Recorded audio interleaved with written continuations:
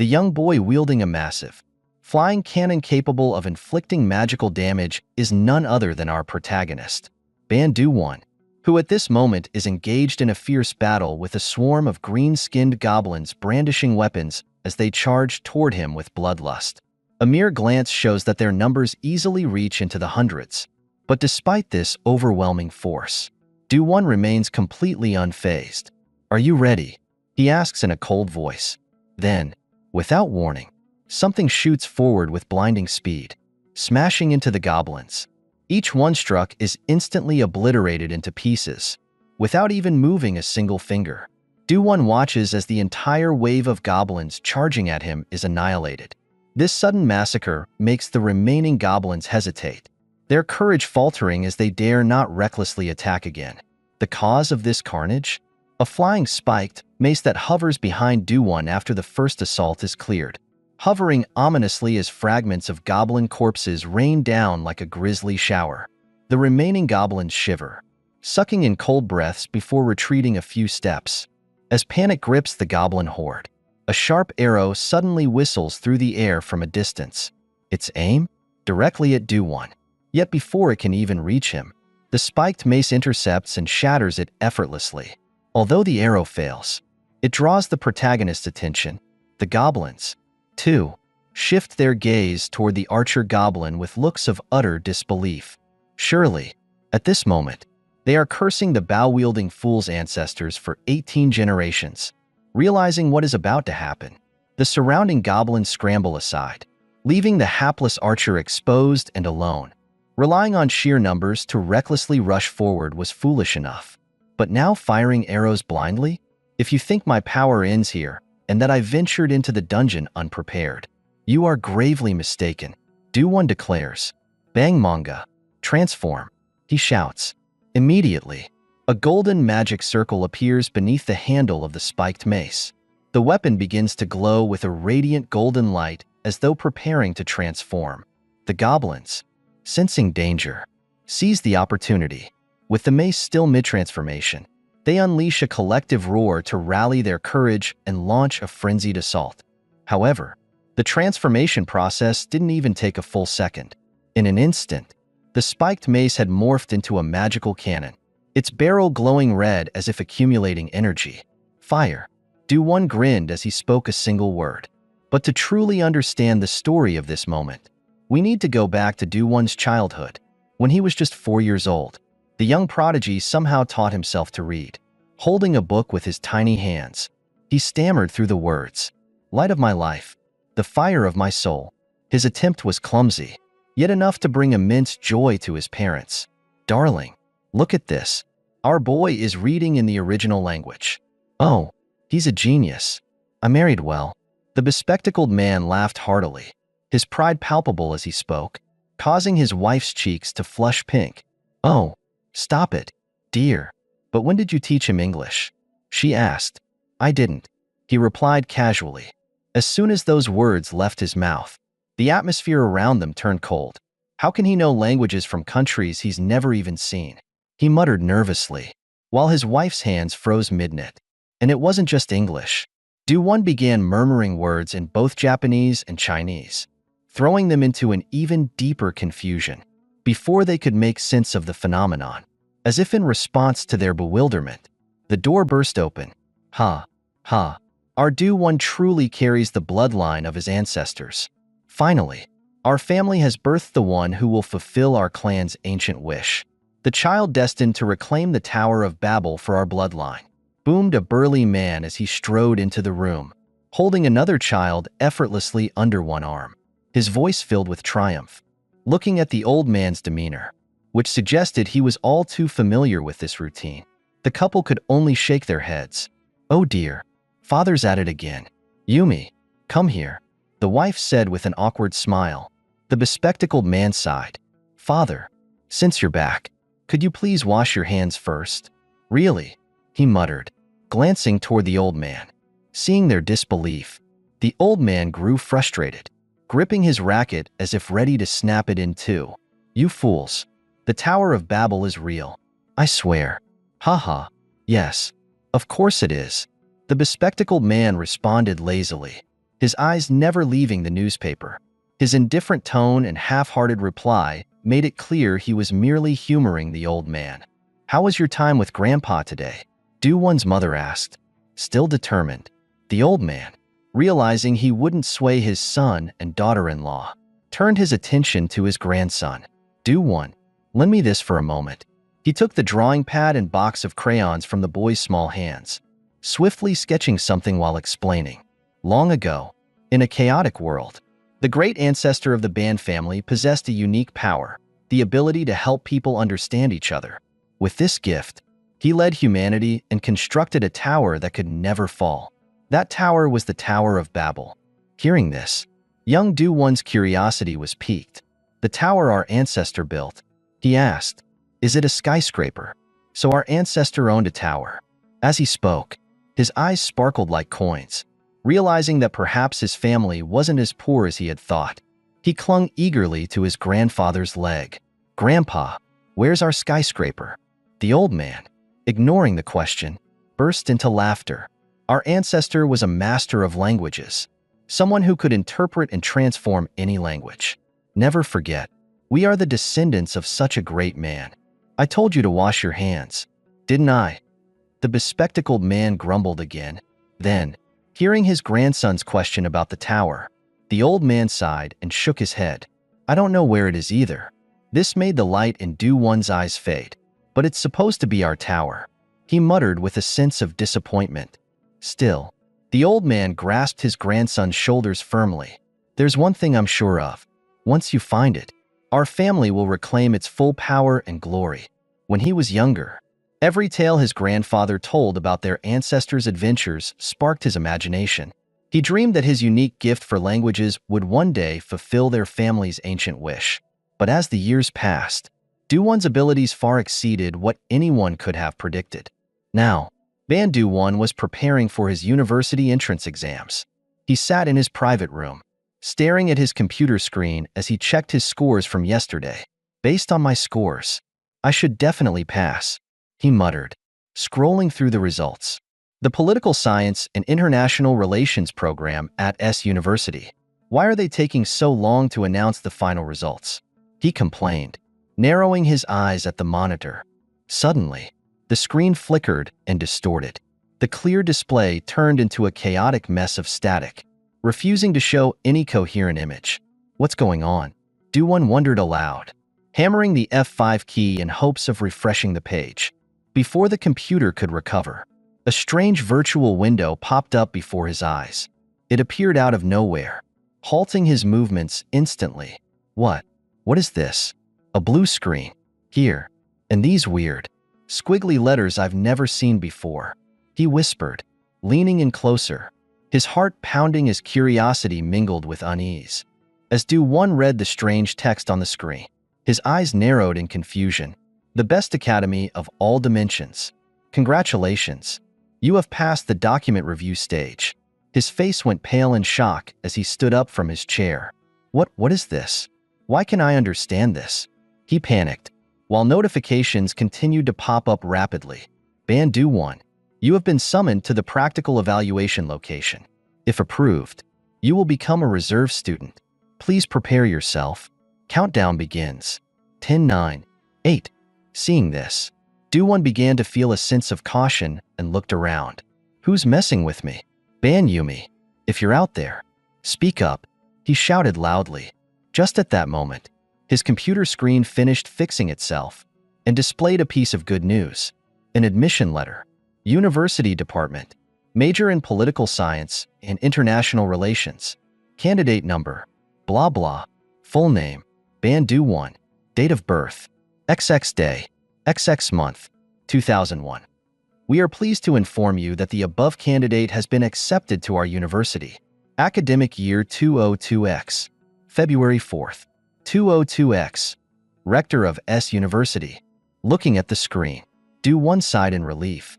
I guess I was just too nervous," he thought to himself. "It must have been my eyes playing tricks on me." He chuckled, unaware that the countdown on the green screen was still ticking down, moving to evaluation location in 4, 3, 2, 1. Beginning summoning evaluation. Ban Do-won, Please proceed to the evaluation location. As soon as the announcement ended, Do-won's figure suddenly flickered and disappeared from the room in an instant. At that moment, Yumi, Do-won's younger sister, opened the door and walked into his room, calling out, "Hey, Ban Do-won, did you pass? Hey, Ban Do-won," she called. But when she didn't see her brother, she was puzzled. She had clearly heard his voice just a moment ago. The scene shifted to a limestone cave, where suddenly strange magical formations appeared in the air. A flash of light burst forth, and Do-won plummeted straight down to the ground. Unable to stop himself, he let out a painful cry. Ignoring his condition, the system screen continued displaying instructions. The special practical evaluation for candidates from the secondary dimension has begun. Defeat the blind goblins and destroy the dungeon core. Back to the main character, Do-won. At this point, even though he didn't want to believe it, he had no choice but to accept his situation. This is insane. This isn't a game. So, I really got summoned? With this headache? It can't be an illusion. What kind of evaluation test is this? Take me back. I didn't sign up for any exam, he yelled, holding his head. However, before Do-won could lament any further, a sound of footsteps came from behind him, causing him to quickly shut his mouth in alarm. It's really coming, he thought, terrified, because in front of him were two goblins with vicious expressions, gripping wooden staffs tightly in their hands. "Human, I hear the sound of a human, and prey is here," they said, scanning the area with narrowed eyes. Do-won quickly covered his mouth and cautiously stepped back. "Prey? Are they talking about me? Oh my god, I can even understand their language now." The words blind goblins and dungeon core kept echoing in his mind. What in the world is going on? Do I have to defeat them to get out of here? This feels like a game or a novel, he thought to himself, scanning the surroundings with increasing anxiety. Despite not knowing exactly what was happening, the pounding headache and the realistic sensations made it seem undeniable that this was real. The blind goblins, they're right there. I need to defeat them to escape. But how? A modern-day person like me can't beat a Hua. Do-won's inner thoughts raced, his frustration building as he struck the ground with both hands. The careless action immediately gave away his position to the blind goblins. In an instant, a wooden club swung straight at his crotch, making Do-won almost want to apologize to his ancestors. What the heck? Why are they attacking me?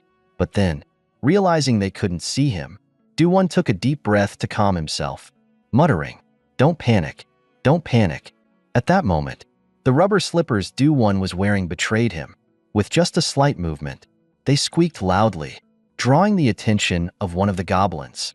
It charged at him, swinging its club. Do-won quickly dodged to the side, narrowly escaping the attack. The strike was so forceful that it left a small crater in the ground. If the blow had connected, Do-won would have been done for. Once he got to the ground, Do-won immediately pressed his hands over his mouth, lying still to hide from the goblins. Hearing the strange noise, one of the goblins asked, "What was that sound?" The goblin with the hat replied, "Are you sure?" The other goblin, referred to as the head, asked, "Are you sure it came from here?" "Definitely," said the goblin with the hat, moving toward Do-won's position. Do-won held his breath, trying to stay as still as possible. Calm down. They're blind, but they're sensitive to sound and movement. They hunt by cornering prey using their communication skills. If I don't do something soon, I'll be trapped." With no time to lose, Do-won quickly assessed the goblins' behavior. "I can use their weakness to my advantage." He grabbed a nearby rock and tossed it ahead, causing a noise as it hit the ground. Instantly, both blind goblins turned their attention toward the sound.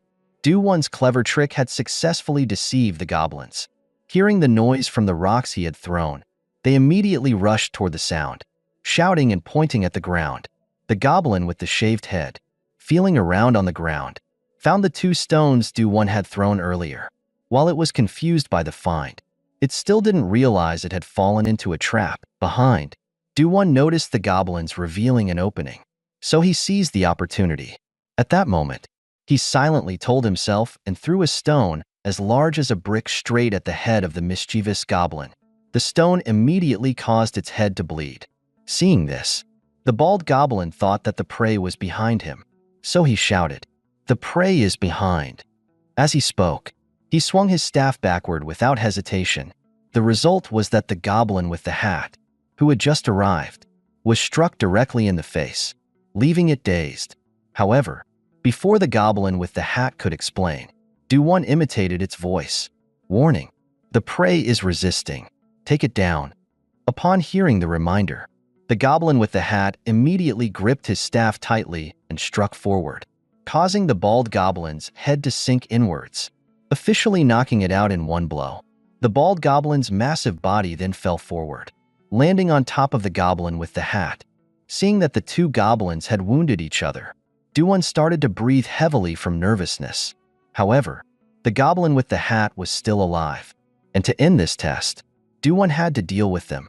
He shifted his focus to the wooden staff that they had dropped beside them. Turning back to the goblin with the hat, it was still struggling to crawl out from underneath the fallen body. As if sensing footsteps approaching, it slightly raised its head to observe, and before it stood Do-Won, with a slightly panicked expression. "Sorry, but you were going to kill me, so this must have been part of your plan, right?" Do-Won whispered, reminding himself not to hesitate. "If I can't finish off even a dying creature, I'll never get out of here." With that thought, he raised the wooden staff and ended the goblin's life. After a few screams, the goblin's body stiffened for a moment before becoming limp. Looking at the two corpses in front of him, Do-Won sighed in relief. "For now, I've survived," he said, feeling lighter. Suddenly, both goblins' bodies emitted a soft golden light, and countless runes began to emanate from them, heading straight for Do-Won. "What is this?" Do-Won said in confusion, and as if to answer his question, the system's notification appeared. "Congratulations! You have completed your first hunt in the dungeon. Your reward is the power of advanced space, unlocking the Babylon Code." Staring at the ancient script swirling on his hand, Do-Won was stunned. "What is this?" he asked, still in disbelief. The Babylon Code's power had been unlocked, and it manifested in the form of hieroglyphs, a language familiar to its owner. Additional information. Hieroglyphs are symbols that convey ideas through images, broadly referring to characters representing concepts of objects or phenomena. Upon seeing this notification, Do-Won's eyes showed a hint of surprise. How could it understand the thoughts of the examinee so well? "Hieroglyphs familiar to me? Hanzi?" He voiced his choice, and the system immediately confirmed and returned a result. Hanzi has been successfully registered. Unlike phonetic symbols representing sound, these characters convey meaning through their shapes. From the bodies of two goblins, the concepts absorbed were demon, life, and body, while other more complex or irrelevant concepts were ignored due to the owner's current absorption limit. As Do-Won listened to the notification, he remained puzzled. "Wait, possession and absorption?" he exclaimed while observing the goblins' bodies slowly disintegrating before him. Thoughts raced in his mind. "So my ability doesn't stop at language. I can even acquire concepts from objects?" As the creatures vanished, another system explanation followed. Absorbed 0.2 units of demon. Demon is an abstract concept humans cannot possess. It is recommended to store it within the Babylon Code or isolate it for use on other objects. When the goblins remains fully dissolved, they left behind 3 Hanzi in red, green, and purple hues. Do-Won began to grasp the potential of this newfound power. Without hesitation, he reached out and grabbed the green character, thinking, "So I can keep or apply concepts. Why not test it out?" Acting on impulse, he embedded the green Hanzi into his body. As soon as it entered him, the system issued another notification. Absorbed 0.4 units of life. Owner's life attribute increased to 10.4. Overall capabilities and potential improved. The notification had barely ended when Do-Won felt a rush of vitality. His body seemed stronger, his mind sharper. "Wow, I already feel more confident," he said with glee. Encouraged, he reached for the red character, absorbing it next. His entire frame seemed to broaden slightly. Absorbed 0.2 units of body. Owner's physical attribute increased to 10.2. Health and durability enhanced. At this point, Do-won felt an intoxicating high, like he'd just hit a powerful rush. Whoa, whoa, what's this overwhelming strength I'm feeling? But it wasn't just his muscles or grip. Everything about his body had improved. I've absorbed quite a few concepts from those creatures. I've interpreted, possessed, and assimilated them, he thought. The goblins' corpses, after their powers had been drained, completely vanished, leaving only 2 wooden staffs behind. If concepts can be applied not just to myself but to other objects as well, then maybe, just maybe, it's possible. If that's true, I can escape this dungeon. I will escape it. Now die, all of you, he shouted while reaching for the last purple hieroglyph. Time passed quickly, armed with the stolen strength of the goblins. Do-won carved a path straight to the dungeon's core, leaving behind countless green-skinned corpses strewn like fallen dogs. I used my unlocked power to annihilate every blind goblin in the dungeon, he muttered while casually smashing the dungeon core into fragments with a single blow. The system, as if acknowledging his feat, issued a confirmation. Congratulations! You have cleared the special practical exam for secondary space candidates. Hearing this, Do-won exhaled a long, relieved sigh. Phew, so I get to go home now, right? He grinned wide, unable to contain his glee. But fate had other plans. The heavens said no. No way was this story ending here. Almost immediately, the system's next notification dashed his hopes. Candidate will be transferred to the dormitory. What? Do-won shouted as a burst of light enveloped him, yanking him away. And just like that, he was transported, but not home. Instead, he found himself in a place entirely unfamiliar, a world he had never seen before. This place was called Union Academy. The scene shifted to a room within the academy, where Do-won suddenly appeared. His eyes darted around frantically, scanning every corner. Where the hell am I now? He muttered. In response to his confusion, the cursed system chimed in once again. Congratulations on completing the practical exam. You are now a provisional student. Please tidy yourself up in the dormitory and prepare for your interview. Kindly wear the Union Academy uniform, the pride of our institution. The notification had barely ended when the system unceremoniously tossed Do-won a set of clothes and a pair of shoes. Seeing how he was being forced into this, the protagonist felt his blood boiling in frustration. What the heck is this? An interview? But I've already gotten into university, and now I have to wear a uniform again? Give me back my freshman freedom. Damn it, this is ridiculous. Throwing me into a life-threatening dungeon. And now they want to interview me? When I meet whoever's in charge, they'll learn what real respect looks like. Grumbling to himself, Do-won hurriedly threw on the uniform, fuming as he made his way to confront the interviewers. Somehow, as if he instinctively knew the layout, he marched straight through the hallways without hesitation. He muttered under his breath the entire way until he reached the office door. Without pausing, he flung the door open. His mouth was already poised to shout, but before he could unleash a single word, his eyes caught sight of the person inside, a stunning young woman with long, neatly tied orange hair, adorned with a delicate flower tucked into it. She let out a soft gasp of surprise. Oh, on Do-won's side, all his earlier aggression vanished in an instant. His body froze, stiff as a board, as if he had turned into a block of wood. As expected, no matter how much overwhelming power one might possess, a beautiful woman could reduce any man to silence. Holy, she's gorgeous. Green skin? An alien? Whatever. She's stunning. Meanwhile, the woman took note of his awkward, flustered demeanor. A knowing smile curved her lips. Welcome, student band Do-won.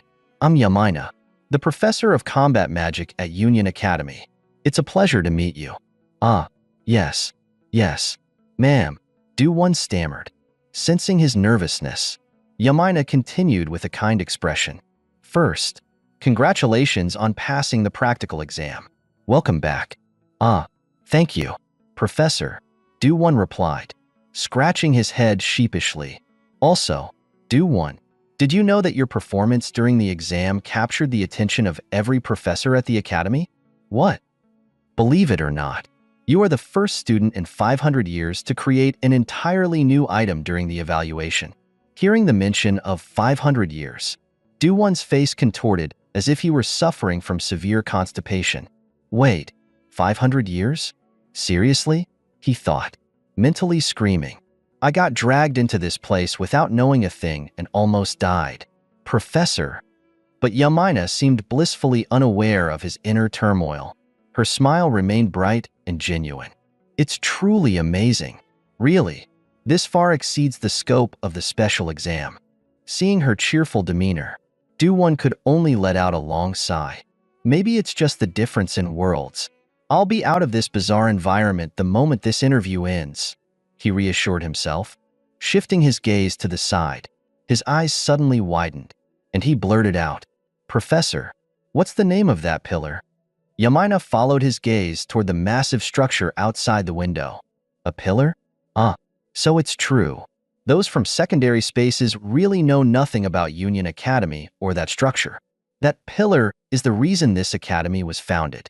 We nurture students with exceptional talents from across dimensions to help them reach the pinnacle of that tower. That is the aspiration of Union Academy and the shared dream of all realms. Her expression grew serious. It is the dungeon of all dungeons, the source of all mysteries and dangers in this world. That is the Tower of Babel. Do-won's heart skipped a beat. His pulse quickened as her words sank in. Wait, the Tower of Babel? That's the tower my grandfather always talked about. Ancestors, help me. Is this real? A dungeon? The very same tower from all those bedtime stories? What does this even mean? Grandpa? Memories of his grandfather's tales flashed through his mind. Every mention of their family's legacy tied to that legendary structure. They call it the Dungeon of Dungeons, overrun by strange monsters. But none of that mattered now. A fierce determination surged within him. The glory of my family, everything my ancestors left behind. I will reclaim it all. With a confident smile, he declared, I've made my decision. I'm joining Union Academy. Thanks to Professor Yumina's special favor, Do-won was granted a return home.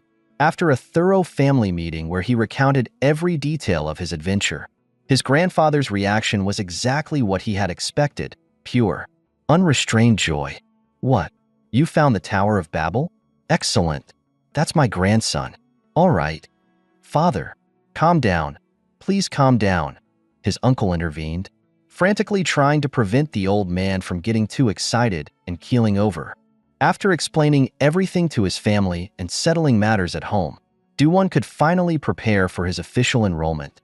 Now, deep within a lower-level dungeon of Union Academy, inside the Hobgoblin Cavern, he was about to begin his journey as a student. Armed with his infinite ammo AK-47, Do-won taught the goblins what it meant to embrace modern civilization. Before the creatures could even lunge at him, they were torn apart by a relentless hail of bullets, obliterated in a manner befitting the term ripped to shreds. Calm and composed, he walked forward, sweeping through his enemies without hesitation. Here we go, he smirked, reflecting on how far he'd come. In the past, my powers were limited to mere language, but now, I've seized so much more. Demons, 3.4. Life, 6.8. Flesh, 3.4. Murder, 0.34. Firearms, 0.57. A spark of excitement flickered in his eyes. Everything is different now. With his Babylon code, he could linguistically absorb and manipulate the concepts of anything he defeated. The more he harvested, the stronger he became. The very first concept he'd captured, back in that blind goblin dungeon, had been infused into a mere wooden staff. That weapon had since evolved into a formidable artifact. And this guy here, he cast a proud glance at the spiked mace currently pummeling a sneaky goblin that had dared to attack him. The mace delivered a devastating blow to its jaw, making it impossible to distinguish between teeth and gums. Is proof of my mastery. Meet the Goblin Crusher. My first creation. I imbued this thing with demonic energy, turning a simple staff into a weapon of legend. It responds to my will, shifts its form, and even fights on its own. Grinning, he caressed his deadly masterpiece with fondness. Accidental creation or not, this baby got me through the entrance exam. Once done admiring his work, he surveyed the battlefield strewn with dismembered goblins. Now then, time to collect the spoils of war, he muttered. He activated his concept harvesting ability. Confirm code. One by one, he absorbed the remnants of his enemies. Life +5, Demon +3, Fiend +5, Flesh +3, Soul +2, Leadership +1, Murder +1.7, Family 0.05. Looking at the lines of notifications, there was one that caught Do-Won's attention a bit. Among the concepts he had collected from the monsters, there was something he had never seen before. What exactly is a soul? He thought to himself. As soon as he reached this thought, the Bang manga mace excitedly dashed over with an extremely hurried expression. What's the matter? Do you want it? Do-Won asked, and Bang manga nodded repeatedly without hesitation. Seeing this, Do-Won, without any reluctance, decided to give it the concept right away. Of course it's yours. Just wait a moment. I'll give you life, affection, and even demonic power too. After saying that, Do-Won focused his mind, controlling the hieroglyphic letters floating around his hand and compressing them into a glowing sphere. This is what I've learned so far, taking the fragmented concepts I've collected and infusing them into my staff, he thought as he quickly inserted the glowing sphere into Bang manga. Almost immediately, the iron mace emitted a dazzling light as if it was undergoing evolution. The concepts harmonized in an extraordinary manner, allowing the item to transform. Affection 2.5 and Beast 4 had automatically merged, a perfect fusion that created an item exceeding the current dimensional depth. Hearing this notification, Do-Won's eyes flashed with surprise. Beast. So one of the concepts I extracted automatically transformed, he exclaimed. Then the glowing sphere quickly cracked into pieces, revealing a small snake within. Thanks to the superior fusion, Affection Beast 10 had been completed. Affection Beast. Combining Affection and Beast concepts to create Affection Beast. Amazing beyond belief. Can I touch it? He muttered as he cautiously extended his hand forward with a mix of fear and curiosity. Fortunately, the little snake recognized its master, so it eagerly leaned its head forward, gently rubbing against Do-Won's arm. Its personality remained the same. I wonder if it can still turn into a gun or a shield. Do-Won mused quietly. Adorable. All right, from now on your name will be Eve.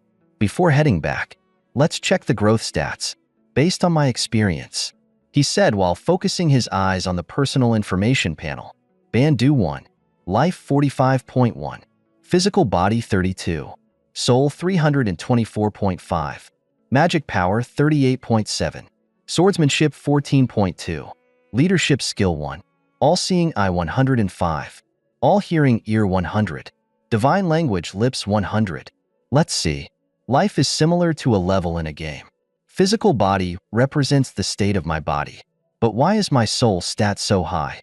Things like the all-seeing eye or all-hearing ear must be related to my language-based skills. Whatever I don't understand, I'll just ignore for now. At this point, Do-Won turned to look at the little snake and asked, So, what do you think? Eve, ready to blend in with your fellow classmates now? Hearing this, Eve quickly shook its head repeatedly in embarrassment. Don't worry. The most important thing is growth stats. Right, Do-Won encouraged, while at the same time, since Do-Won had completed this dungeon, the system presented a prompt.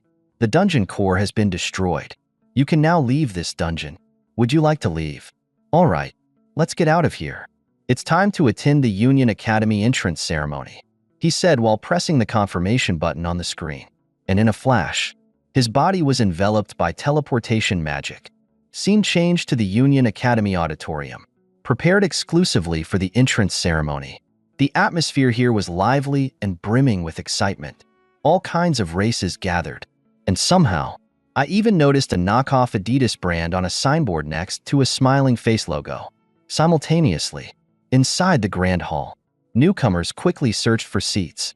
And amusingly, Do-Won was teleported right into the center of the auditorium, startling a few nearby individuals. While he surveyed those around him, he couldn't help but be amazed. Wow, so many people. But, he muttered as he activated his all-seeing eye. The all-seeing eye, depending on its proficiency, allowed the user to read and understand the aura and mental state of targets. In Do-won's view, the attributes of other people quickly became visible, like that Stoneman youth, whose stats read BBC, while another handsome blonde guy flaunted some intimidating stats labeled SAA. Looking at these stats, a chill ran down Do-won's spine. Indeed, it was clear that students admitted through standard procedures were leagues above someone like him, who came from a secondary space and passed a special test. They were at least 10 times stronger. But where is my seat? He wondered internally, before a voice called out behind him. Hey, if you're from the secondary space, don't wander around here. Get lost over there. The speaker was a massive guy who looked like the elite boss from a dungeon raid game. But he wasn't someone Do-won could take on just yet. So he merely waved his hand and replied, "Oh, got it. Thanks." Seeing his timid reaction, the group of people burst into laughter. However, Do-won didn't feel angry at all. It was no surprise that students admitted through the standard process would be overly confident like that. They discriminated against him simply because he came from a secondary space. Even in this world, the strong always look down on the weak. Is this the universal truth everywhere? Do-won thought quietly to himself.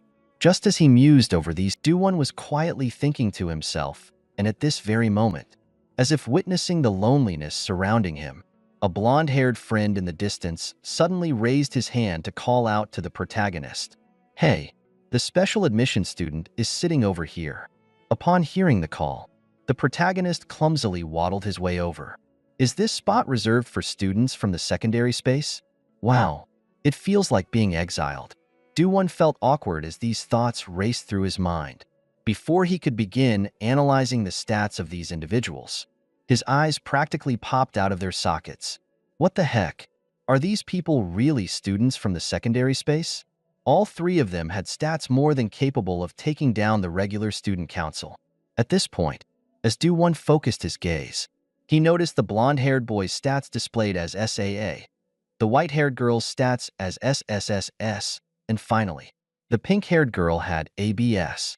However, what left him even more bewildered were three additional stat lines, a question mark, C, and EX. Then, after getting a clearer look at each other's faces, it seemed that Do-won and the blonde-haired guy were already acquainted. Oh, it's you. Yeah.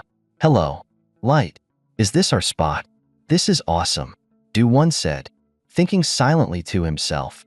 This guy is Light, the handsome dude I met in the dorm before the entrance ceremony. Our first meeting was a bit unusual. At that time, when we crossed paths in the dorm room, Light greeted me by pointing a sword directly at my neck and shouting, "Who's there?"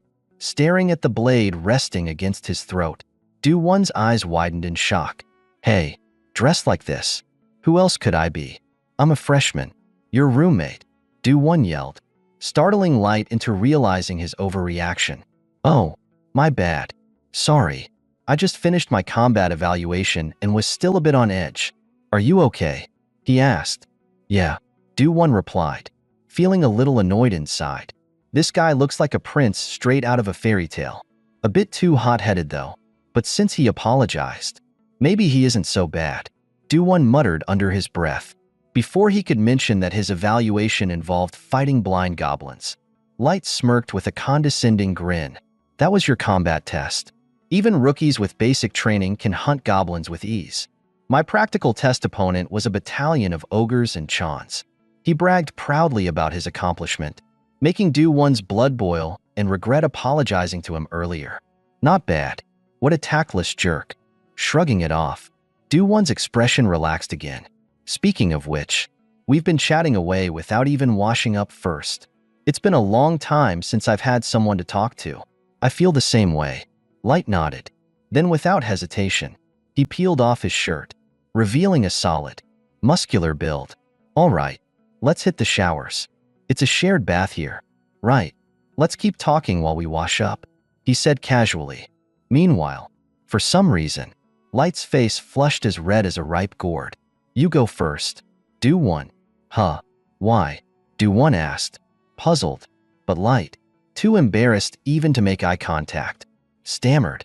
I'll go later, making Do-won glance at the blonde-haired student with a look of pure confusion. Back to reality, Do-won thought. Time would likely make this awkwardness fade. Since this was a place specifically for special selection students, it was clear that the two of them were now part of that group. With that thought, Do-won turned to greet them. "Ah, hello." "Hello," the pink-haired girl responded.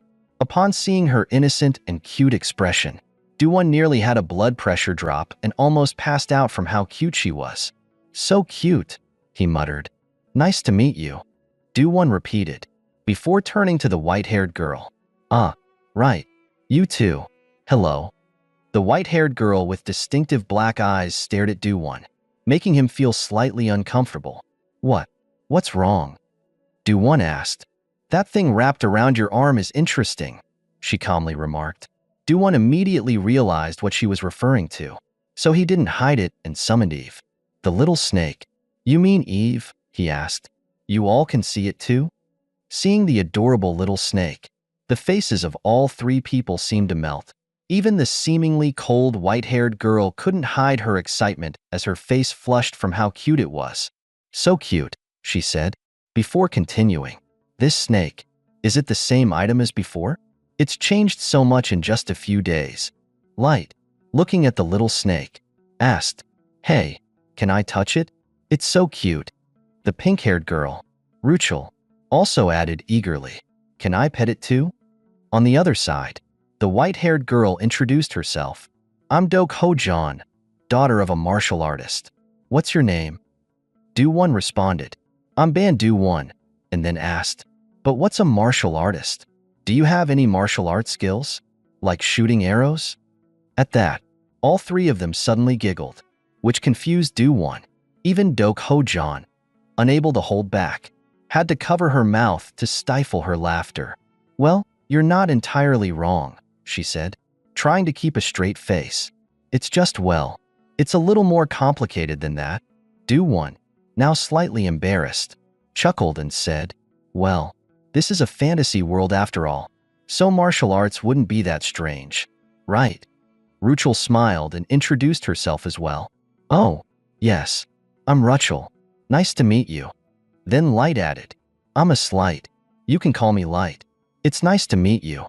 But as soon as Light spoke, Do-ho-jan turned her face away, clearly uninterested in talking to him, which made Do-won raise his eyebrows in confusion. Seeing this, Do-won could only smile awkwardly and said, "Looks like the ceremony is about to start." Just then, Do-won noticed the beautiful Professor Yamina sitting on the stage. "Oh, it's Professor Yamina," Do-won exclaimed excitedly. Light, curious, asked, "Professor Yamina? Was she the one who advised you?" Do-won, "Yeah, she was," Do-won replied. Before they could continue talking, the lights in the hall suddenly changed, and the roof of the auditorium slowly opened, revealing the sky above. The ceiling of the hall was being opened, signaling the beginning of the ceremony. "What's going on?" the group of students murmured, looking around in confusion. Suddenly, a cold voice rang out. "Everyone, focus here." As the voice echoed, a terrifying pressure descended on all of them, making them feel as though an enormous weight was pressing down on their shoulders, causing fear to spread throughout the group. Do-won, feeling the weight of the pressure, couldn't help but think, "What is this? Why does it feel so suffocating?" But he gritted his teeth and forced himself to look up toward the source of the voice. Up above, a massive, ethereal eye appeared, its voice continuing to echo throughout the hall. Now, the entrance ceremony for the 2.557th batch of students at Union Academy officially begins.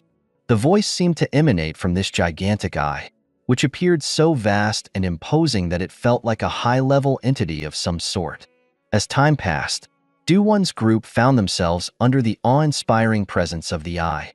Meanwhile, Professor Yamina greeted Do-won and his friends with a smile. "Quite impressive, isn't it?" "The speech from the headmaster," she said, trying to lighten the mood.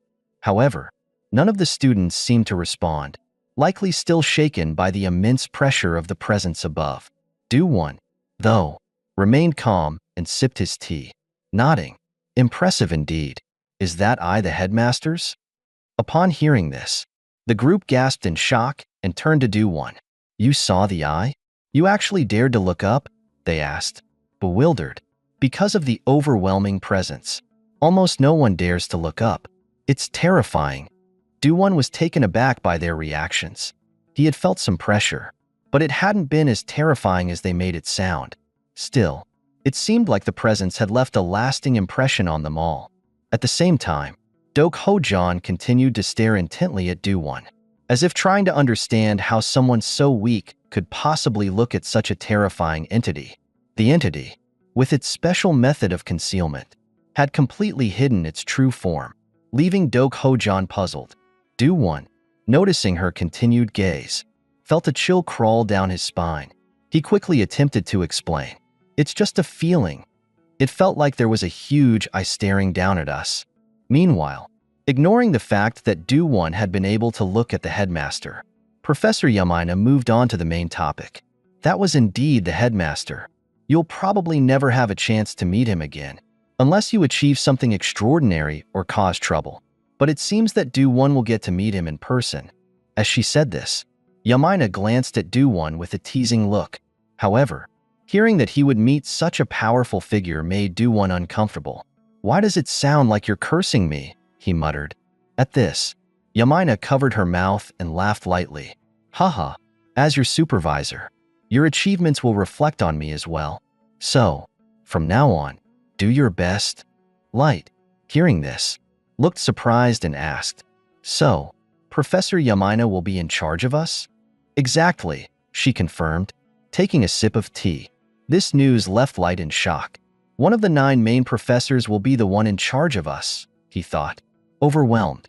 After setting her cup down, Yamina introduced herself properly. "I'm Professor Yamina, and I teach combat magic. I've been assigned as the homeroom teacher for Class 11. Let's all strive together for the next 5 years." Light, still processing the information, raised an eyebrow.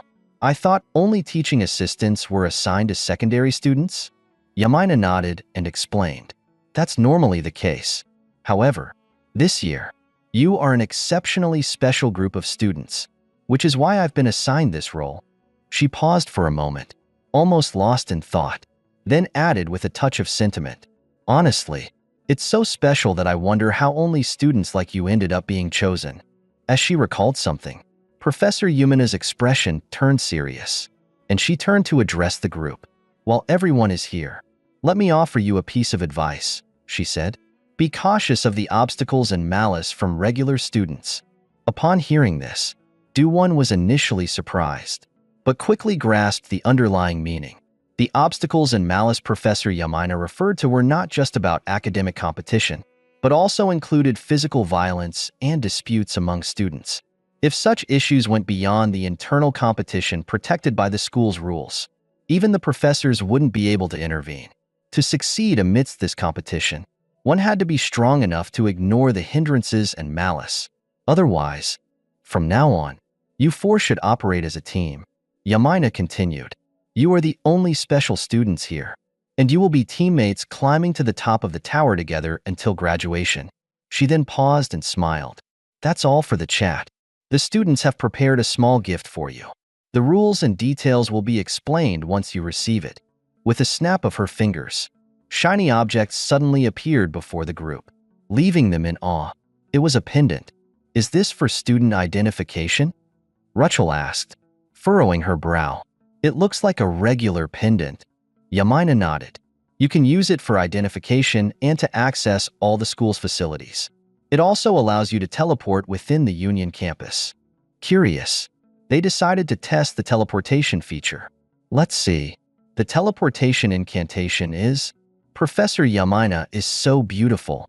As soon as they finished saying the phrase, they were suddenly thrown outside, only to immediately teleport back to their original position. "Professor Yamina is so beautiful," Rachel said aloud, her voice mixed with surprise. The others were speechless, unsure of how to respond to the incantation. "Wow, this is crazy." Light sighed. "We need this identification pendant to enter the tower, so we'd better hold on to it carefully." As Light spoke, he quickly tucked the pendant into his jacket pocket. Across from him, the pink-haired Rachel raised a question. "But why was only Do-won held back?" "Who knows?" Light shrugged. Maybe it's because he sensed that terrifying presence. Dok Hojan offered her thoughts as she recalled Yumina's phone conversation with someone. Right now? No, we're just preparing a tea party. What a pity. Out of all the students, only he could look directly at the principal. Dok Hojan quietly observed the scene as the story shifted back to Do-won. He was sitting sheepishly in the principal's office, still as a lamb. What's going on? I'm meeting the principal on the first day, but I didn't do anything wrong, he thought in a panicked daze. His worried expression didn't go unnoticed, prompting the principal to speak. Just look straight at me. I am not physically here. This voice you're hearing comes from a doll sitting on the table. Hearing these words, Do-won finally dared to look at the doll in front of him and asked, Principal? No, Chairman. Just call me teacher. The man reminded him. Oh, yes, teacher. Do-won quickly responded. Without further delay, the teacher got straight to the point, cutting down on unnecessary formalities. I suppose I should explain why I summoned you here. Normally, I do not interfere with the growth of students. Whether they are strong or weak does not concern me. Whether they die inside the tower or survive to claim power and glory, I am indifferent. My sole objective is to witness someone reach the summit of the tower. Everything else is meaningless. Hearing this declaration, our protagonist grew silent for a moment. Meaningless? For Do-won, the tower was the legacy left behind by his ancestors. The Ban family had been destined to reclaim it with all their might and triumph. He was ready to risk his life for it. However, what did the tower mean to the principal? To the other students? Why would they venture into another dimension just to conquer it? Unable to suppress his curiosity, Do-won asked, Teacher, what exactly is the tower? The teacher remained silent for several seconds, as if caught off guard by the question. Then he answered, The tower is a path to the divine. It is also a trial. The divine? Do-won repeated. The gods that people speak of? Like that? Something like that, the teacher confirmed. Do-won's thoughts grew increasingly tangled. This was getting more complicated. However, unaware of Do-won's inner turmoil, the teacher continued. Because of this, I do not intervene when students face difficulties. However, I'm making an exception this time. I see potential in you, the greatest potential I've ever encountered. I will help you prepare for your climb. As he spoke, the doll's arm lifted slightly, emitting a stream of shimmering dust that fused into the identification pendant Do-won had received. What's this? He exclaimed. I've expanded your exploration privileges beyond the limits of regular students. The teacher explained. Now you can access any dungeon. Sharpen your skills during your free time before attempting the climb. Outside the academy? Do-won repeated. Yes. Now go. Do-won. Remember, hone your abilities before facing the tower. If your performance impresses me, I'll unlock the next privilege for you. With that, the teacher waved his hand, and a portal opened beneath Do-won's feet, causing him to fall straight into it. The next privilege? Yes. Independent tower exploration. The teacher's voice echoed as Do-won let out a startled cry. I look forward to our next meeting. Before Do-won could process anymore, he was unceremoniously tossed from the room, landing face first into the chest of the beautiful professor, Yamina, waiting just outside. Seeing him appear, she cheerfully asked, Did your meeting with the principal go well? Do-won, lifting his head, was greeted by the sight of two enormous hills blocking his vision, making him blush furiously as he scrambled away from her lap in embarrassment. The principal usually sends people away like that, doesn't he? She remarked with a shrug, while Do-won, now too flustered to look her in the eye, murmured, Yes. From the very beginning, he's been waiting to meet you. Do-won, Yamina added. After calming down a bit, Do-won recounted his conversation and the promises the principal had made, leaving Yamina utterly stunned. Oh my goodness, allowing a student to leave the academy? She exclaimed in amazement. Seeing her reaction, Do-won asked in confusion, Is that such a big privilege? He told me I needed to improve my lacking skills quickly. Yamina, ever helpful, clarified. It's not just a big privilege, it's huge. You can freely explore dungeons outside the tower and even travel to cities beyond. This means you'll gain far more experience and preparation than anyone else. No student has ever been granted this privilege before. Her words made Do-won realize how special his opportunity truly was. Haha, I see. I thought he was just saying I was too weak and needed extra training. He chuckled with relief. Yumina's tone grew playful as a trace of envy entered her voice. You're really lucky. Do-won. So envious. Professors are usually too busy to leave during this period. Really? Do-won asked, surprised. Exactly. Union is a student-centered academy, making it rather inconvenient for professors to travel. But with this privilege, you can explore dungeons, visit cities during your free time, and even go shopping. Imagine all the snacks you can eat whenever you want. So jealous. The more she spoke, the closer her face drew to Do-won's, her expression becoming increasingly strange, causing sweat to bead on his forehead. Finally, Yamina revealed her true intent. There's this beautiful city you must visit. Its name is Ronica. The spring temple there is absolutely. Not waiting for her to finish, Do-won, fearing his lively professor might actually devour him whole, hastily cut her off. Professor, I'll be sure to bring you a gift. Okay. Time passed swiftly, and the scene shifted to somewhere outside the academy. Do-won was now out fulfilling the task Yamina had entrusted to him. Her instructions echoed in his mind. The honeymoon wine brewed by the monks is absolutely divine. It's famous for its sweet fruity aroma, thick bubbles, and lingering aftertaste. Bring me one. No. Make it 2 bottles. The wine-loving professor's eyes had sparkled like car headlights as she handed over this errand to her newly enrolled student. Thinking of this, Do-won could only sigh inwardly. A professor asking a student to buy wine. This world is full of surprises. Still, he felt relieved that he had a personal stash of supplies ready to use.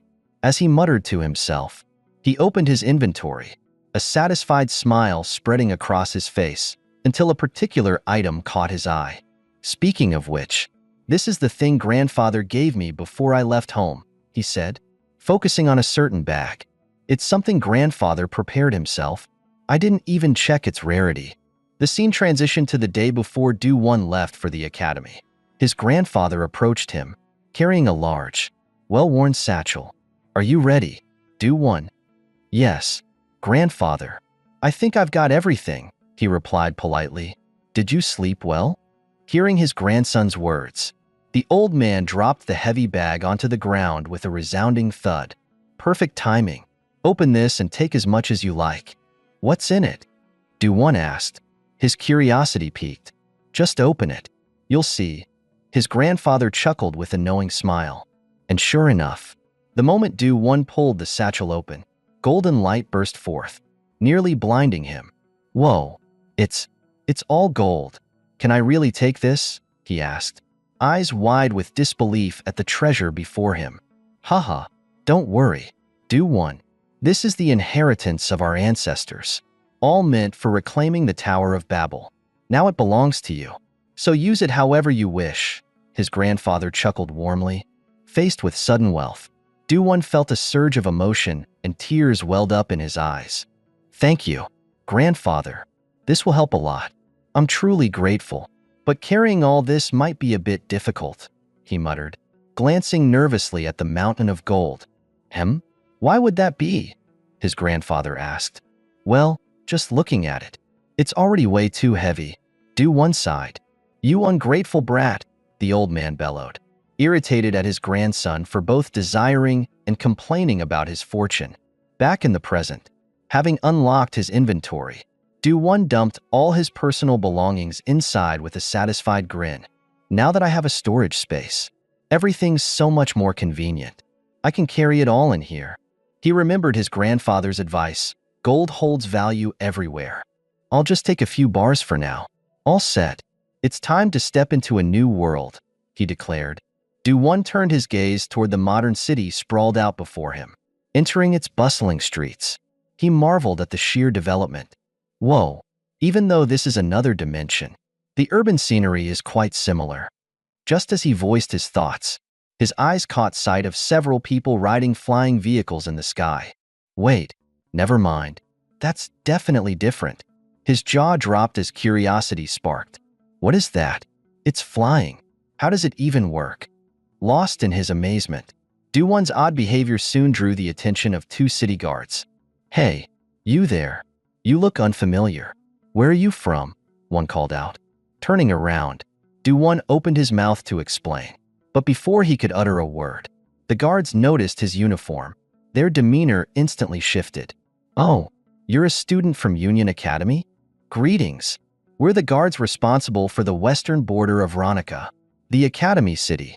Standing at attention, they gave him a formal salute, embarrassed by their enthusiastic response simply due to his Union status. Do-won couldn't help but feel a bit self-conscious. Hello, I'm Ban Do-won, a first-year student at Union Academy. Do-won introduced himself, scratching the back of his head with a sheepish grin. The two guards exchanged curious glances before one of them asked, "But how did you get here, Ban Do-won? Did the headmaster grant you permission?" Yes. Do-won nodded. He said I'm allowed to explore freely. Ah, I see. Thanks to the headmaster and the professors, our city is as peaceful as it is now. We're always grateful to them. One of the guards replied cheerfully, both of them smiling with admiration. Hearing their words, Do-won started reconsidering just how powerful Union Academy must be. Haha, Union's influence must be really terrifying. He mused silently to himself. The guards, noticing his thoughtful expression, quickly spoke up again. Since you're still new here, you probably don't know much about the city or how things work, right? If you need anything, we'd be happy to help. Really? Do-won's eyes lit up with excitement at the prospect of having guides. Of course, it's part of our job as guards, one of them declared proudly, thumping his chest in confidence. If you have any questions, feel free to ask us anytime. Faced with this golden opportunity, Do-won, a complete novice in this strange world, wasn't about to let it slip by. Without hesitation, he pointed up at one of the flying vehicles soaring gracefully across the sky. Then, I want to buy one of those. How much do they cost? Time passed quickly, and at this moment, our Do-won was holding a brand new flying vehicle in his hands, soaring freely across the grassy plains, his heart racing with excitement as he shouted at the top of his lungs. Oh my God, this is amazing. Rewinding to an hour earlier, when Do-won had innocently asked about the price of the flying vehicle, the two city guards broke into a cold sweat before answering nervously. Ah, if you mean that, you're talking about a flying motorcycle, and even the basic model costs 250,000 ronia, which is quite expensive. Upon hearing this, Do-won's face became blank with curiosity as he asked, 250,000 ronia? How much is that? And then he added with newfound knowledge, so it's called a flying motorcycle. Huh. At this point, he casually took a solid gold bar out of his inventory and asked, "Can I trade this to buy it?" The guards' eyes widened like saucers as they gawked at the treasure before them, and one of them exclaimed, "Hey, this is gold. Where did you even get a bar this large?" "Oh, my grandpa gave it to me," Do-won replied with a carefree smile. Fast-forwarding to the present moment, he couldn't help but marvel at the value of gold in this world, realizing that just one gold bar was worth 7,500,000 ronia.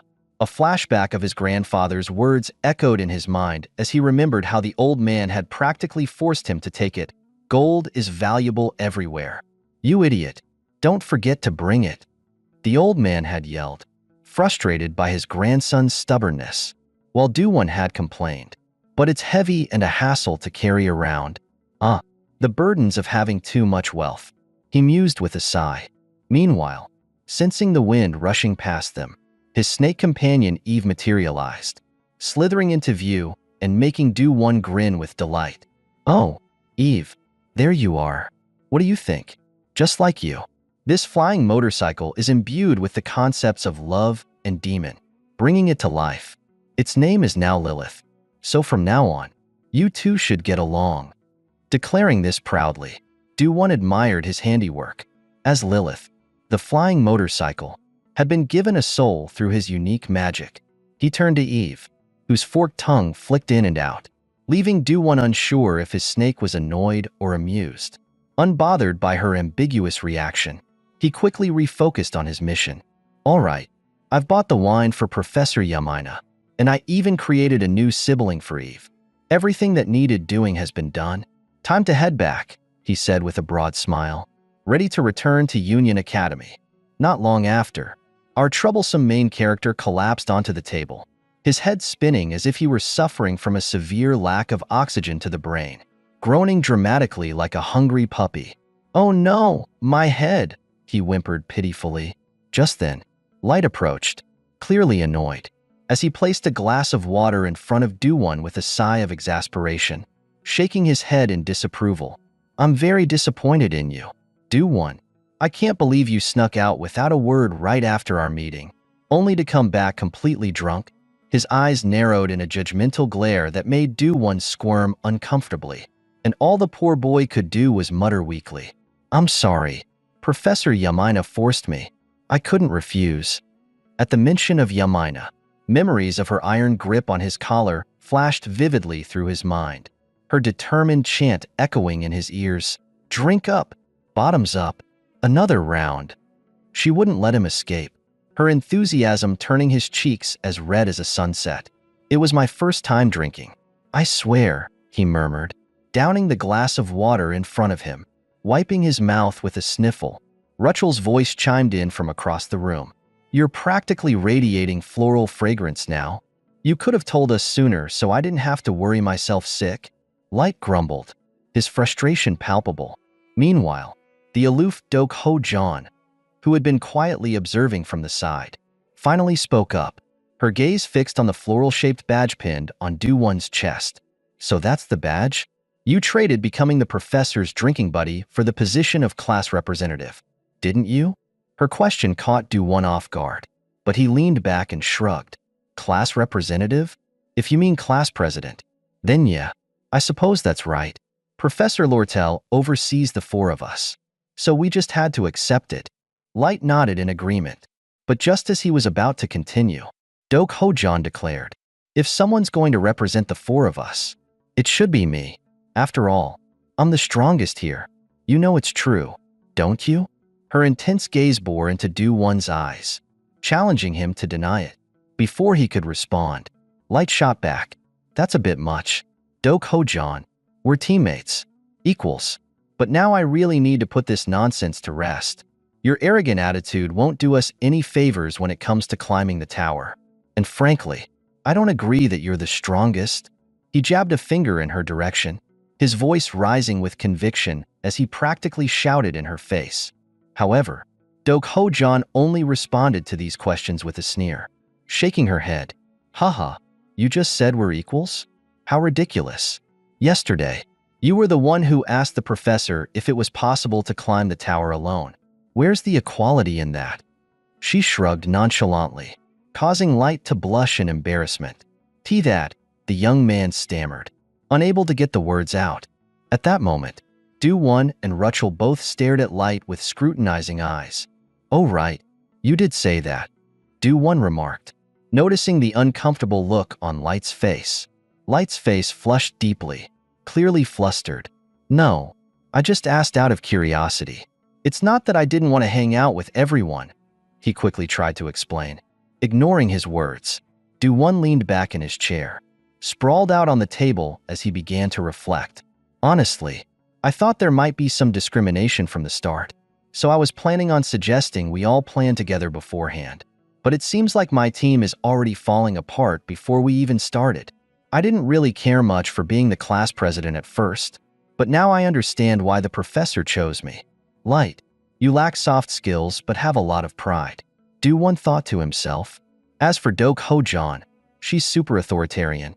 While she's strong, she'll definitely make others resent her. And then there's Rachel. He's very passive, and his personality isn't suitable for leading or looking after others. Haha, and this is the so-called special selected students? With these thoughts in mind, Do-won realized he needed to speak up before their team completely fell apart. "Wait a minute. Everyone calm down and listen to me," Do-won began, getting everyone's attention. "The class president doesn't have to be the strongest. No, it shouldn't be the strongest, he said, presenting his opinion. Hearing Do-won's words, Ho-jan squinted her eyes, asking, why? Because if the strongest person is the class president, they'll make all the decisions for the class themselves. But a class president needs to maintain unity and can't be making decisions alone, right? After all, the class president is supposed to be the one who finds fair and reasonable solutions for everyone.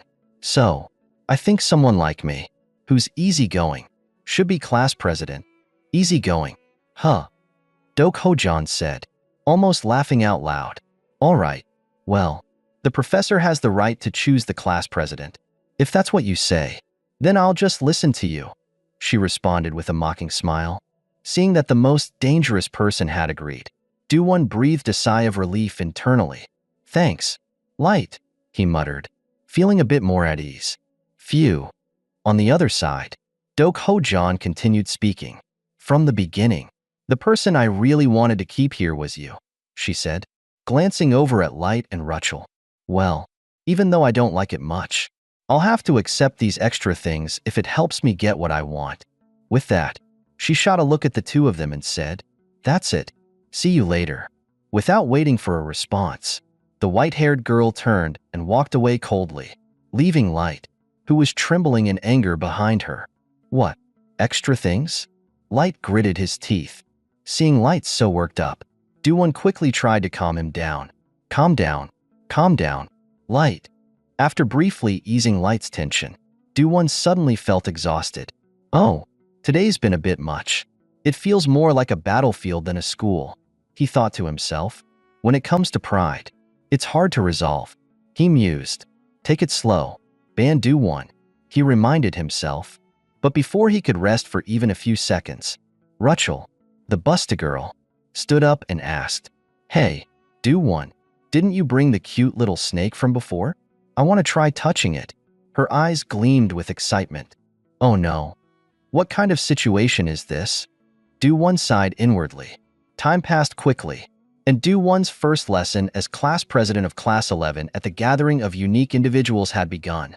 Though its start was far from smooth, the scene switched to a fighting arena, where a guy with a rough appearance suddenly stood up and yelled, Professor, I really want to know how strong the people who passed the special exam are. At his shout, everyone turned to look at Do-won's group with eager and evaluative eyes. The referee, dressed in prisoner's clothes, nodded and said, For our first lesson, let's start with a battle. What do you think? Upon hearing this, the students started getting excited, unable to hold back. Professor, let me fight them. No, let me. Step back. I'll go first. Hey, take off that pin if you're going to fight. The sounds of bickering and provocations filled the air, leaving Do-won and Light speechless. Light's expression shifted to one of concern. So, the Union Academy divides classes based on the students' abilities. Do-won thought. No wonder Class 1, the special class, seems to despise our Class 11. Well, maybe it's because of the pin I'm wearing, Do-won mumbled, feeling a bit awkward. While the group was still barking loudly, the Rocky guy stared at Do-won's pin, his mind racing. That weakling dared to wear the pin given by the flower goddess, Professor Yamina, and he even dared to wear it in front of me? Unacceptable. The more he thought about it, the more his anger grew, until he shouted so loudly that the students around him nearly went deaf from the force. Professor, let me test that guy's strength for myself. Please, let me fight him. On the other side, the professor nodded and agreed immediately. All right, step forward. Ban, you'll fight Erecto. You, little pup, decided this without even checking if Do-won was okay with it. Back to Professor Yamina. She was silently observing Do-won's first class, and after realizing that this was a combined class between Class 1 and Class 11, she started to sense something off. What's going on? Why are the students from my class being mixed with the special class on the very first day? And why is the first class a practical combat lesson? Students directly admitted from the secondary space shouldn't be fighting against advanced students. That's absurd. She could sense there was ill intent behind the arrangement. I don't know who's behind this, but I can feel their malice. Back to Do-won. He wasn't foolish enough to engage in a fight with the massive Rocky guy across from him. so he immediately raised his hand to refuse. Sorry, Professor, but my combat skills are still lacking. I don't think I'll gain anything from this fight, he explained. Huh, is that so? In that case, I'll deduct 3 points. The professor in the prisoner's outfit said casually, leaving Do-Won bewildered. Step up, Do-Won. Don't make excuses, the professor said while adjusting his glasses with an arrogant attitude. At this moment, Do-Won realized that the professor might be deliberately targeting him. What's going on? Why is this teacher acting this way? Is he trying to force me into a situation to humiliate me in front of everyone? The more he thought, the darker his expression became as he replied. I'm not making excuses. This is the truth. I was directly admitted because of my special ability, not because of my combat skills. If you're curious about the special abilities of direct admitted students, there should be another way to evaluate us, not by forcing us into a combat trial.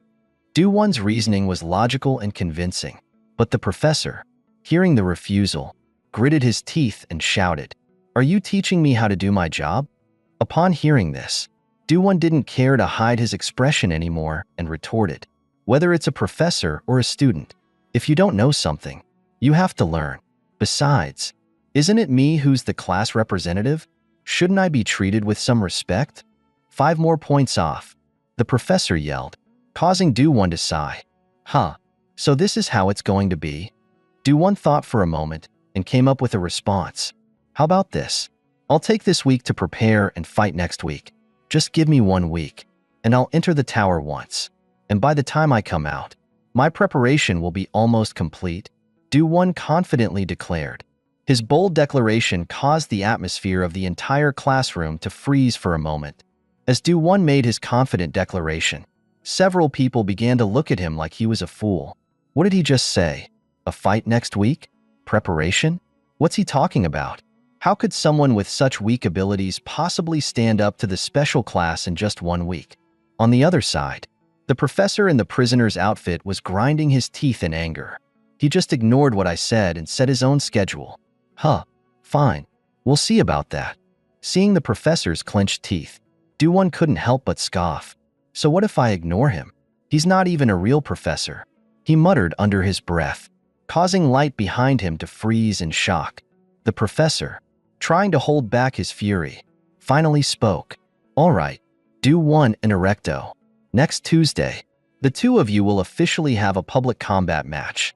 It will be broadcast live, and the entire academy will be watching. Make sure you all tune in. He said this with a smile, almost as if he was looking forward to humiliating Do-Won. Do-Won frowned as he heard that. So not only does he want to humiliate me, but he wants to make a big show of it? Before the professor could continue his instructions, Do-Won interrupted him. Sure, I'll show my ability. Don't worry about it. Then, turning to Erecto, Do-Won smiled and said, So, Erecto, we're officially fighting next week. I'm really looking forward to it.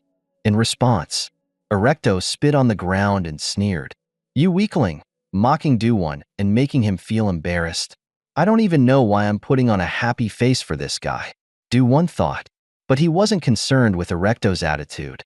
What he was really interested in was checking Erecto's stats. When Do-Won looked at the stats, they appeared before his eyes. Erecto, with stats BB, C, and a life force of 250, physical strength of 300, and magic power of 120. Seeing these numbers, Do-Won was reassured that postponing the match for a week was definitely the right call. Do-Won could only watch as Ho-Jan casually took the lead in challenging anyone in the room to fight. No wonder she's from the special class, Do-Won thought, impressed by her overwhelming stats. Her life force and physical strength were 5 and 10 times his, respectively. Yet, he couldn't shake the feeling that even with those stats, she was still not enough compared to the real powerhouses in the academy. Why do you both look so gloomy? Do-Won teased, breaking the silence. Are you worried about me? But before they could respond, Ho-Jan had already started her own challenge, her confidence radiating from her. What's the matter? No one stepping up? She called out. Unlike the class president, fighting is my strong suit. Aren't you curious about the special talents of the selected students? Anyone willing to challenge me? She sounded both bold and mocking, her stats even surpassing the normal framework, making the audience freeze for a moment. Even the professor in the prisoner's outfit seemed momentarily speechless. Do-won could sense the intimidating aura Dok Ho-jan gave off, a force so palpable that even he, with his relatively good ability to read power, couldn't fully decipher her full strength. Even the first-class students would have trouble reading all of her power. No wonder they're all so quiet. Dok Ho-jan, after seeing no one daring to answer, seemed to lose patience. What's wrong? If you're too unsure of yourselves, I can always pick someone, she continued, her eyes narrowing as she pointed directly at Erecto. Erecto, right? I'm sure you're not the type to only pick weaklings to fight. Come on, let's see what you've got. I'll crush you. Erecto, caught off guard by the challenge, stiffened in fear. Do-won could tell that he now realized he was no match for her. The whole room could feel the shift. If Erecto accepted the challenge for the sake of his pride, he would be severely injured, possibly unable to recover in time for the next fight. Do-won understood that. While this situation wouldn't affect him, it was a dangerous challenge for Erecto, and he couldn't help but think maybe this isn't such a good idea for him. Do-won, sensing the rising tension, felt the familiar urge to step in and calm things down. His saintly side couldn't let someone like Erecto be humiliated further, especially when he had to face the fight with Dok Ho-jan. Hold on, Dok Ho-jan, Do-won interjected, his voice steady. Sorry, but Erecto is having a match with me next week. If you want to fight him, you'll have to wait your turn. Dok Ho-jan, raising an eyebrow, turned to him and asked, Are you sure about that? Of course, Do-won replied, his tone confident. Thanks for your concern, but I'll prove myself with my own strength. The words were firm, not giving room for doubt. If Erecto was going to face a tougher challenge, then Do-won had to step up. Dok Ho-jan chuckled, her gaze sharp. I thought you were all talk, but looks like you've got some backbone. All right, I'll let you do it your way. She then turned back to the rest of the crowd. So, besides Erecto, is there anyone else willing to step up? Anyone at all? The room was still, the students too intimidated to make a move. No one, she repeated, her voice laced with disappointment. Then, with a sigh, she added, You were all barking loudly just a moment ago, but when faced with real strength, you all hide like turtles. Her words cut through the silence, and the students of Class 1 were visibly frustrated, grinding their teeth in anger. Despite their irritation, none of them dared to step forward. That was until a striking, golden-haired student spoke up. Who are you calling a turtle? He asked, his voice dripping with disdain. It's typical of weaklings to gather together and bark loudly, pretending to protect each other. It's almost amusing. The atmosphere shifted as eyes turned to this new speaker, his confidence radiating from his posture. Hearing someone daring to challenge Dok Ho-jan in a verbal duel, Do-won immediately turned to pay attention to him. What is this? This guy, even though they were both in the special class, his level seems to be much higher.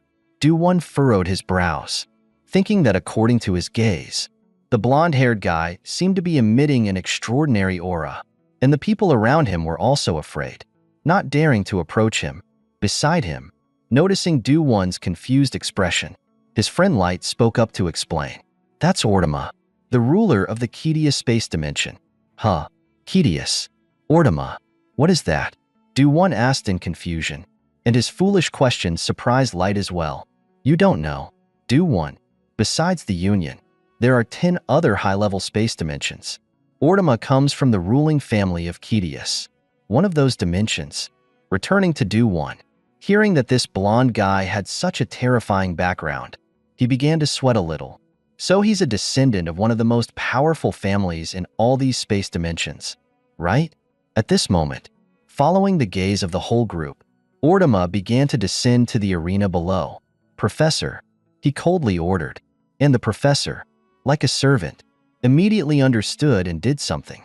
Oh, okay, he said while hurriedly pulling out some electronic device, which made Rutschel a little curious.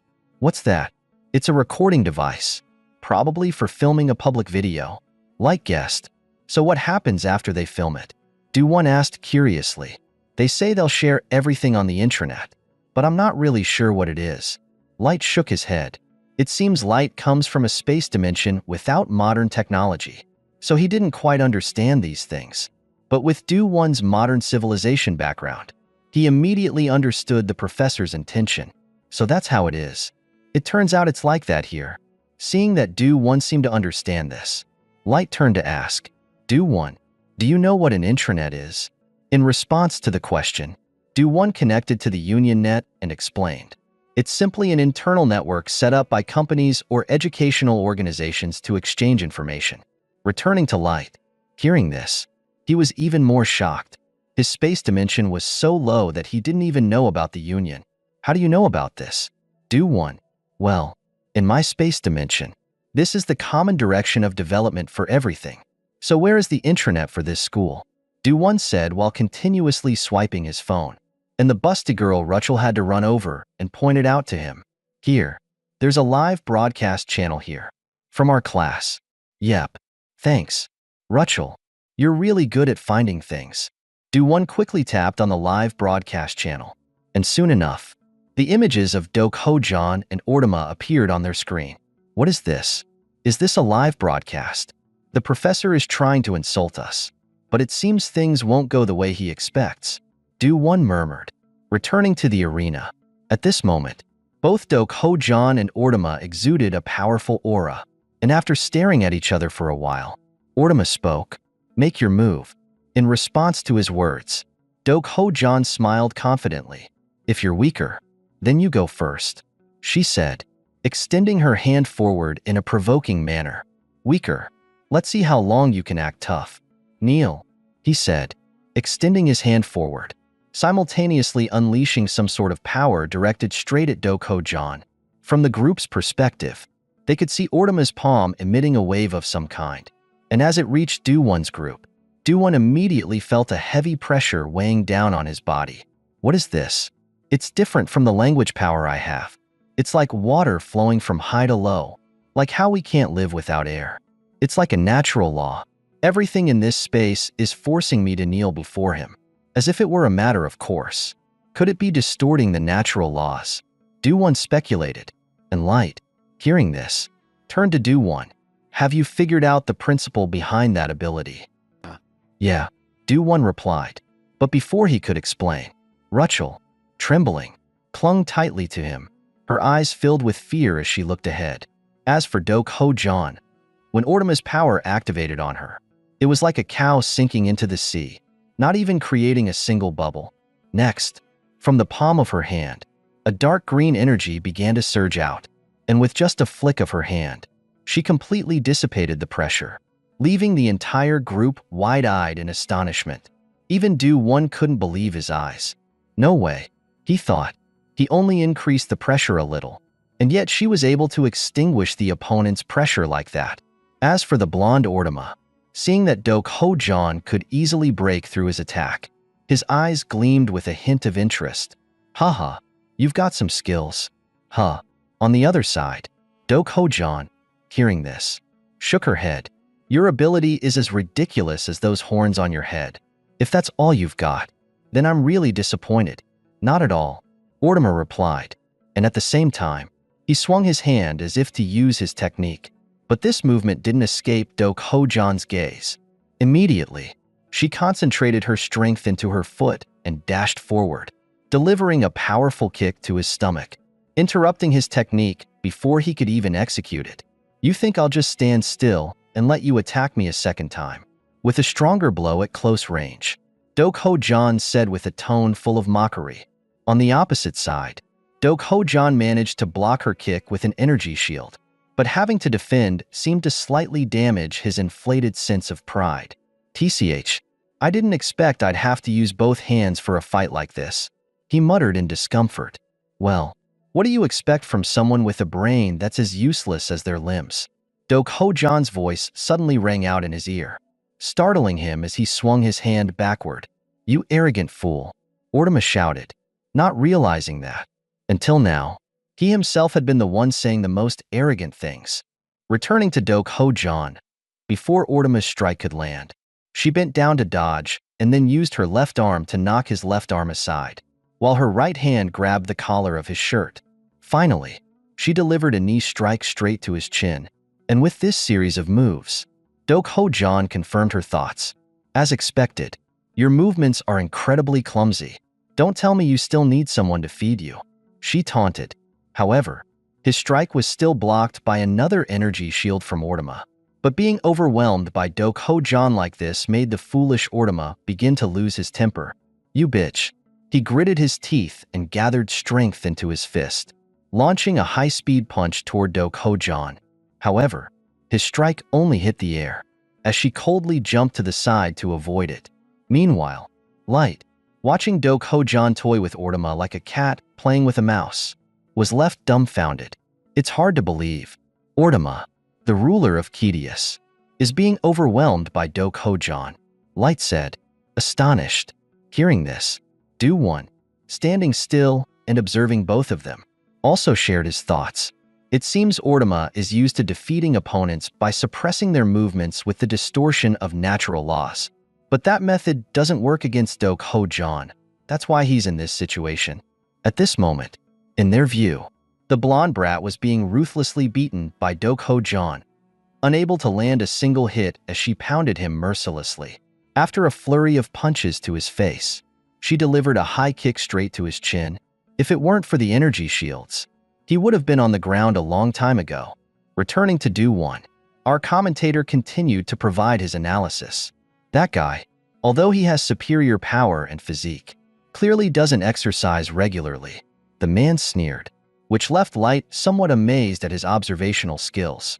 He could even spot that Ho-Jan can fight Ortama in hand-to-hand combat, and Do-Won can see through the abilities of both of them. Clearly, they were selected through special recruitment for secondary space candidates. But what the heck is going on here? Back to the fight. At this point, Ortama didn't even have the chance to fight back anymore, as Ho-Jan's punches came at him with godly speed. Ugh, how dare you disrespect me? The fool shouted, completely unaware of the situation he was in. And the answer for him came immediately when Ho-Jan's fist landed squarely on his face, and the energy shield couldn't stop the punch. You came here just to flap your gums. Or is your tongue too long and you want me to cut it off for you? Ho-Jan said in a heavy tone. Back to Ortama, completely infuriated by being continuously suppressed. The little dog had finally lost it, as a symbol of overlapping rhombuses appeared on his head, and his entire body began to radiate intense power. Slamming both hands down on the ground, he cracked the arena floor into many pieces. You damned bastard. How dare you insult me like that? I will never forgive you. If you want to die so badly, I will fulfill your wish. Ortama shouted, howling like a mad dog. Returning to Ho-Jan, seeing Ortama barking loudly, she kindly decided to offer him some advice. Death isn't a concept that a child like you can easily speak of, she said, while beginning to gather magical power, wrapping it around her arm. Then she charged forward to teach the blonde guy a lesson. Seeing this, Ortama shouted, die, and pushed his hands forward. At the moment when both of them were about to clash with their ultimate moves, suddenly, the voice of Professor Yamina rang out. Enough. That's enough, she said, clapping her hands, which caused both of the newcomers to freeze in place. At that moment, the entire arena was filled with the sight of flowers. As both Intranet and Ortama gazed at the magical scene before them, they were momentarily stunned. When Yamina saw that both had stopped, she continued speaking. Our academy does not encourage students to fight to the death. It would be better if you reserve that attitude for tower climbing. Do you both understand? After advising them, she snapped her fingers, dispelling her magic, causing the flower garden to gradually fade away. Meanwhile, on the stands, Do-Won began using his mind to think, what's going on here? Is this an illusion? But in the illusion, I can still smell the strong fragrance of flowers. Turning back to Ortama, upon seeing Yumina's appearance, he realized that he couldn't continue the fight. So, the foolish guy could only click his tongue in frustration and turn to leave. However, what he didn't know was that the professor's intervention had saved his life. If it weren't for that, Ho-Jan would have shown him what it meant to smell the dirt early on. Returning to Ho-Jan, not paying attention to the weakling's attitude, she turned to speak to Yamina. You're really strong. In response, the female professor gave a bright smile, and Do-Ho-Jan sighed before returning to her position. Welcome back, Do-Won said.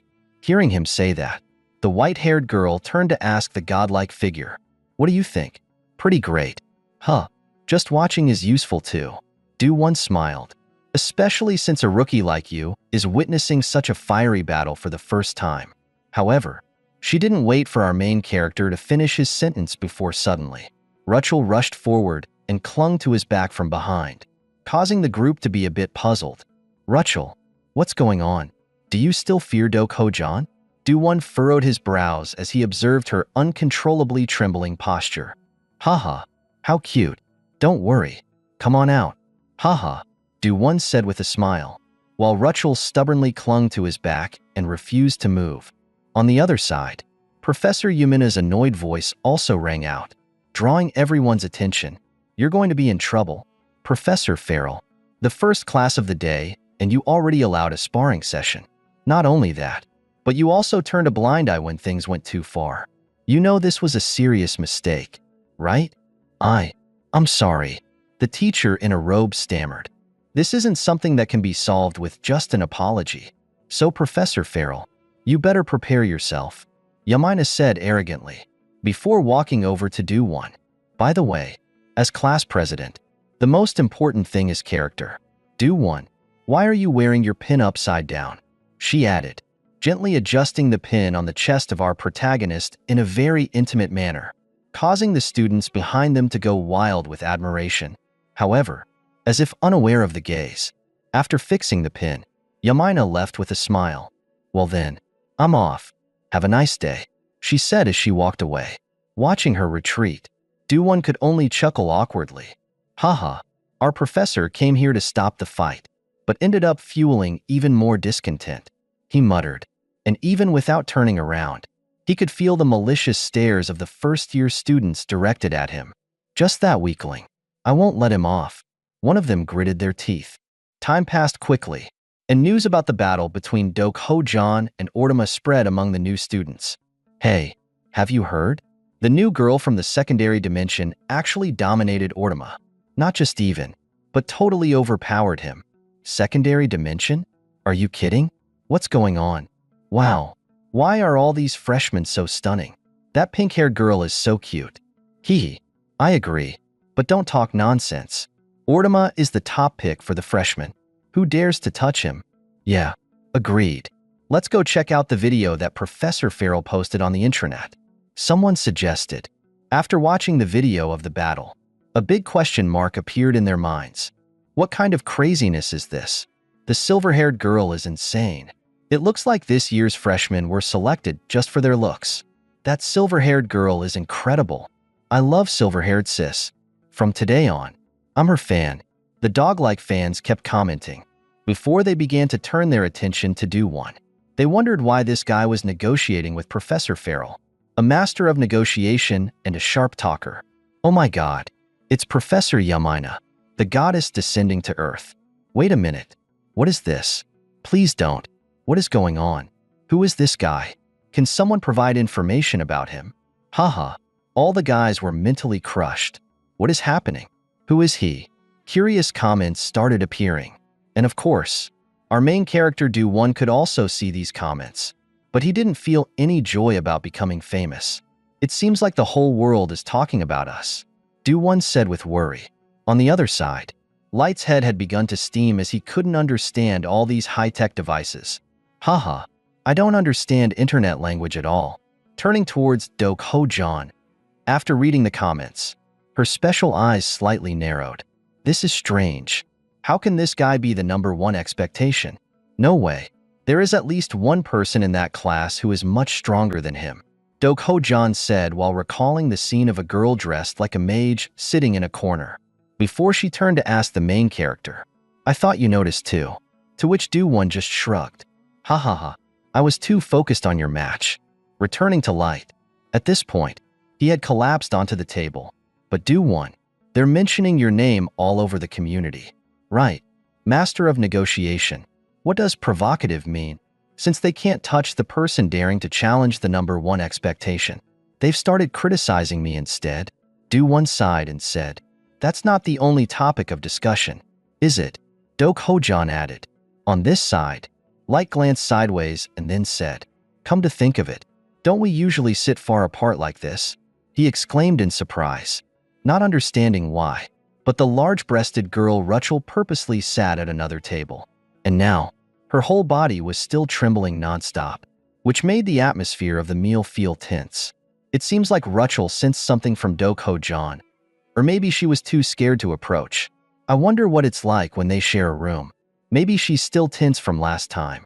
Or maybe I'll use this to help her feel more comfortable. People always need a bit of sweetness. Thinking this, Do-won immediately took out a jar of jam from his bag. This is fairy jam created from Do-won's combined abilities, extracted from tens of thousands of fruits condensed, with a special effect. Although light, it helps boost the overall development of stats. Look at this, the Do-won spoke up, drawing everyone's attention to the jar. Here it is. Seeing the curious expressions from both of them, the gun system player didn't make them wait long. Haha, surprised, right? Here's your bread, Do-won said, as he twisted the jar's lid. And as soon as the lid was opened, a soft, sweet fragrance spread throughout the air. The moment this scent reached Rachel's nose, her eyes widened, and she immediately turned to look at the group. At that point, Do-won had already spread the jam onto some slices of bread. Here, try it, he said as he pushed the plate of bread towards Light and Ho-jan. On the other side, despite seeing Do-won spreading something strange onto the bread, both of them quickly opened their mouths to taste a bit, and with the first bite, an explosion of flavors hit their taste buds. Even the usually cold Ho-jan couldn't resist its deliciousness. "This is so good," they both said in surprise. "Haha, it's good, right?" Do-won smiled with satisfaction. "Yeah, Do-won, this isn't just a little tasty. It's Light stammered, unable to find the words, while Ho-jan had to nod in acknowledgement. "I've tried all kinds of delicious dishes in Jongyuan, but this is definitely on a different level." They both continued to speak, their mouths full. As for Do-won, seeing the hungry looks on their faces, he felt a bit awkward. "Haha, just saying it's good is enough," he said. After saying that, Do-won turned to invite Rachel. "Rachel, come over and eat too." Over on this side, the pink-haired girl was practically drooling from the scent, unable to resist the tempting taste. She swallowed hard and quickly pulled her chair closer to Do-won. "Make me one too, please," she asked, almost whispering. "No problem," Do-won replied. After tasting the jam spread on the bread, Rachel felt like she was melting. "The flavor comes from the fruit. The best fruit taste in the world," she said contentedly. "Do-won, you made this with your abilities?" Light asked. "Can I have more?" Ho-jan asked, craving more. "Of course," Do-won said cheerfully. "Eat as much as you want." Ho-jan licked her fingers as she spoke. "It doesn't cost much, but we should share it as friends. Consider it a return favor for your kindness earlier." Even so, this is still a lot," she added. "All right, I've decided," she said as she leaned in close to Do-won's face. "To repay you for your fairy medicine, I'll personally teach you martial arts." After finishing the meal, Ho-jan led Do-won into a house that had an ancient Eastern style, and it seemed like it was Ho-jan's first time there as well. She looked around in surprise. As long as there's enough space to move, I'm fine. I didn't know a place like this existed. It feels strangely peaceful," she said, admiring her surroundings. Meanwhile, Do-won quickly guessed why the training room had such an atmosphere. "This room must reflect your mental environment, right? No wonder it's top tier in the Union," he commented, before turning to ask, "But we left right after eating. What are you planning to teach me?" Without answering his question, Ho-jan casually picked up a wooden sword and muttered, "This length is just right. Don't move around too much," as she swung the sword in front of her, startling Do-won a little. "Let's start with this," she said, moving into a stance to thrust the sword, holding the sword with her right hand tightly on the hilt, her left hand lightly placed at the base of the hilt. She applied force with her left hand, then immediately thrust the sword straight towards Do-won, just as the sword was about to strike his face.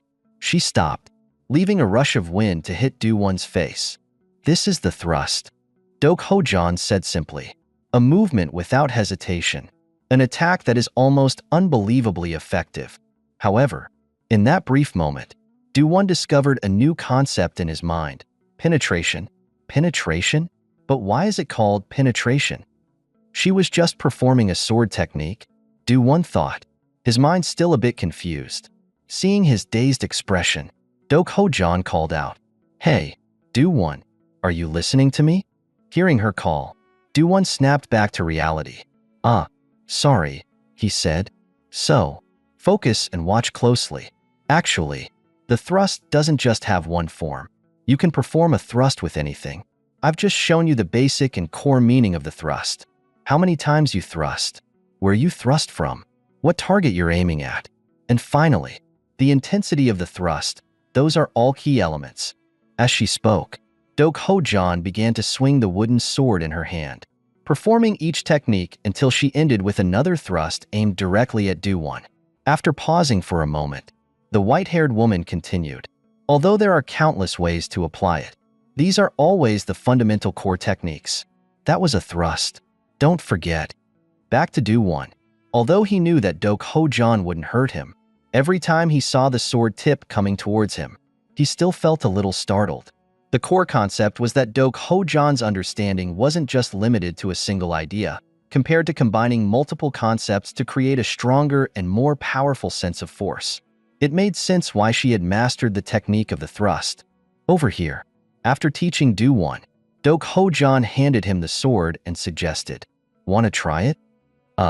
Sure," the protagonist said as he reached out to take the sword. Then he rolled up his sleeves a little and added, "I'm a bit clumsy, so I hope you don't mind." Hearing this, the swordswoman couldn't help but laugh. "Haha, if you did it perfectly right from the start, then all my years of training would be pointless." Just as she finished speaking, a strong gust of wind suddenly shot toward Ho-jan. The wind was the result of Do-won's thrust, and it was as accurate as her own. This made her face go blank in surprise. What's this? Can he really grasp the concept after just one observation? She thought in confusion. As for Do-won, even though he had delivered a pretty good strike, his face was still scrunched up, dissatisfied. This is not right, Do-won muttered to himself, before reminding himself, "Focus. I can't imitate it perfectly just yet." Up until now, he had only focused on combining concepts together, thinking they could only become stronger by merging or supplementing each other. However, that wasn't everything. His strength could also be enhanced by honing what he already had. Think about it, he thought. There are many Chinese characters with the meaning of thrust. So why choose Shuyan, pierce? It seemed that, for her, a thrust meant piercing through the target, as it was a lethal blow. As he had this realization, it felt like something clicked for him. Do-won began to focus all his energy and delivered another thrust. The strike was so fast and powerful that it broke the sound barrier, causing a loud explosion in the air. After executing the strike, he felt a recoil so strong that it made him slump to the ground, exhausted. Seeing Do-won practicing so desperately, Ho-jan stopped him. "Stop. You don't have to force yourself from the beginning. If you remember what you saw earlier, try it in a bigger space, and use it on an opponent you want to handle." "I understand," Do-won replied, gasping for air due to exhaustion. At the same time, as if to congratulate him on mastering a new technique, numerous notifications appeared around him. "You have comprehended and experienced the concept of piercing. You have comprehended and experienced the concept of martial arts." Looking at these boards, Do-won couldn't help but grin inwardly. "Haha. I just swung the sword a few times and already got stat increases?" At that moment, a special notification caught Do-won's attention. Supplemental ability updated. Successfully observed and understood the concept of teleportation. Depth of Van Dock, an increase to 110. Martial Arts 36. Swordsmanship 20. Piercing 16. As Do-won looked at his stats, he felt a surge of panic within himself. "My stats really shot up," he thought. The concept of piercing has already reached 16 points, and swordsmanship, even though I've killed countless monsters, hasn't increased before, but now it's jumped to 20? My overall combat skills have doubled. Is this really how it works? The more Do-won thought about it, the more confused he became. On the other side, Do-ho-jan was also looking at him in surprise, her voice tinged with frustration. I didn't expect to be the one at a disadvantage, Do-ho-jan said. Who would have thought that right from the start? You would be able to break free from the form of a weapon and grasp the essence of the technique? Her words carried a hint of annoyance, as she was surprised that Do-won had achieved so much so quickly. Haha, that's not it. Do-won scratched his head sheepishly. I just watched and imitated you. However, his comment only made Do-ho-jan more irritated. Really? She snapped. If it was that easy to just imitate and understand, then no one would bother training hard, would they? Seeing her anger, Do-won quickly tried to smooth things over, complimenting her. Maybe that's true, but remember, it's because you taught me so well. I'm not exaggerating. The moment I saw your movements, I could really feel the meaning behind them. I was truly amazed that someone could reach such a level. I got so absorbed in it that I lost track of time. At his words, Do-ho-jan's face gradually turned red. This guy, she thought to herself, we haven't known each other for long, and yet he's able to say things like that so easily. She sighed inwardly and turned to leave. Meanwhile, Do-won, grateful for her help, didn't forget to repay her. The lesson was really useful, so from now on, I'll take care of the fairy jam for you. That's nothing, Do-ho-jan grumbled. What I just taught you is nothing compared to what you just offered. You still owe me a lot. What? Really? Do-won was flustered. What should I do now? At that moment, Do-ho-jan flashed a smile Do-won had never seen before. Haha, it's fine. The losses I've incurred today, I'll make sure to get back tenfold later. Just wait for it. Right. It's class time. We should head out, she said, changing the topic. Yeah, that's right, Do-won said, a little clueless. After waiting for Do-ho-jan to teleport away, Do-won muttered to himself, I didn't expect her to have that kind of expression. Switching scenes to a hallway inside Union Academy. Light and Rachel were casually walking along when a few students from a nearby class seemed to recognize Rachel and stepped forward to block her path. Hey, little sister, where are you from? One of them asked, the sudden question causing Rachel's face to freeze in surprise. In the back, Light noticed that these guys were trying to cause trouble for Rachel, so he immediately rushed forward, positioning himself protectively in front of the pink-haired girl. The green-haired guy raised an eyebrow and glanced at him. What's this? He asked irritably. Light responded right away. She's my classmate. What do you want? His voice was cold. For some reason, the green-haired guy felt a surge of anger rise inside him. Huh? What's a lowly insect like you doing interfering here? Get lost, he bellowed. At the same moment, Do-won and Do-ho-jan arrived on the scene. Phew, hope we're not too late, Do-won said, drawing the attention of everyone. Perfect timing, Do-ho-jan added. Do-won noticed his friends standing in front and asked in surprise. Huh? What are you two doing? Why aren't you in class? Across from them, the green-haired guy clicked his tongue in annoyance, realizing the group knew each other. He muttered familiar threats. Tisk, watch yourself, punk, then turned around and left with his two lackeys. Do-won, who had just arrived, was left clueless, while Rachel stammered. Thank you, her voice trembling. What's up with them? What happened? Do-won asked, confused, as he watched their retreating figures. Time passed, transitioning to inside the lecture hall. A bald, gray-haired professor was explaining the academy's history. So, the history of the Union didn't begin when the president founded the academy, but dates back to the appearance of the tower in the primordial space. Meanwhile, in a corner, the three lackeys from before were filming Rachel, making obscene comments. Wow, another one for the collection, the bald one muttered with a sleazy grin. The red dog seated between them shot her a contemptuous look. What's the point of trash like her climbing the tower? He sneered. Hearing this, the green-haired guy smirked. There's a better job for her. Better job? Someone asked mockingly. If you come work as my maid, you'll be pampered every day, he said, his tone full of sinister implications. What a lunatic, another laughed. In that case, I'll be the first to bid. They burst out laughing, making no effort to lower their voices. Their words caused Rachel to tremble, her eyes welling with tears as she struggled to hold back her sobs. Of course, our two friends, Do-Won and Light, sitting further up in the lecture hall, also overheard these words, causing their faces to darken with fury. Do-Won sighed inwardly. No matter where you go, people are the same. But really, what was with that professor? The room was this noisy, yet he acted like he didn't notice. Was he ignoring it on purpose? Or could he really not hear?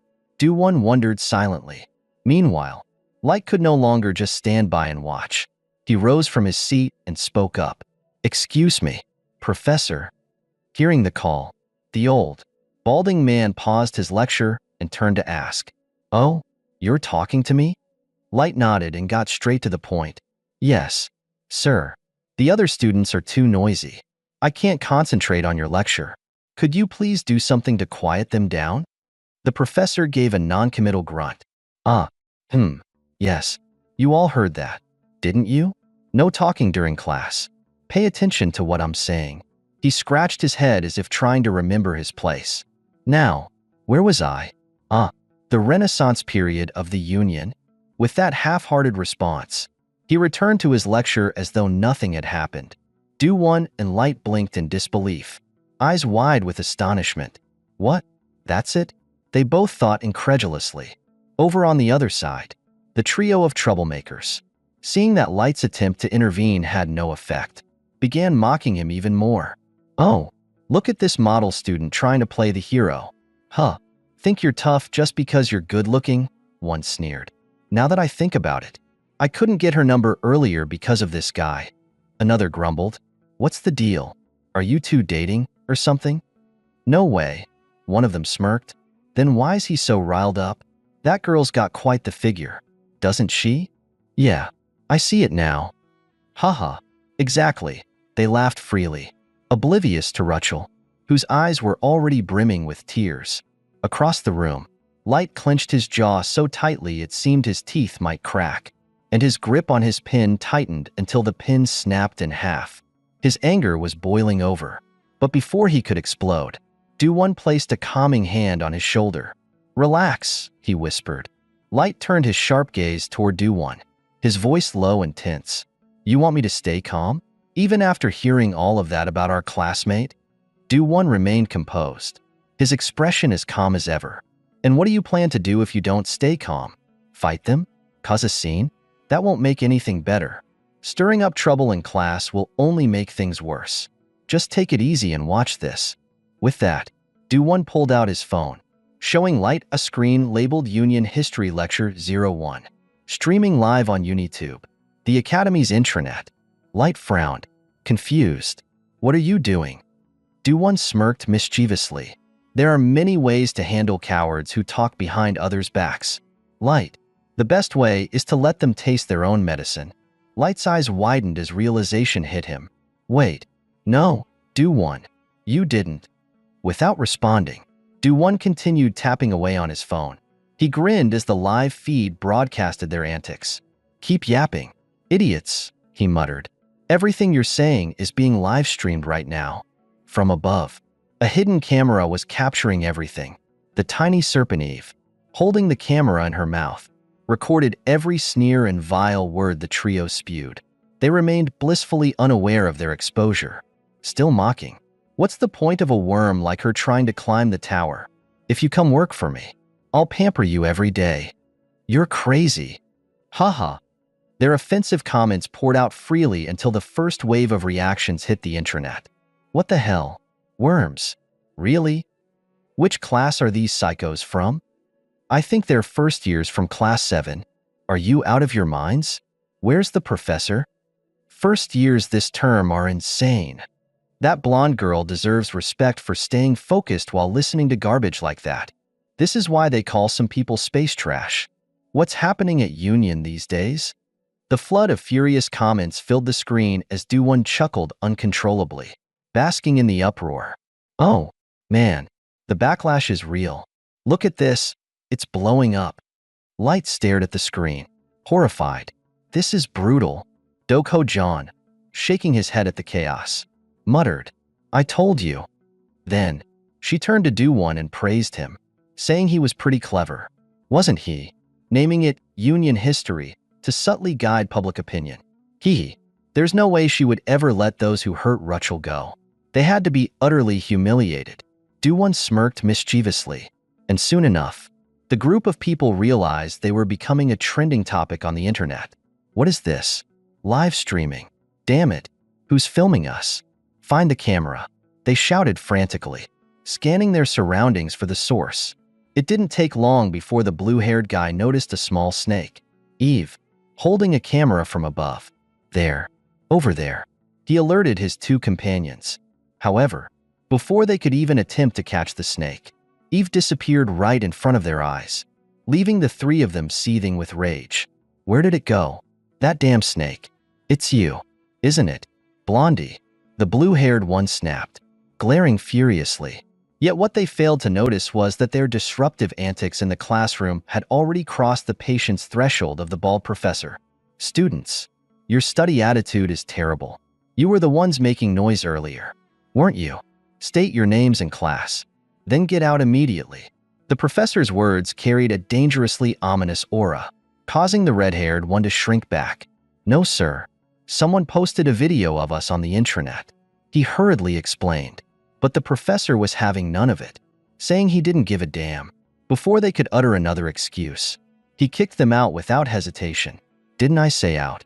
He growled as he dismissed them, muttering in annoyance that he'd fail those troublemakers for the entire year, and warning the rest of the class to focus on the lesson instead of disrupting others.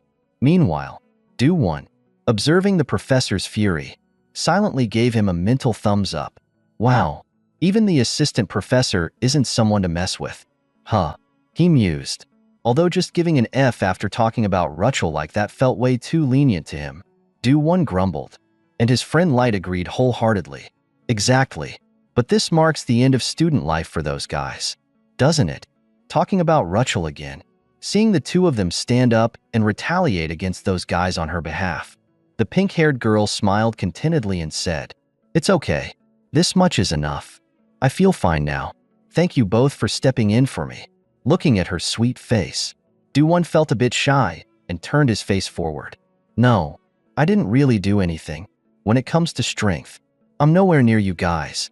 Just now, my method of handling things just happened to work by chance.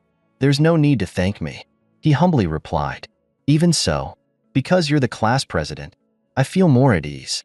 Do-won. Light chuckled as he spoke. Time passed quickly, shifting the scene back to the training grounds from earlier, where the trio of scumbags had come looking for Light to exact revenge. "Hey, you there. The handsome guy over there." Hearing the call, Light slightly turned his head back. "Yeah, you. It's you I'm talking to. Get over here." "What? You can't hear me." They growled as they strutted aggressively toward Light. "So, what now? What do you want this time?" The blonde-haired youth spoke coldly, while the faces of the three thugs looked as if they were ready to devour him at any moment. On the opposite side, the blue-haired guy growled menacingly. "Explain what happened yesterday, you vermin." Behind him, the red-haired one clenched his teeth so hard it made a grinding sound. "Thanks to that damned broadcast yesterday, my grades are already in shambles at the start of the term. We're being blacklisted by our seniors, and even our classmates are avoiding us. Do you have any idea what you've done?" The bald one shouted indignantly, acting as though they were the real victims, paying no attention to their words. Do-won glanced over at the professor, who sat leisurely nearby, observing the scene with amusement instead of stepping in to break things up. Just as Do-won had expected, the man seemed perfectly content watching without any intention of interfering. "Look at this. 3 students armed with sharp weapons against us, and the professor doesn't even bother to intervene. It looks like neither the professors nor the students here have any regard for people from the secondary dimension. Not surprising. After all, who cares about the plight of chickens and pigs?" Do-won thought to himself. Meanwhile, Rachel quickly moved to hide behind him for safety.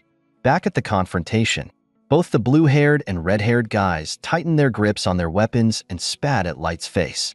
"What did you just say? You bastard. Say it again." The blue-haired one yelled at the top of his lungs, as if afraid anyone had missed his outrage. Seeing how deaf they seemed, Light felt obliged to remind them. It appears you didn't quite get it, so let me repeat it clearly. If you want an explanation, ask politely and stop acting like savages. He spoke in a voice as sharp as ice, and being insulted by someone from the secondary dimension made the trio of imbeciles tremble with rage as if having a seizure. What did you say? Savages? A lower dimensional creature like you dares call us that? You barbarian, the blue-haired one hissed, pressing the blade of his sword against Light's neck. But before he could say anything more, a sudden flash of a blade cut through the air, and the tip of his sword snapped clean in two, leaving everyone around them stunned. What just happened? Do-Won wondered, as he barely caught a glimpse of the motion. An entirely new concept seemed to dawn on him, an unexpected discovery in the blink of an eye. Back to Light. He now held a sword radiating a dazzling brilliance. Didn't I already tell you? If you ask politely, I'll be happy to answer, he said, pressing his radiant sword against the neck of the blue-haired one, causing him to immediately collapse to his knees in sheer terror. Meanwhile, Do-Won watched in astonishment, observing the powerful aura emanating from his friend. What is going on? The atmosphere around him suddenly changed. How is this possible? Is it because of that sword? How can such magnificent concepts pour out so freely? He wondered, lost in thought, unaware of Light's next move. Seeing his adversary already kneeling, Light spoke again. This silence is much better. Now that we've exchanged proper greetings, it's time for you to leave. On the opposite side, the blue-haired guy was frozen in place, crushed under the weight of Light's pressure. I can't move my legs.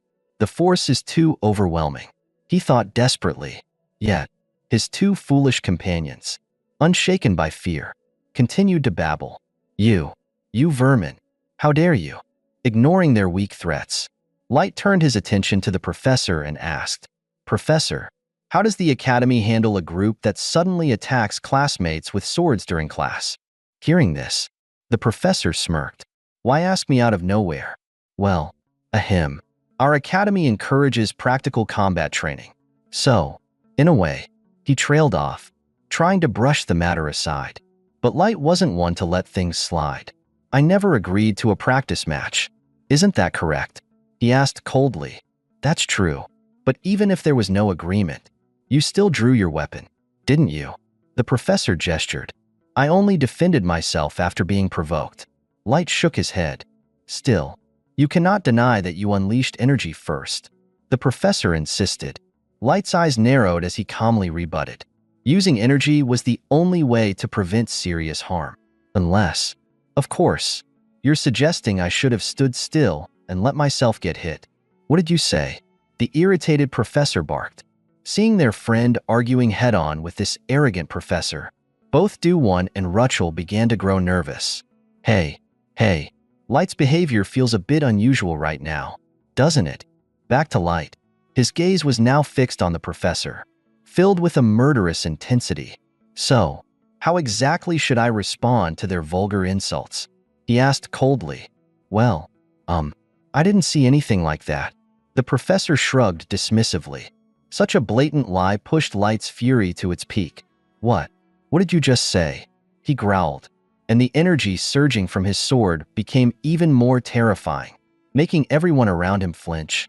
Thankfully, at that moment, Dokho-Jan walked over and flicked his forehead, stopping him before he could do anything foolish. You idiot. Dokho-Jan. You? Light began, rubbing his forehead where the painful flick had brought tears to his eyes. But before he could finish, Dokho-Jan interrupted with a sharp retort. So noisy, acting all high and mighty just because a sword is controlling you, she muttered, tapping his forehead again with her two-yong finger technique. Understanding her words, Light sighed and immediately put his sword away. As soon as the radiant blade vanished, Do-Won felt the strange, oppressive energy dissipate, and he let out a breath of relief. Meanwhile, the professor, irritated by the scene, leaned on his cane and muttered with disdain. Inferior beings from a secondary dimension. So arrogant. TSK. He grumbled and walked away, his behavior akin to an old dog barking aimlessly. leaving Do-won and Rachel speechless. That was a bit too close, wasn't it? Do-won remarked as he glanced at his pink-haired friend beside him, his eyes full of cautious relief. Meanwhile, Ho-jan continued her relentless lecture, scolding Light. You just got your hands on a useful item, and you're already making a big fuss. Is this your true nature? Watching the scene unfold, Do-won muttered to himself, so Light really is the biggest ticking bomb. Later, as they sat together eating, Do-won, rather than eating right away, began playing with his food, then spoke up. You know, I've been thinking a lot. At this rate, we're never going to get treated decently at this academy. His voice carried a tone of despair that made Light feel a bit guilty. What? What are you saying? Light exclaimed.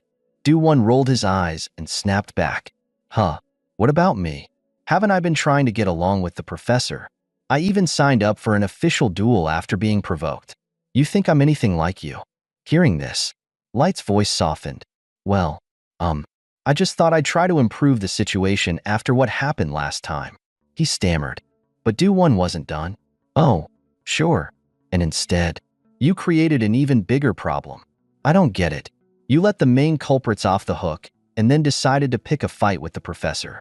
I'm sorry, Light mumbled, his eyes beginning to glisten with tears. Truthfully, Do-won was more concerned about Light's demeanor when wielding the sword. Normally, Light wasn't so reckless. It was as if someone had flipped a switch inside him. So, it's the sword, isn't it? Thinking about this, Do-won furrowed his brow to ensure no more chaos would follow. Light, be honest with me.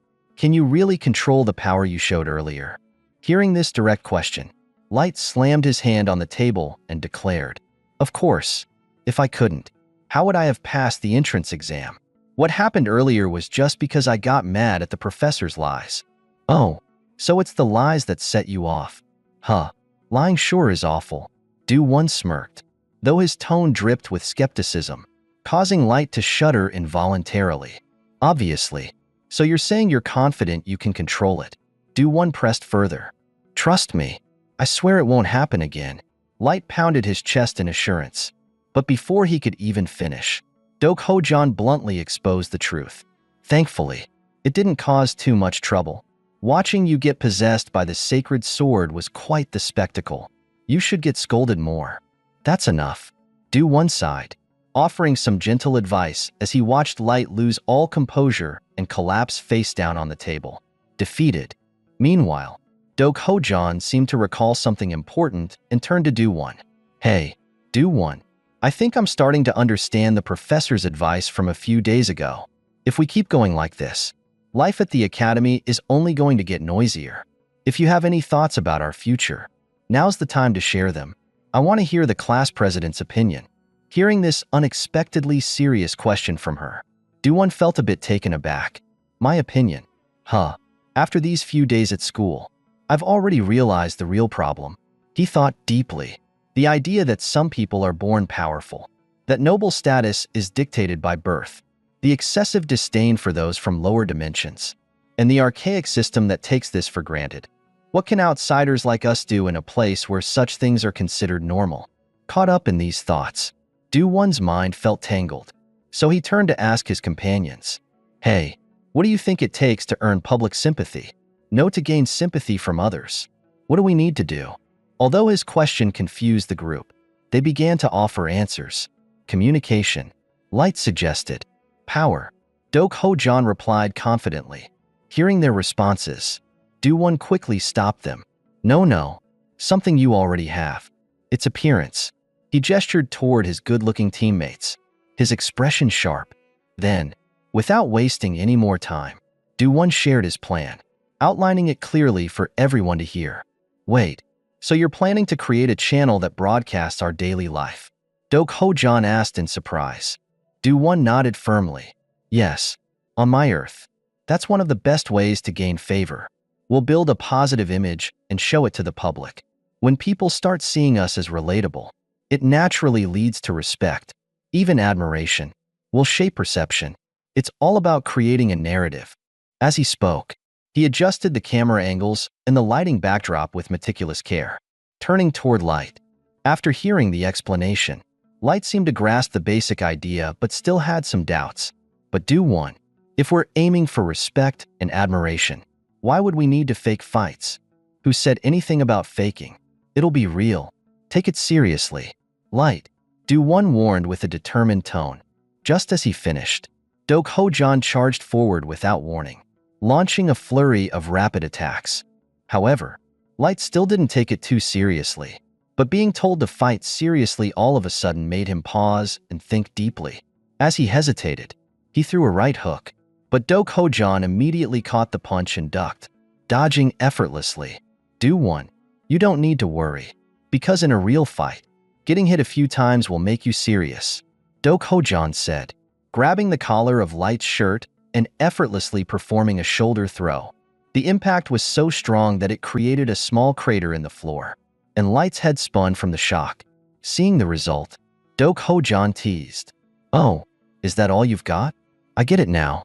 No wonder you were affected by that item last time. What's the point of drawing out your sword?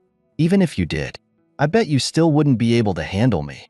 Her disdainful words made Light grit his teeth in frustration, his anger rising. On the opposite side, Light seemed unable to tolerate the humiliation any longer. He let out a scream and charged at Ho-jan, eager to engage in another fight. Meanwhile, Do-won, watching their aggressive brawl, couldn't help but cheer. "That's it. Light, you're doing great." He even began to find the best camera angles to film the fight. As for Rachel, seeing Do-won so excited, she became a bit concerned and asked, "Do-won, do you really think this will make our school life easier? I don't quite understand." Do-won didn't really know how to explain, so he just chuckled a few times and replied, "Well, things won't change immediately, but I'm sure it will have an effect." To help her understand, Do-won gave an example. "Just think about it. If the people who've been picking on us recently knew how strong you all are, they definitely wouldn't dare mess with us anymore." Rachel nodded. "Yeah, you're right. Exactly. Haha, look at them. As if the ground is made of tofu." Do-won laughed, referring to the shattered floor where the two monsters had just clashed. "Anyway, we need to post this to see the result, so don't worry too much. Rachel, your beauty is too elegant to be worried like this. Didn't you know that people become even more beautiful when they smile? That's for you. Rachel, you have a face that's loved everywhere. It would be a shame to keep frowning, so just let go of your worries and enjoy the moment." Rachel's mood seemed to calm down after hearing his words, and without realizing it, she smiled. "That's amazing. Every time I hear Do-won speak, I feel like everything will turn out just as he says." Back to the fight.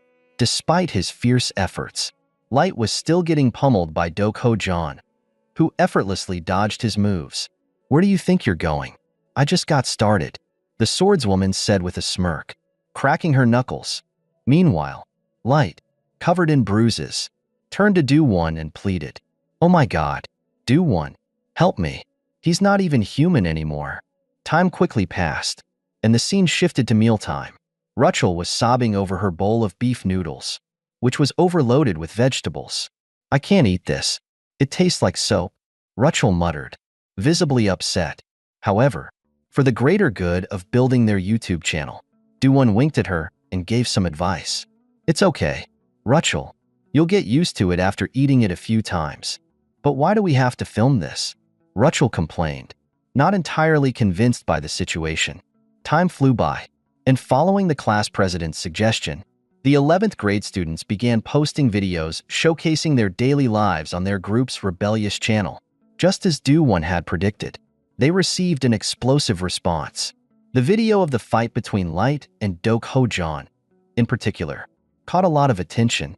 The level of destruction they caused alone was enough to make people's heads spin. "Wow, is this real? Aren't they from the secondary dimension? They're freshmen, right? The silver-haired girl. I love her." Some viewers commented, "Is this real? It's hard to believe. He looks so fragile, yet he fights pretty well. That's considered good? Ha ha ha. Are they some kind of monster combination?" The group marveled at the spectacle before moving on to another video of the four-person team playing a game. "What is this?" someone asked in confusion. "It's called a board game," explained Do-won. "It's a traditional game played by negotiation masters. where you move pieces on the board based on certain rules. It uses square stones and paper. Is this really a game? Someone questioned. It's from the secondary dimension, so it's really unique. See? The rules are simple. Why doesn't he understand them? Haha. Someone laughed when they saw Light losing so quickly. The scene shifted to Professor Yamina joining the group. As soon as she appeared, the licking dog squad flooded the comments section. Wow, Yamina always looks like an angel. I wish I could be in that group. It must smell so good in that space. Haha, pervert. Looks like a bunch of perfect people. Which car brand is that? Must be Ronica. You can buy it at the Flower Temple. Just looking at it makes me feel healed. That bargain hunter. I'm so jealous. The group said eagerly. The scene then moved to Rachel crying over her bowl of veggie noodles. The group started teasing her with comments like, haha, so cute, so adorable. Rachel, are you from heaven? Haha, yesterday's lunch was really bad. Does it taste like soap? Eat it like that. It's so rustic. What? Are you trying to pick a fight? Hey, stop arguing. Let's watch the next video. Huh, the next video is live-streamed? Really? Awesome. Wait, the broadcast is tomorrow, right? Yes, it's tomorrow morning. Wait, isn't tomorrow the day for climbing the tower? Someone shouted. They were watching a scheduled stream. And back with Do-Won's group. He himself couldn't believe how well the video he posted was received. No way. I can't believe so many people watched it, Rachel said, while Do-Won didn't care much about this, only focusing on the results. Our channel gained 1.000 subscribers in just one day. We're getting famous, Do-Won said with a smile, while Light was a bit upset. Why is the video of me getting beaten up the most popular one? He grumbled. Meanwhile, the beautiful Professor Yamina noticed how excited everyone was and approached them to praise their work. This is really great. Union is a place full of fascinating things. In a place where what we see is taken for granted. No student ever thought of creating content, but the channel you all created has cleverly slipped into it. Creating entertainment content and connecting with everyone. I never thought of that. Hearing this, Do-Won proudly boasted. The first fight video went viral. Professor, take it down. Do-Won. Light cried out, ignoring the issue. Professor Yamina clapped once and continued. All right, today we'll enter the tower. You all know, right? Are you all ready? Hearing this, the group nodded confidently. Meanwhile, Do-Won, the main character, looked around the group and was suddenly startled. Wait, now that I think about it, I'm the only one wearing a uniform? Why is everyone else so dressed up? In response to this, the group looked at Do-Won with a strange expression. Since we'll be fighting continuously in the tower, we chose outfits that are comfortable for movement. One of them explained. Yeah, if we're fighting, this is the outfit that feels the safest. Rachel nodded in agreement. Oh, I see. Do-Won whispered. Then Light asked, are you sure your outfit is okay? Do-Won. Do-Won pondered silently for a moment. I understand now. I've lived in a peaceful place, so I didn't have clothes specifically for combat. But I've chosen this life. If I have to fight for survival, he thought to himself, adjusting his tie with newfound confidence. For me, this is enough. When the group was fully prepared, Professor Yamina nodded and smiled. Great, everyone's ready. Then let's go. She snapped her fingers, and a magical circle appeared beneath their feet. In a flash of light, they were transported to the front of the Babel Tower. There, they saw countless other students waiting to enter. As they appeared, the group quickly noticed their identity. Huh, those guys are from the rebellion, right? One brown-haired student called out. No way, they're here too? Rachel, who had just appeared in the tower entrance, looked around confusedly, like a child who had lost their way. Wait a second, is this the entrance to the tower? The tower opens at dawn, but we have to line up by class rank. We're in the second-year group, Yamina explained. However, Do-Won's expression turned slightly pale upon hearing this. So we're the first-year class to enter? He asked. You could think of it as your skills being on a higher level. Yamina shrugged, responding with a smile. Meanwhile, Light, while waiting around, noticed the three students who had previously teased him. They were now inside the tower as well. "Oh, it's those guys," Light muttered. "They seem to be looking at us differently than before," he remarked, seeing that the three were now avoiding eye contact with him. At the sight of their awkward expressions, Do-won felt a sense of satisfaction deep down. "Well, they subscribed to our channel," he said with a smirk. Ho-jan, the swordswoman, also spoke up.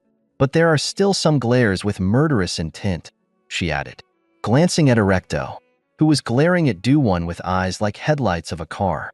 "Hey, ban Do-won," she warned.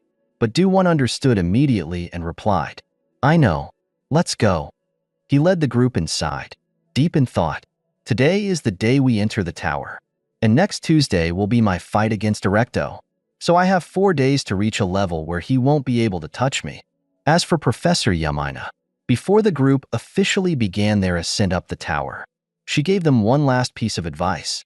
"Lastly, for safety, I hope you all complete your exploration soon and return by the weekend. But the decision should be up to the participants, right? How long do you think this exploration will take?" she asked. Hearing the question, Do-won turned to his group and said, "Since we all think the same way, let me handle it." "All right, go ahead," the others nodded. Do-won then turned to Yamina and answered confidently, 3 days, 2 nights. We'll return on time." As he spoke, he took out a mini-robot for live streaming the entire journey.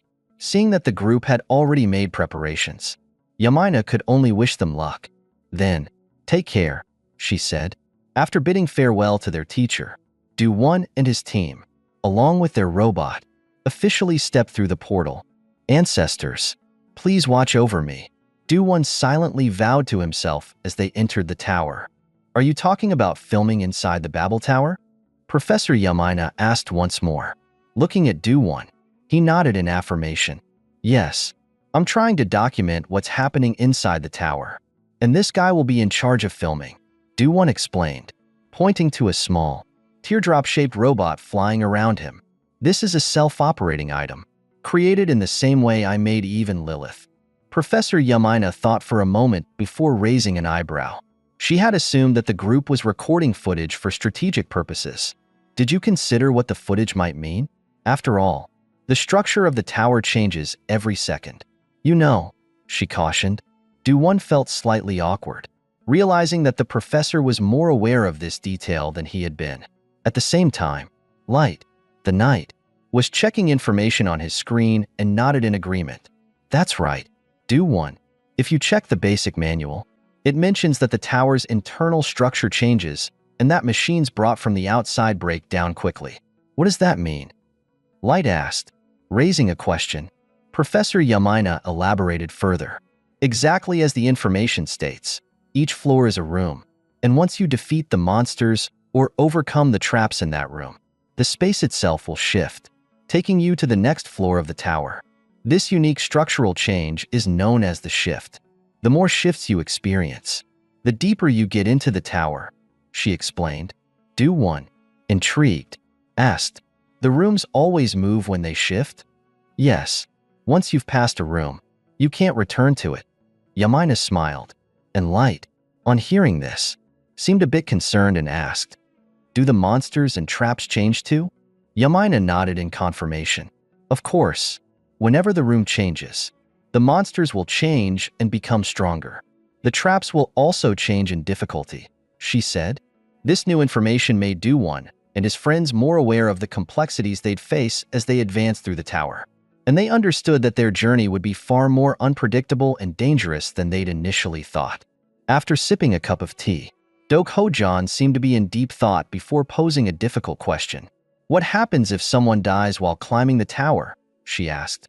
Do-won and Light, who had been enthusiastically chatting, suddenly realized that things weren't as simple as they had assumed. "Right. I almost forgot about this important detail. What happens if we die in a battle?" Both of them were now worried, considering the potential danger they hadn't fully understood. In response to this question, Professor Yamina gave a soft laugh. "Haha, that's a key question. Contrary to your concerns, in most areas of the tower, challengers won't die, even if they technically die. relieved to hear they wouldn't actually die in the tower. Both Do-won and Light sighed with relief. Yamina continued her explanation. If you die, you'll be sent back to the tower's entrance. Wait, does that mean we'll have to start from the first floor again? Do-won asked in surprise. No, not exactly. Yamina corrected. Your student identification ring will record your teleportation history, so when you enter again, you'll start from the location where you were eliminated. That's why your student ID ring is so important when climbing the tower. Don't forget it. Okay. She gestured to the pendant on her wrist, which displayed the words teleportation null. Upon hearing this, Do-won felt as if he were in a game. Haha, this is like a roguelike game, where you have save points, right? If you die, you can respawn and keep challenging as much as you want, Light said confidently. As the group listened to Yumina's serious explanation, Do-Ho-John's sharp mind picked up on a crucial detail. Wait a minute. Earlier you said that in most areas of the tower, challengers won't die, right? So, are there areas or situations where challengers can actually die? Does that mean the tower doesn't guarantee complete safety? She asked, her gaze fixed on Yamina. The others turned to the professor, waiting for her response. Is that true? They asked. Indeed, you're very perceptive, Do-Ho-John, Yamina replied, her expression becoming more serious. Now, I'll explain a few special situations where even you might die. Her words were filled with gravity, signaling the importance of what was to come. However, before Yamina could continue, the scene transitioned to the group, who were now engaged in a fierce battle against a group of toxic green slime monsters within the tower. These monsters, known as Claw Scythers, were infamous for tearing apart explorers' gear and stealing their weapons. However, for Do-won's team, they were no more dangerous than a puddle of slime. With a single swing of his sword, Light easily sliced through 3 of the slime creatures. Meanwhile, Do-Ho-John snapped her fingers, unleashing a series of magical bullets that obliterated the remaining slimes in midair.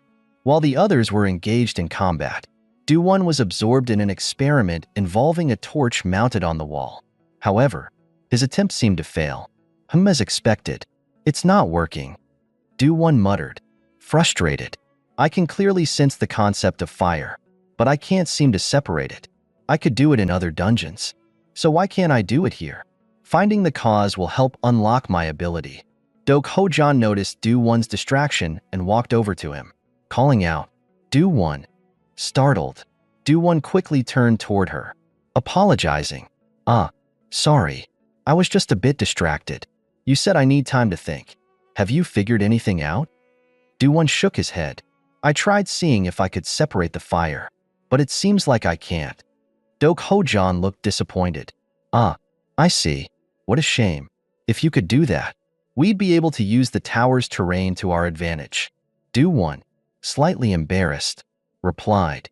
Could you stop jumping to terrifying conclusions about my abilities? Just then, a green slime slowly crept up behind them, and before they knew it, the creature lunged, expanding in midair as if trying to engulf Do-Ho-John. However, before it could reach her, a chain shot forward at lightning speed, shattering the slime's body into liquid fragments. Do-won's attack came from Eve, his autonomous item, which amazed Do-Ho-John. Is that what it looks like in battle? She asked, eyes widening. She was referring to the small, snake-like Eve. Yes, that's right, Do-won replied, nodding. He then gestured for Eve to attack, and because Eve had its own soul, Do-won didn't need to give it many commands. It zipped around at high speed, destroying all the Claw Scythers effortlessly. Even Do-Ho-John had to admit, not bad, pretty fast. Do-won, slightly embarrassed, smiled awkwardly. Actually, I have something even stronger, but it's a bit noisy. Do-Ho-John raised an eyebrow and glanced at Rachel and her team. How noisy can it be compared to them? She asked. As both of them looked toward Rachel, they saw her getting more aggressive. Her hands transformed into claws, and with a swipe, she tore a massive hole in the ground, sending dust flying everywhere. Do-Ho-John shook her head in disbelief. It's so funny. The basic rule in battle is to hide and avoid the enemy's sight. And yet, she's screaming and fighting like this, she muttered. Do-Won, too, seemed a bit stunned, but he laughed, commenting, Ruchel's fighting style is all about instinct, isn't it? Meanwhile, Light and Ruchel were shouting loudly as they fought, which made Dok Ho-jan grit her teeth in irritation. Seriously, it's so noisy. Every time they swing their swords, they shout too, she complained. Time quickly passed, and soon, the group had cleared the path of all the claw scythers. Well, it seems like Room 1 only had claw scythers. Monsters like these are nothing to us, Light calmly remarked. Just then, Dok Ho-jan felt an unusual presence and warned, Stay on guard. We've cleared this room, but I sense something stronger is about to appear. Hearing her, Light gripped his sword tightly and asked, Could it be a higher-level monster? It's possible, Dok Ho-jan replied, her expression serious. Light turned to Do-Won, signaling him, Do-Won, do you see anything? I know, Light. I'm already looking, Do-Won answered, already using his Van Dok Nan, Thousand Poison Eyes, to scan the area. Quickly, he spotted strange energy readings coming from a stone slab ahead. Ruchel, break that stone slab in front, he commanded. With her usual enthusiasm, Ruchel immediately followed the order and advanced toward the stone slab. Ruchel, with her usual explosive energy, screamed loudly and charged at the stone slab, landing a powerful punch. The force of the strike was so immense that it killed the high-level monster before it even had a chance to materialize. The entire corridor seemed to shake in response to her attack. Whoa, we defeated the high-level monster before it even appeared? Light said, bewildered. And it even dropped its enhancement core. I didn't expect it to be that easy. Ruchel quickly retrieved the fallen magic core, but as her hand made contact with it, something unexpected happened. Her pink hair suddenly shifted to a deep red color, a drastic change that caught everyone's attention. At the same time, Do-Won noticed something peculiar. A concept above her head labeled Tom Lo, Heart Furnace, appeared. What's happening to her? Do-Won muttered, his eyes narrowing as he observed the strange transformation. Ruchel, seemingly unaware of the change, continued holding the core, but the change in her appearance was undeniable. The group could only watch in stunned silence, unsure of what this new development meant. Hey, Ruchel, your hair has darkened, the general spoke up to remind her, while also noticing the words above the head of this shy girl. Tom Lo, meaning the fire furnace in the heart. A concept of burning emotions to fuel strength, just like a berserker. Could the hair color change completely like that? Now that I think about it, everything seems clearer. Do-Won thought to himself, while it seemed like he could see the awkward look on his face. Ruchel also anxiously walked over, tugged at his sleeve, and nervously asked, Hey, did I look scary earlier? In response, Do-Won gave a sly smile and complimented her. Not at all. On the contrary, you're very reliable. But, if it gets worse. Ruchel hesitated. At that moment, Dok Ho-jan stepped in to interrupt. I've already said it's fine. What are you still worried about? If you're afraid of losing control, don't worry. I'll kill you to avoid causing any harm, the swordswoman said firmly, scaring Ruchel to the point of almost crying. The other two also looked at her in panic. Please don't, Dok Ho-jan. If one person dies, we'll have to explore from Room 1 again. The male lead quickly stretched out his hand to stop her. However, Dok Ho-jan had her reasons. But if it goes on like this, maybe only the three of us will make it through. Upon saying this, Dok Ho-jan seemed to think of something and shook her head. No, I think it'll be just the two of us climbing. Well, that's even better, she said, her voice sharp. And now it was Light who was on the verge of tears. Hey, what about me? He shouted, feeling like he was being left out. Why am I suddenly so angry? Do-Won wondered to himself, then turned to see the uneasy look on Ruchel's face. Knowing that she was still worried about her own condition, the god gently touched her shoulder and reassured her. Listen, I'll think about it. I understand why you're worried. So as class president, I'll find a solution, Do-Won said, flashing a radiant smile, making Ruchel's innocent face light up as well. Thank you, Do-Won, she said, grabbing the male lead's hand. and across from her, Do-won, seeing this, blushed and scratched his head. It's nothing. Class president is supposed to be like this. Beside them, Light and Dok-ho-jan, feeling like they were witnessing a dog food scene, also glared at Do-won angrily. Turns out, you're just like those other guys. Eyes lighting up when you see a pretty face. Dok-ho-jan sneered. You misunderstood. Didn't I behave normally in front of you? Do-won quickly replied. But hey, aren't you all getting a bit too relaxed? Light reminded them.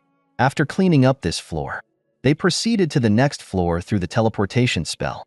The teleportation ended, and from here, it was the second room, Light calmly said. Then, he sat down, picked a few weeds from the ground, and continued.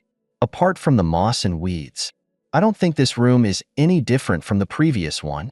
Ignoring these remarks, our main character was still wandering around with the magical core he had collected from floor 1, the high-level monster core that Rutschel had given him earlier. After focusing a little, its stats appeared in front of Do-1. Health 8, Demon 11, Corrosion 12, Acid 5, Resistance 1. Looking at these incredibly high stats, the male lead's face darkened like the bottom of a pot. What is this? Spending time in the dungeon was such a waste. The amount of stats collected from one room is the same as what I get from 10 goblin dens. Acid and corrosion are terms for material degradation, probably because we defeated the Claw Sither. Now, I'll incorporate corrosion into my sword. And of course, acid goes to you, he said, casually tossing the acid ball to the little snake Eve, the devourer. It seemed that the ball was too big, or perhaps it was just difficult to swallow, because Do-1 kept trying to stuff it in, but Eve still stared wide-eyed and couldn't swallow it. Seeing this, Dok-ho-jan, who was standing nearby, curiously ran over and asked, "This little one is getting stronger so quickly, huh?" The voice suddenly rang out, causing our main character to jump in surprise. "Hey, don't sneak up and then speak like that all of a sudden," the god panicked and said. "If you trained your senses a little, you wouldn't be so easily startled." Dok-ho-jan complained, and while this couple was still bickering with each other, the nightlight noticed something and reminded them. "You guys, the monsters in the second room are about to appear. Can we take this seriously?" At that moment, following their gaze, a number of magical circles suddenly appeared on the path ahead, as if they were preparing to summon a group of monsters to check on the team's condition. Before Light could finish complaining, Dok-ho-jan fired another magic bullet, dispersing a black smoke in front of her. "Take it seriously. Sure, but this second room doesn't seem any different from the first room, right? A lion might be careless, but it won't get killed by ants, will it?" She shrugged and said. At that moment, welcoming them in the second floor was a black smoke monster in human form. They were evil spirits, malevolent entities targeting the magic power inside humans. Turning to Light, he really can't agree with this view, can he? "If we stay so careless, we'll run into trouble sooner or later," she said. "So let me suggest this. How about we have Do-1 handle the fighting on the second floor?" This suggestion startled our main character. And of course, everyone knew how weak Do-1 was, so they immediately declined. "What are you saying? That's way too dangerous," they said. Upon hearing this, Dok-ho-jan continued to smile and added, "I think this is a good idea. After all, we'll be fighting in a duel next week. He needs to improve his abilities quickly, right? Seems reasonable, doesn't it?" As she said this, Dok-ho-jan looked at Do-1 as if to tease him. At her words, the sun god could only smile bitterly. "Haha, you really? No wonder you've been acting so strangely. Fine, let me try handling this myself," Do-1 said, while starting to rotate his arm to warm up. It seemed like even the general himself was eager to get into a fight. The only one who still couldn't stop worrying and offering advice was Light. "Hey, Do-1, this is really dangerous. You should listen to what she says." But before the knight could finish his sentence, our main character realized that he needed to improve his combat skills, so he raised his hand to stop him. "It's fine. Just like Dok-ho-jan said, I need to become stronger quickly. So it'd be a waste for you to expend energy here," he said. "These two will help me improve as fast as possible, right?" "Yeah, if Do-1 said so. I trust you. Rachel nodded like a little squirrel. All right, but if anything even remotely dangerous happens, I will jump in right away. Light agreed. Then, thanks a lot. Do-Won smiled, then turned to Dok-Ho-Jan behind him. Listen up, Dok-Ho-Jan. Save your strength for now. I believe you'll help me wholeheartedly later. Right. In response to his words, the swordswoman also flashed a confident smile. At least I promise you won't die from overexertion now. Hearing the reassurance from the boss, Do-Won felt completely at ease. That's good. Eve, let's go. The main character shouted, and with mutual understanding, Eve quickly transformed into AK-47 mode and started firing a storm of bullets towards the monsters, distributing equality to them. Sure enough, the monsters didn't even have time to move before being obliterated, while Light and Rachel, witnessing the godly firepower, almost passed out. What in the world is this? Is that Do-Won's signature weapon? Light wondered, amazed. I don't know its power, but its speed of monster extermination is shockingly fast. If only our soldiers were equipped with such weapons, he thought wistfully. Meanwhile, Dok-Ho-Jan, observing Do-Won's weapon, was assessing it. Is that Qigong? No, it constantly fires steel pellets. It can deal with second-class assassins, and might even reach level 1. It would be useful in the martial world. However, the attack method is a straight line. Long-range combat is fine, but in tight spaces like this, it will always face unpredictable incidents. For example, if an enemy attacks from a blind spot, Dok-Ho-Jan thought to himself, and just as he finished thinking, a vicious spirit beast hiding in a corner lunged at Do-Won from behind, ready to bite him. Seeing this, Light and Rachel both panicked and called out, Do-Won. Hearing their voices, Do-Won calmly turned around. However, our main character reacted extremely quickly, immediately drawing a longsword from his pack, and with a single slash, he easily cleaved the evil spirit in two before it could bite him from behind. After finishing, Do-Won exhaled. That scared me. The other two, seeing that the Do-Won was safe, also sighed in relief. Phew, what was that? Do-Won? Light asked. This is Do-Won's longsword, with a magic sword stat of 12, killer stat of 19, blood poison 9, and melting 12. Do-Won replied. You're really good with a sword. I didn't know that. Light and Rachel complimented him. While they were talking, a swarm of evil spirits from behind seized the opportunity and charged forward like a flood. Do-Won, hearing their praise, remained humble and said, No, compared to Light and Dok-Ho-Jan, I'm still far behind. As he spoke, he tightened his grip on the sword, preparing to deal with the rest of the enemies. Meanwhile, Dok-Ho-Jan nodded as she observed Do-Won's attitude, combining guns and swords. Our main character showed no concern about the evil spirits sneaking up on him anymore.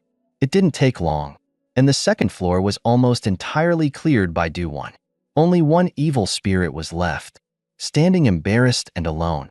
Since there are no more evil spirits, this must be the last one, right? After finishing this one, we'll move on. Let's rest for a moment, Do-Won said. He then ordered his small snake to transform into a chain and bind the evil spirit to prevent it from escaping. The rest of the group also took the opportunity to rest while the creature was restrained. Meanwhile, Dok-Ho-Jan bent down to inspect the remnants of the evil spirits.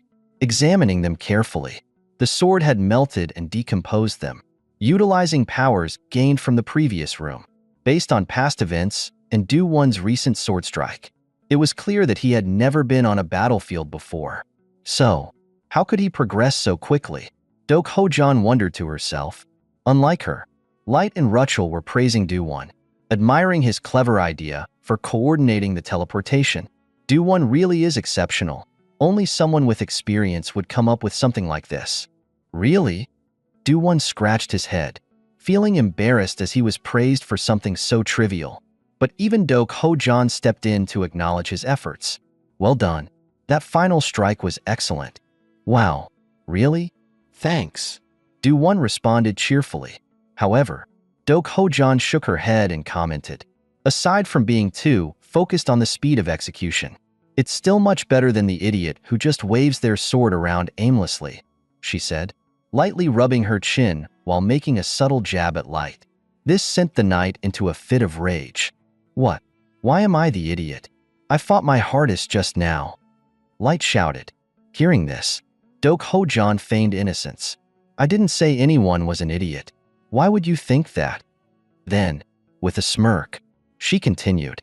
After chopping the darkness and yelling like that, if you're not an idiot, what else would you be? She complained, while the knight beside him was still arguing.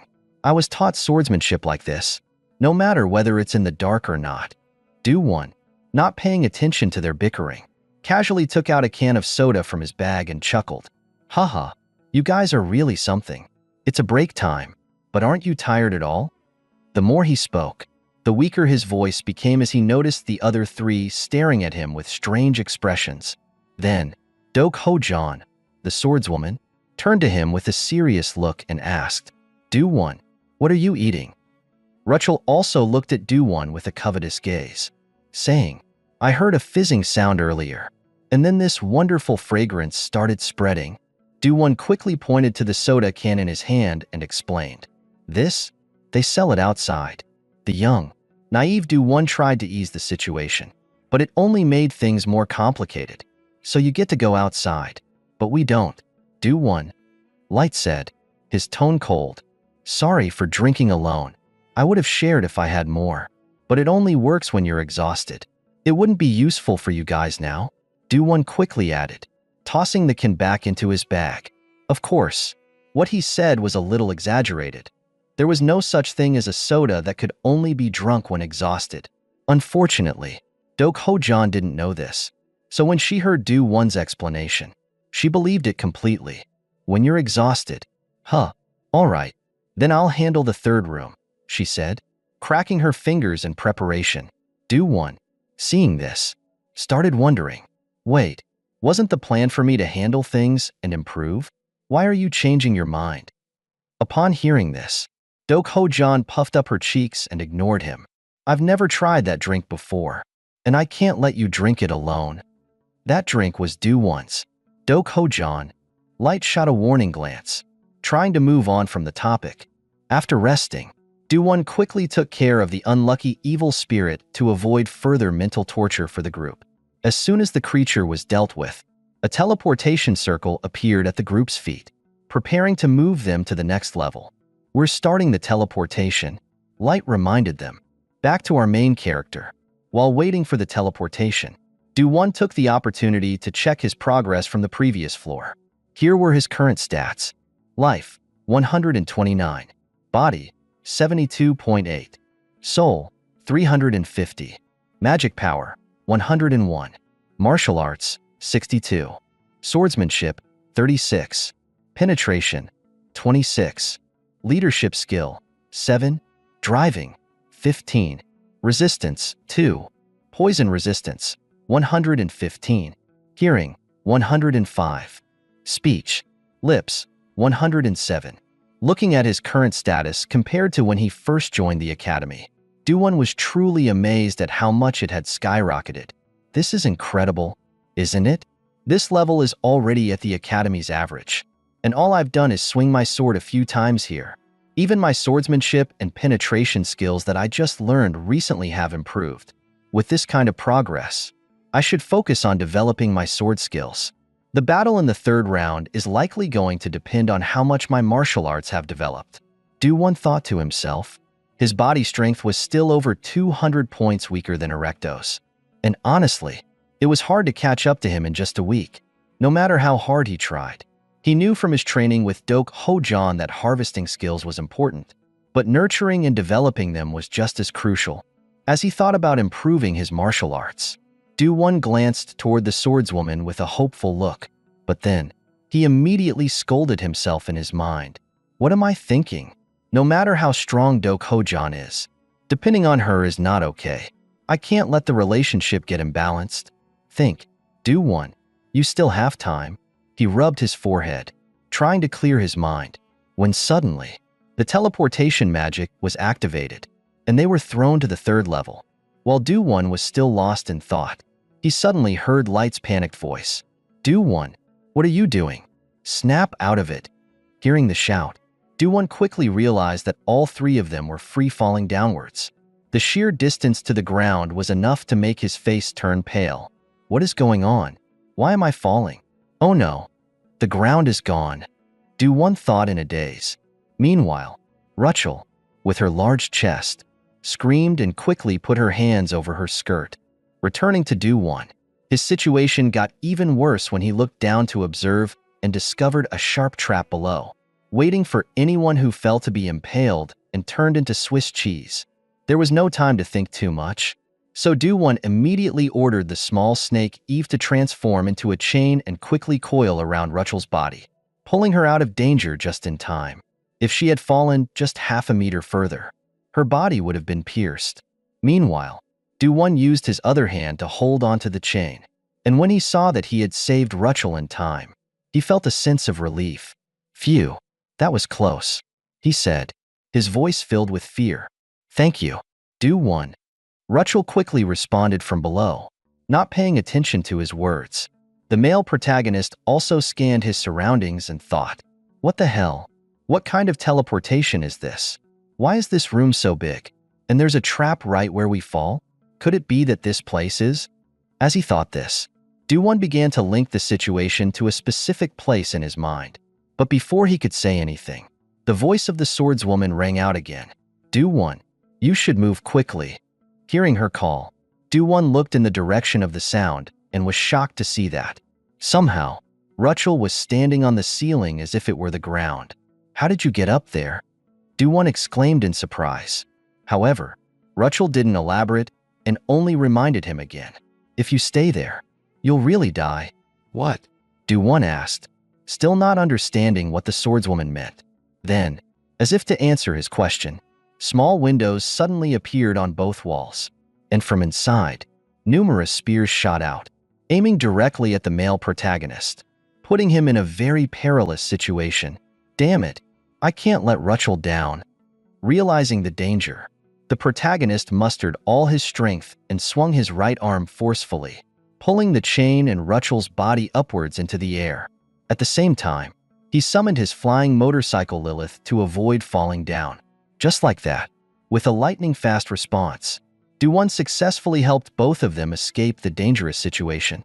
Then, Do-won quickly reeled in the chain and caught Rachel, holding her in a princess-style embrace. I've got you. Are you all right? Sorry for the rough handling, but it was really dangerous just now. I had no other choice, Do-won said. Upon hearing this, Rachel's face turned red, and she stammered, No, it's fine. Then hold on tight. Rachel, it seems there are still dangers inside this space, Do-won continued. Glancing around, he quickly noticed that, right after that, more spears began to emerge from the columns, preparing to shoot outward. Meanwhile, in a different part of the area, the nightlight was also being targeted by numerous flying axes. However, these simple attacks were not enough to trouble him.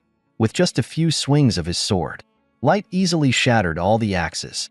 At the same time, two pairs of wings sprouted from his back, allowing him to float in the air. However, something puzzled the knight. What's going on here?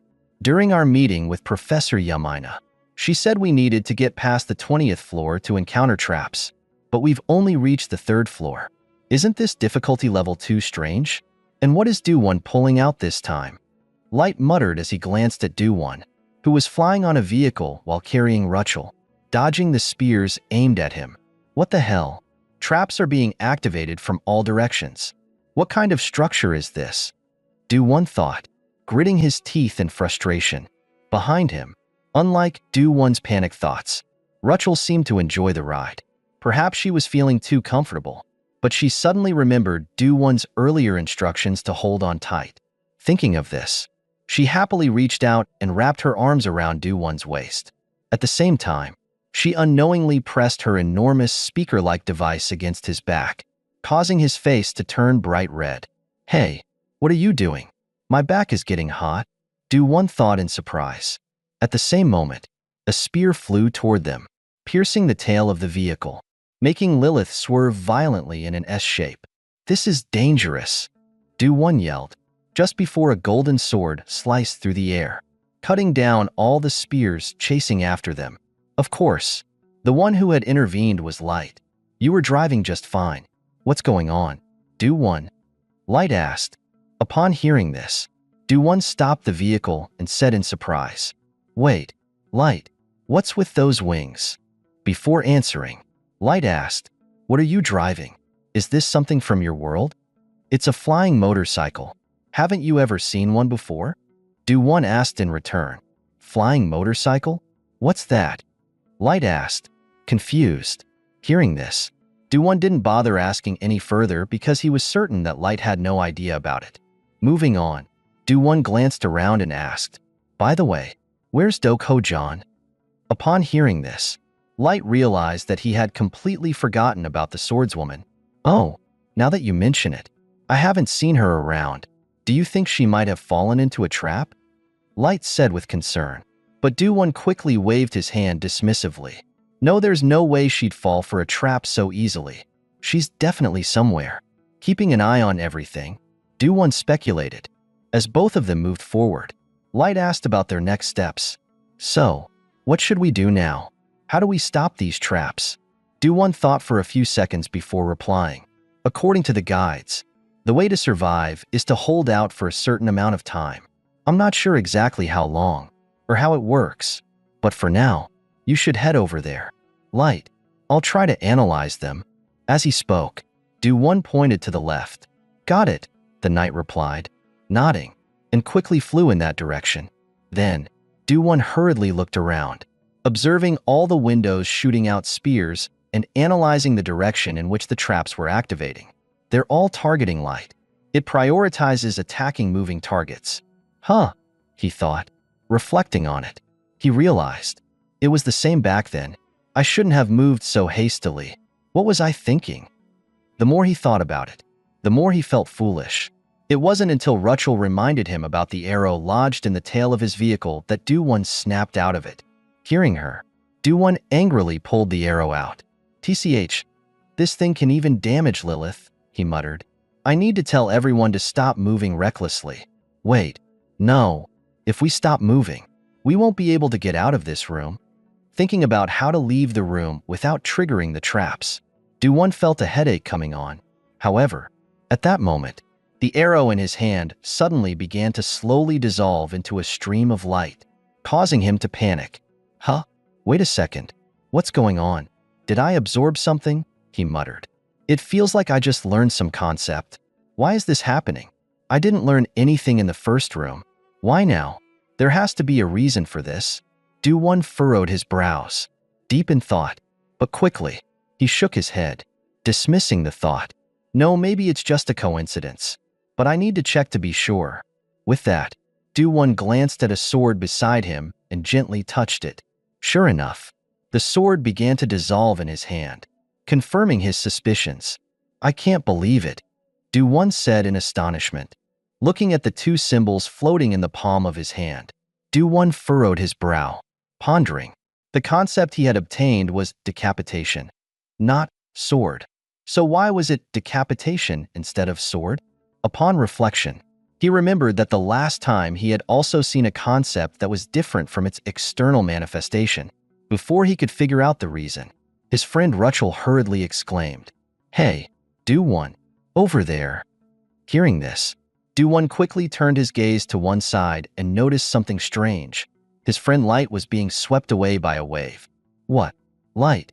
That fool? Do-Won shouted, turning back to the knight.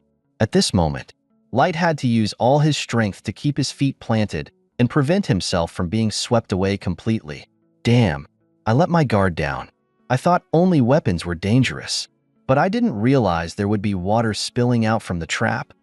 He could feel something in the water, a numbing sensation spreading, and his vision was also starting to blur. At this rate, I won't be able to deal with the next trap, Light thought as he looked at the spears aimed directly at him, feeling no confidence that he would be able to dodge them in his current state. In the distance, noticing that the knight seemed to be in trouble, Do-Won quickly revved up his motorcycle and sped off to rescue him. Watching the protagonist rush to his friend's aid, Rachel recalled his earlier words. Sorry, Rachel. I'm about to make a bet and can't get you involved. So wait here for a bit. After thinking this, she whispered to herself, Good luck. Do one. Meanwhile, Do one, as he was riding, reached out to touch the water spilling from the trap. Sure enough, right after that, he received new concepts. From this concept, you have obtained more than 10 points for acid and waves. Just as before, even though he touched the water, what he received was not water but waves.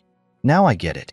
The reason I absorbed the concept decapitation earlier instead of sword is because of the context. Meanwhile, in a different corner, unlike the others struggling to avoid the traps, the swordswoman Dok Ho-jan was freely moving across the columns without any difficulty. However, following her gaze, she noticed that Do-won was speeding toward Light, as if he was planning something. Do-won, what are you doing? She frowned and asked. Back to Do-won. As he drove, he was reviewing in his mind. The state of the material when it appears determines the concept I can absorb. Earlier, when the concealed weapon aimed at my neck, its concept was decapitation instead of sword. With this thought, it seemed Do-won had found a way to deal with the troublesome traps. He shouted to Light ahead, Let me handle this. After that, he revved up his motorcycle and rushed toward the weapons. As he accelerated, Do-won silently prayed in his heart. The depth of the myriad poison's eye is being expanded, allowing me to see through their essence, or even more, and I will be able to read the intentions of the concealed weapons fired from the trap. As he thought this, Do-won activated his poison eye, and in his sight, all the weapons from the trap revealed their concepts. Below, Light, unaware of Do-won's intentions, saw his friend charging straight into the trap and couldn't believe his eyes. What? Is he really rushing into the traps? Ignoring this, Do-won, as he dove into the death trap, already had a plan in mind. I don't need to absorb all of them. I just need to mix them all up and destroy their form. That should be enough. With that, a concept sphere began to form in the palm of his hand, drawing in all the surrounding concepts, causing the shape of the weapons to gradually dissolve. Seeing this, the protagonist knew he had succeeded in his gamble. All right, he shouted. On this side, as soon as Do-won stopped the motorcycle, the night light rushed over to check on him. Hey, Do-won, are you okay? Yeah, Light. Luckily you're safe too. Haha, we really escaped by the skin of our teeth. Do-won laughed. So, what happened earlier? Light asked. At this point, Do-won took out the concept sphere and showed it to him, explaining, I don't know, but it seems everything combined into this mass.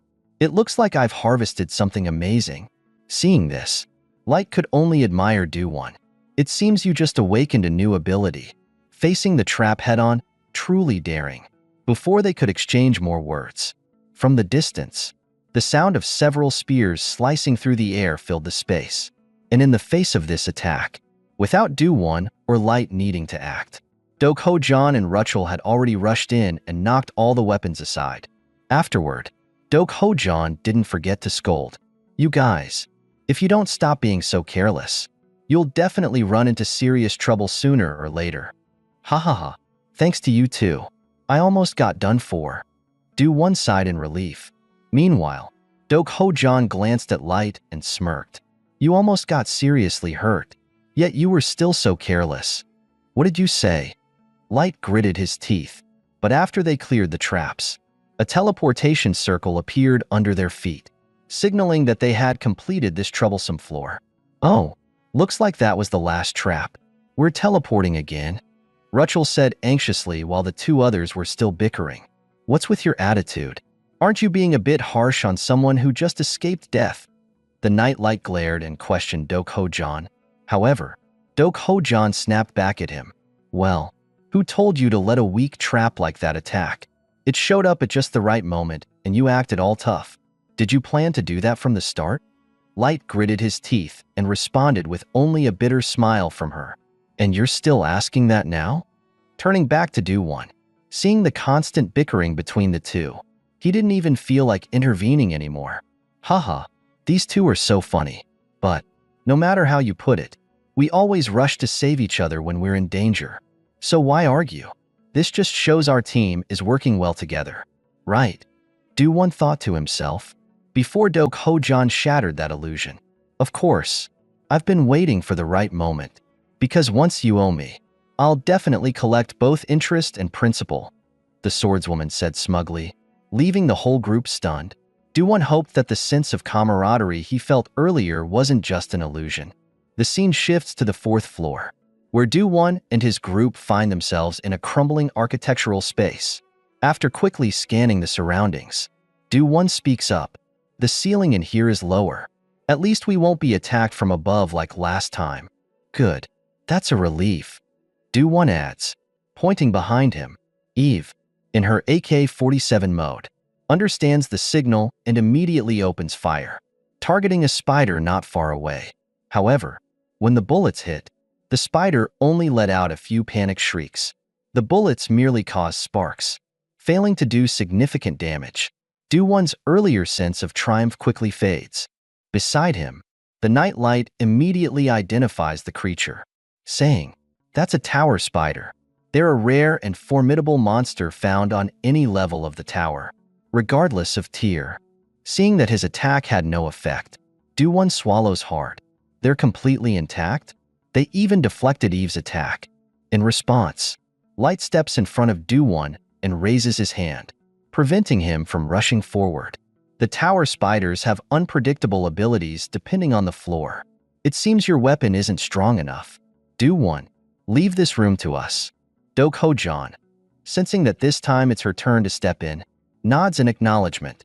Understood. Turning back to Do-won, she sees that his weapon has been ineffective, and he clicks his tongue in frustration. I didn't expect such a strong monster to appear already. Do-won grits his teeth. Seeing his struggle, Do-ho-jan sighs and steps in to calm the group. Everyone step back, including you. Do-won, watch carefully. This is what you've been hoping for. Spirit Blast. Do-ho-jan calls out, and immediately, a powerful blast of energy shoots from her palm, striking the tower spiders in front of her. With just one move, she completely annihilates them, leaving their lifeless bodies sprawled on the ground. Seeing this, Do-won can't help but smirk. Wow, that Spirit Blast really is something. It's way stronger than Eve's bullets. Most of the spiders have been taken down now. Do-ho-jan glanced around to make sure none of the tower spiders still had the strength to fight. She then smirked. Leave the finishing blow to him. Haha, where else would you find a leader as merciful as me? She said with arrogance. Given this unexpected opportunity, Do-won had no reason to refuse. Without hesitation, he pulled out his long sword from his inventory and turned to his teammates. All right, Light, cover me from the rear. Rachel, watch the ceiling for any threats. Got it. Both Light and Rachel nodded in agreement. With his teammates guarding him, Do-won calmly walked toward the disabled spiders to gain experience. It was strange. Even though Do-ho-jan wasn't his leader, Do-won appreciated how thoughtful she was. But honestly, how could he not feel grateful? Do-won gripped his sword tightly, charging toward one of the immobile tower spiders. He was ready to take it down, thinking he'd finally be able to earn some experience. However, when his blade made contact, a metallic clanging sound rang out, breaking the silence. Do-won's entire body shook from the recoil, and the sword felt like it was striking a solid block of iron rather than a monster. Not good. It's too hard. Do-won gritted his teeth, noticing that the spider, now enraged, had its eyes light up like headlights. It suddenly leapt into the air, seemingly eager for a taste of his blood. Do-won quickly stepped back. Even so, there's always a way, he muttered, preparing to attack again. He took a running leap and thrust his sword directly into the spider's head, piercing through it. It had exposed a weak spot, making it easy for Do-won to land the finishing blow. Got it, Rachel said happily, while Light sighed in relief for Do-won. Phew. Although Do-won had successfully taken down a tower spider, there was no joy on his face. But if regular attacks don't work, it's pointless. I can't just keep stabbing and withdrawing like that in large numbers. Maybe the tower spiders are a bit too much for me. Do-won thought to himself before suddenly having a realization. Haha, am I an idiot? I have something from the previous room that would help. I should have thought of it sooner. Now's the right time. Without further hesitation, Do-won took out a concept ball with 20 accumulated points and attached it to his longsword. The sword immediately glowed with a fiery light, resembling molten steel. As Do-won checked the compatibility of the enhancement, a notification appeared before him. Item evolved due to excellent compatibility. Executioner's Longsword, Slash 30, Demon Sword 30, Attack 19, Blood Poison 9, Melt 12. Do-won now felt more confident, his sword much stronger and ready for whatever came next. As the remaining tower spiders recovered from the shockwave of Do-ho-jan's attack, they immediately sensed Do-won's killing intent. Without hesitation, they lunged at him, eager to overwhelm him in numbers. Do-won, however, stood his ground confidently, gripping his sword tightly and preparing for the next strike. "Let's see how this goes," he muttered to himself before swinging his sword with full force. In a single, powerful blow, Do-won effortlessly cleaved through the bodies of 3 tower spiders, creatures that had previously withstood his attacks without even a scratch.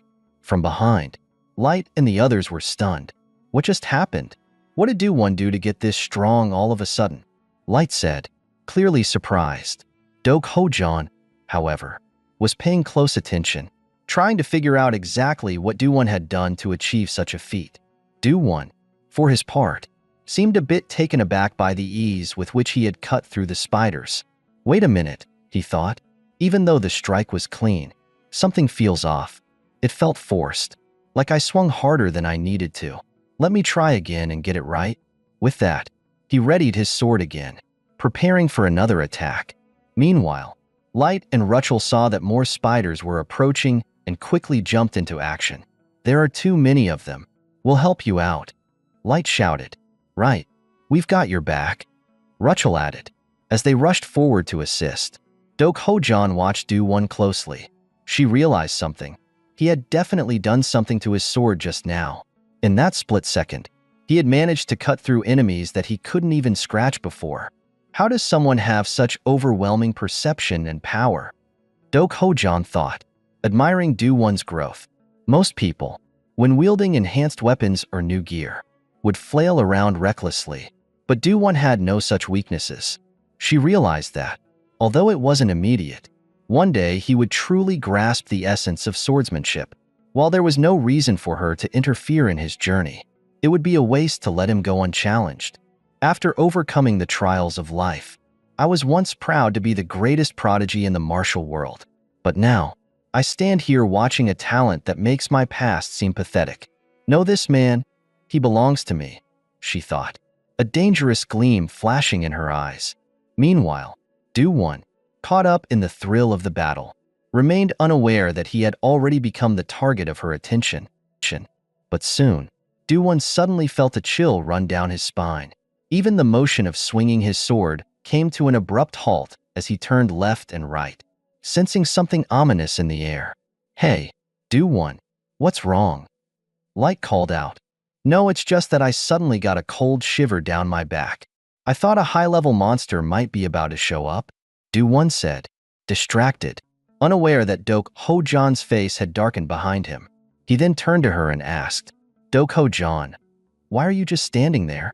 Aren't you going to keep shooting your energy blasts?" "Why should I? You're doing fine on your own," Do-ho-jan snapped back. In response, Do-won grinned mischievously. "Oh, really? Guess I won't be getting you a drink then. Huh, since I'm doing fine. After all." "What?" Do-ho-jan's eyes widened as she glared at him. "Humph," she muttered. Meanwhile, Light let out a relieved sigh. "Looks like this room's finally cleared out," he said. Do-won, however, took the opportunity to pull out 2 cans of soda, teasing the swordmaster. "Guess I'll have to share these with Light and Rachel. You just want to keep the soda all to yourself, don't you?" Do-ho-jan snapped, chasing after him. Just then, Light received a sudden notification. "Huh, is this a message from outside?"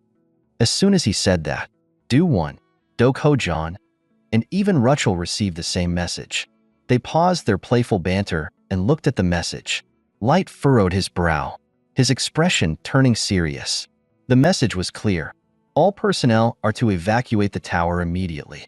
What's going on? Why is it now of all times? Do-won wondered aloud. Is this a direct message from the headmaster? That means it's for everyone, right? Light asked, sounding worried. I don't want to leave yet. I haven't even gotten my soda. Ho-jan complained. Before anyone could respond, Rachel, who was on high alert, shouted, It's here. The group quickly turned towards her voice and saw, to their horror, several spatial portals opening up in front of them. From these portals, countless tower spiders began emerging, swarming out in droves. As the realization hit, Light recalled something from their earlier briefing. So this is what they meant. This is the reason they're telling us to leave, he said grimly. Ho-jan nodded in agreement. No wonder the difficulty was so weird. We've been set up, she said. Do-won laughed nervously. Guess this is why they call it dangerous. Huh. The swordmaster then checked her identity necklace again, shaking her head. The identification necklace isn't working anymore. It looks like we're completely trapped here. Light's expression hardened as he said, So this is what the professor meant by the phenomenon where even students could die. An unstable space. Huh. And just as he spoke, a massive wave of tower spiders charged toward them. The battle was far from over. Back at the meeting with Professor Yamina earlier, she had warned the students about a situation where even students could die. She mentioned that during the tower's trials, it was possible to encounter spatial pirates, which would trigger a chaotic and unpredictable phenomenon. Do-won, intrigued, asked, What are spatial pirates? Professor Yamina responded, I'll explain them later. But the key issue is that their invasion can cause an irregular phenomenon, one that can't be predicted. Normally, during expeditions, you shouldn't be in any danger. But once the irregular phenomenon occurs, everything changes. All the rules inside the tower will be warped. Safe zones will turn dangerous, and the number of monsters will increase uncontrollably, along with the difficulty of the rooms. It becomes a hellish mode, and various problems will arise simultaneously. Hearing this, the faces of Do-won, Light, and Ho-jan turned pale as they imagined what it would be like to be caught in such a situation. The very thought was enough to make them feel faint. Professor Yamina continued, As you can see, the tower does not guarantee absolute safety. So, remember this. If you're ever trapped in an irregular phenomenon, it's a real dangerous situation. Back to the present. After fully understanding the gravity of the situation, the group immediately decided that they had no time to fight an endless wave of monsters. Do-won activated his skills and carried Rachel away while Light and Ho-jan quickly increased their pace. However, the spiders continued to pursue them relentlessly, refusing to let them escape. Do-won frowned. We don't know how long these spiders will keep coming. Trying to hold out in a cramped space is way too risky. Ho-jan muttered. Seems like they're endless. Just then, as the spiders started pouring out of the hallway, Ho-jan used her internal energy to unleash a powerful shockwave, knocking back the spiders in her path. Meanwhile, Light swung his sword, sending out blades of energy that cut through the spiders. Ho-jan, don't stop. Take care of yourself first. Light shouted, urging her to keep up the fight. Ho-jan grumbled but pressed on. The two of them fought side by side, creating a powerful defense against the endless wave of spiders. However, Do-won began to worry about their stamina. Ho-jan had already killed dozens of spiders on the way, and Light wasn't far behind. Their energy was being drained fast, and Rachel, who had been exhausted, seemed even more drained, his hair losing its color. Do-won wondered nervously, if his hair completely changes, could something terrible happen? He continued to fight, but the spiders were tough. What should I do now? He thought, feeling the pressure mounting. Ho-jan, taking a brief moment to catch her breath, turned to Do-won and said, Looks like your beast friend has completely lost it. Who would have thought something like this would happen? I can't keep going much longer. If we don't get a break soon, it's going to be dangerous. She flexed her wrist, wincing slightly from the soreness. After all, using her internal energy so much was starting to take its toll. Without much thought, Do-won immediately took out a can of carbonated drink from his backpack and handed it to Ho-jan. Here, drink this, he said. I'll hold them off. You just take a rest and drink. Do-Ho-Jan, slightly embarrassed by the gesture, looked at the can and then at Do-Won. Oh my, what's this? She asked. But Do-Won just nodded with determination. Just drink. I'll take care of them. Do-Won reassured her. Seeing his confident tone, Do-Ho-Jan's face turned a bit pink as she accepted the can with a smile. Haha, can you really do this? She teased. Of course. Do-Won replied with a grin. Watch carefully. Without further ado, Do-Won pulled something out of nowhere. An explosive grenade. He quickly pulled the pin and tossed it directly into the center of the spider swarm in front of them. The grenade exploded with a powerful blast, sending spider remains scattering in all directions. What is this power? Light shouted in disbelief. How about that? Impressive, right? I put a lot of effort into making it. Do-Won laughed as he jumped onto his flying motorcycle, heading towards the swarm to gather more experience. While riding, Do-Won couldn't help but reflect on the situation. He noted that Rachel still seemed full of energy, though his behavior was hard to read at the moment. More monsters were appearing, and time was running out. In order to give Light and Do-Ho-Jan a proper rest, it's best to hold off the monsters as much as possible. I need to take down as many as I can to buy them time to recover, Do-Won thought to himself as he kept fighting. At that moment, a notification screen appeared in front of him, drawing his attention. The message read, "The blood of your sword, the executioner's blade, has increased by 15. You have understood and grasped a new concept of slash, and the depth of slash has reached level 2. As the notification faded, Do-Won noticed that the sword in his hand was now enveloped in a sinister red glow. Wait, my sword is turning red? Do-Won furrowed his brows in confusion, looking at the transforming sword in his hand. The protagonist had no time to study it further. Although he didn't know what concept blood venom was based on, trying it would tell him everything he needed. Gripping the sword tightly, Do-Won swung it fiercely, instantly slicing the two spiders before him in half. After delivering this single strike, he immediately noticed a difference from before. Wait a moment. The sword's mark is expanding. Thinking back to the earlier situation, if slashing enhanced the cutting power, then blood venom increased the attack range and distance by absorbing his own blood. Let's see, but I can't use this too often. Each slash felt like donating blood, leaving him craving chocolate. This traitorous sword makes me nervous, he thought anxiously. Meanwhile, behind him, Light noticed Do-Won's sword changing again and asked curiously, "Did you get something new again? What's with that sword aura?" Do-Won didn't answer the question but instead glanced around before asking in return, "Where's Rachel?" Hearing this, his knight friend shifted his gaze aside and shook his head. "She's slaughtering the spiders over there. We shouldn't approach her right now." Upon hearing these words, Do-Won turned his eyes to Rachel, where she was roaring like a wild beast, smashing every spider that dared approach her into pieces. Seeing this scene, he let out a long sigh and advised, "You two, don't rush into battle just yet. Rest a bit more." "No need. Do-Won, I'm well rested thanks to you. Look around," Light calmly replied, making Do-Won snap to attention. Observing that the number of monsters had significantly decreased. "I wouldn't have noticed if you hadn't pointed it out." Turning to Do-Ho-Jan, she also scanned the area briefly and remarked, "The atmosphere is settling down. When monsters stop attacking, it usually means the battle is ending, or something stronger is about to appear." Light stroked his chin thoughtfully, and sure enough, Rachel, who had been ferociously fighting moments ago, suddenly sensed the same oddity and paused, turning her gaze toward one direction, where a spatial gate was gradually forming, from which a massive spider emerged. Staring at the monster's massive body, as large as a building, Light murmured, "It's too late." Beside him, the protagonist's eyes rolled back in confusion, completely baffled. What's happening? Didn't they say that colossal monsters like this only appear after the 50th floor?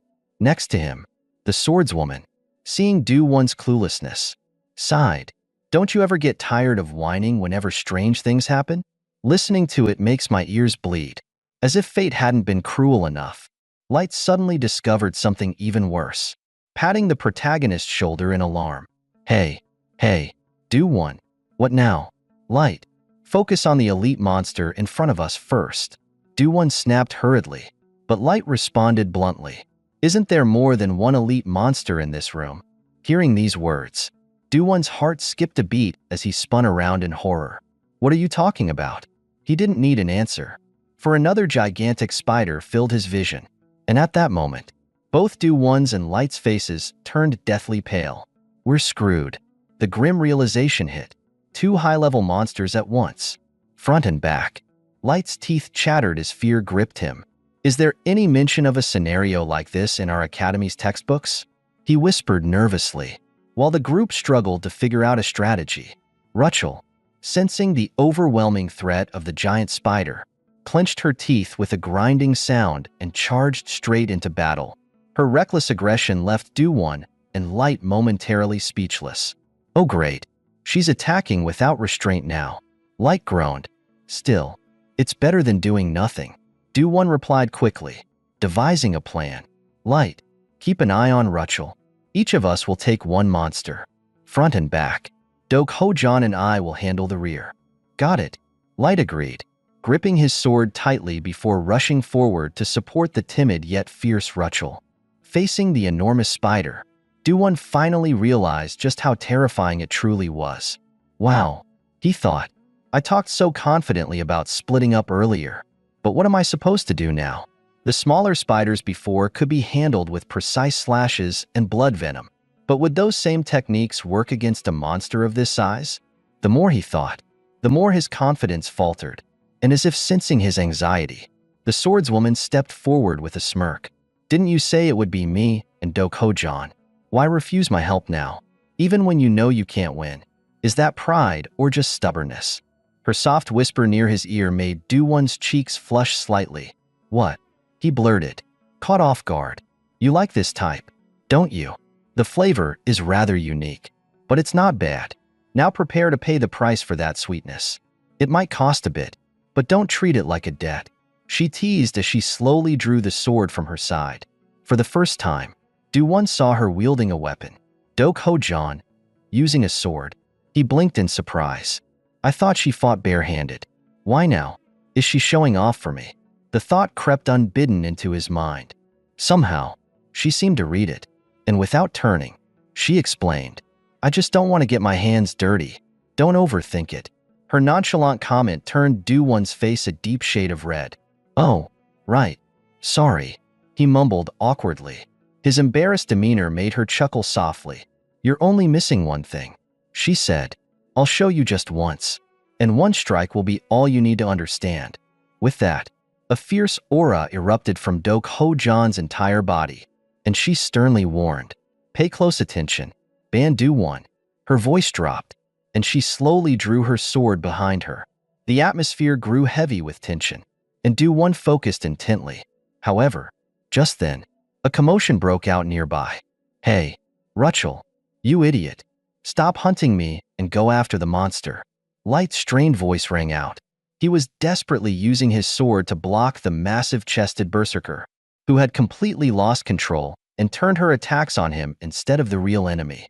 While Light and Rachel continued their chaotic scuffle, the giant spider behind them seized the opportunity and launched a massive web toward both of them.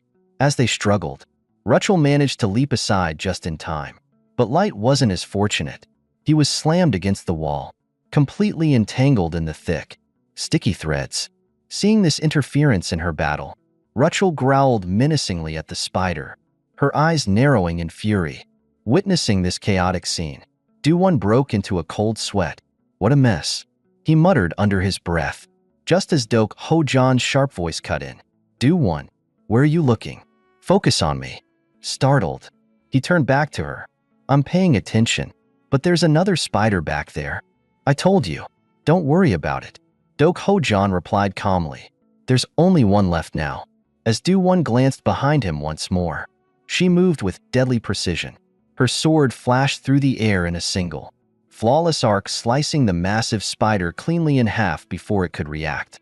The sharp, decisive strike ended the creature's threat in an instant, leaving Do-Won staring in wide-eyed astonishment. Through Do-Won's eyes, he observed Ho-Jan's movement with perfect clarity. her arm rising from below in a simple upward slash. Just a single, straightforward motion, he thought. Yet in that simplicity, I saw death itself cleave the world in half. The sheer mastery behind the strike left him awestruck, and almost immediately, his mind reeled as if overloaded with information. At the same time, countless notification screens flooded his vision from the system interface. Advanced skill immediately acquired. Power control mastery enhanced. Depth of 1,000 Venom eyes increased by 5 points. 1,000 hearing ears and 1,000 origin sense each increased by 5 points. Partial comprehension of an immensely complex martial arts concept achieved. Depth of soul void, 390. Depth of martial way, 97. Depth of swordsmanship, 52. Chasm of severing strike observed, depth, 15. Despite all this, Do-won had no time to focus on the notifications. His head throbbed with an indescribable pain, as though his skull might split open. The overwhelming surge of knowledge from merely witnessing a fragment of her technique had caused his stats to skyrocket. The power felt akin to the moment he shattered Ortima's energy barrier. But this was something else entirely, an upgraded, perfected version of a death-dealing slash. How can someone pour such intense willpower into a sword strike? He thought in horror. The very essence of death itself, so clear and vivid, that it chills me to the bone. The realization sent an involuntary shudder through his entire body, imagining what it would be like to face such a blow directly. Lost in his thoughts, Do-won didn't snap back to reality until Dok Ho-jan spoke. Noticing his dazed expression, "Hey, Ban Do-won," she called out. "Were you watching closely? Don't expect to see it a second time." As she said this, she leaned in so close that her face nearly touched his, startling him into a sudden backward step. "Why are you backing away?" she asked with a smirk. "You always stand way too close." Do-won stammered, flustered. Ignoring his embarrassment, she casually tossed him the core of the elite spider she had just defeated. "Huh," he gasped, catching it instinctively. This is the core of that high-level spider from earlier." His eyes widened as he examined it. The stats on the core were anything but ordinary. Life, 3. Body, 11. Demon, 12. Carapace, 15. Webbing, 10. Resistance, 1. The sheer potential brimming within it left him momentarily speechless. Seeing this, the protagonist felt a bit uneasy, unsure whether he should keep the core or not, since Dok Ho-jan was the one who defeated it, and taking the reward like this without asking didn't seem right. While thinking, he glanced at the female swordswoman with a complicated expression, and as if sensing his inner turmoil, she curled her lips into a teasing smile and said, "Oh, come on. It's a reward. Don't hesitate. Just take it." Hearing her words, he turned away silently, his face flushed with embarrassment. Meanwhile, as the two of them were caught up in their light-hearted exchange, the nightlight, stuck on one side and witnessing this blatant display of affection, could no longer bear it and shouted out, "Hey, you two, stop flirting already and get over here to help me. Rachel has gone crazy right now." He shouted in a panic as his eyes darted nervously toward Rachel, not too far away, who was at this moment completely pummeling the elite spider into literal pulp. "It seems light is utterly useless now. I'll be defeated in a second if this keeps up," he thought, realizing that in this dire situation, there was only one person capable of stopping her. Naturally, it was none other than Dok Ho-jan. Turning to the strongest member of their team, Do-won looked at her with desperate hope. But what he saw made cold sweat drip down his back. She was calmly standing there with her arms crossed, observing everything as if it wasn't her concern. "Don't look at me like that," she complained. "I've already finished my part of the battle." However, since he clearly had no chance of overpowering Rachel himself, Do-won poured all his sincerity into pleading. "I know you don't like it, but this is an abnormal situation. If any of us dies, who knows what will happen?" Just as his words trailed off, the legs of the supposedly defeated elite spider twitched, proving it wasn't entirely dead after all. Of course, Dok Ho-jan sighed. "Fine, I'll play with that little beast for a while then," she muttered, cracking her knuckles to warm up. Seeing this, Do-won beamed with joy. "Oh, Finally, that's what I'm talking about. But Do Ho-jan wasn't about to act without getting something in return. In exchange, you have to finish off what's under your feet. She added, "All right, beastie, stop clinging up there. Come down and face me." With a casual flick of her wrist, she unleashed a blast of energy directly into the face of the timid girl to draw her attention. Wait a second, Do Ho-jan. Underneath, the protagonist began to shout, but before he could finish his sentence, she cut him off with a smirk. "Let's have some real fun together." Feeling provoked, Rachel ground her teeth and let out a feral growl before launching herself directly at Do Ho-jan. Her landing was so powerful that the ground immediately split into several cracks beneath her. However, Do Ho-jan effortlessly dodged and, in a calm, mocking tone, taunted her further to lure her into attacking again. "Over here, beast," she chuckled. With each reckless charge, Rachel attacked blindly, her fists slamming into empty air as Do Ho-jan moved nimbly out of harm's way. After Rachel missed with a particularly aggressive thrust, Do Ho-jan grabbed her by the wrist with ease, swinging her entire body and slamming her into the ground with a resounding crash. "Oh my, not that way. I meant over here," she teased with a laugh, charging at the strong without thinking. "Get up already. You've got so much energy left, don't you? I'll keep playing with you until you burn it all out. Go ahead, run wild," she added with a smirk. Hearing these words only made Rachel even more furious, her rage intensifying with every taunt. Watching this spectacle unfold, Do-won felt a chill run down his spine. Dear heavens, it really looks like she's just playing around, he thought, shivering at the sheer casualness of her dominance. Meanwhile, with Rachel subdued for the moment, Do Ho-jan had the leisure to glance over at Do-won. "This isn't the time to be distracted, Ban Do-won," she called out, her voice sharp. Startled, Do-won gritted his teeth, pulling out his sword and turning to face the injured but still fearsome elite spider. "I know what you're going to say, but isn't this mission way too tough for me? Seriously, this is ridiculous. Teacher," he muttered nervously. Even though the spider had already been damaged by Rachel's earlier assault, it remained a formidable foe. "If you've been paying attention to my techniques, you'll manage just fine," Do Ho-jan said confidently, her eyes gleaming with conviction. The unwavering assurance in her gaze left Do-won flustered, and he could only respond with a sheepish grin. "Ha ha, where exactly does your confidence in me come from?" Before he could lament any further, the elite spider made its move, driving one of its massive legs straight toward him. The blow sent Do-won flying backward, his body hitting the ground hard. "Do-won, are you okay?" Light called out in concern. "What the heck is this?" Light exclaimed, wide-eyed with disbelief. The moment those two left, "You got thrown into battle right away? Seriously?" It seemed that Do-won felt as though the spider was underestimating him, thinking that it could still handle him with just a little bit of life left. "Fine then, let's see how it goes," he thought, before shouting, "Eve!" Immediately, magical circles appeared around the spider, and from within them, chains shot out, wrapping tightly around its legs. "Is he binding its legs?" Light gasped in shock at the sight. Meanwhile, Do-won seized the opportunity to attack while the spider was struggling to move. "I'll use Eve to immobilize it, then add in poison blood and go for a close-range attack," he thought, swinging his sword with full force, slashing directly at the spider's face. The blade struck deeply into one of its eyes, making it scream in pain.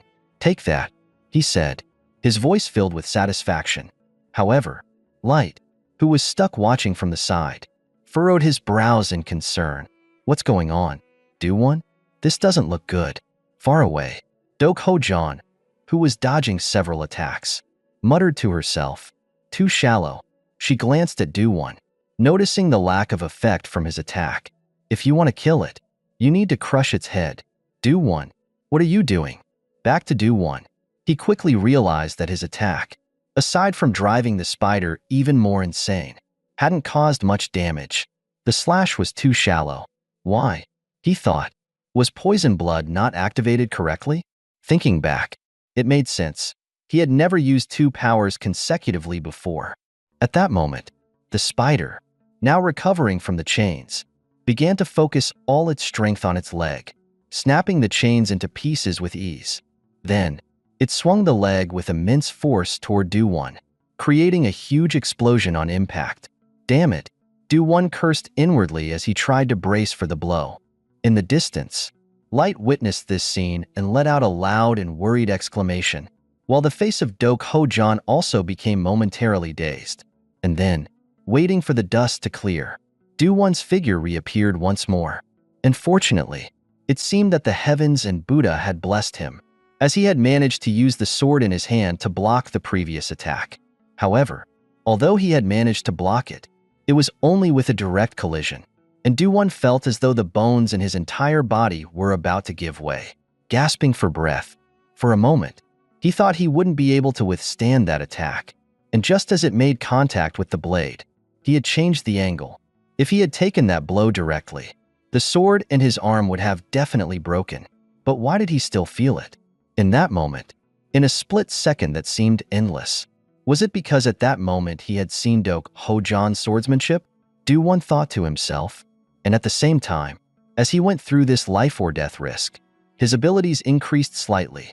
During the process of resisting the enemy's attack, he had perceived and understood the concept of flow, and the depth of the flow increased to level 5.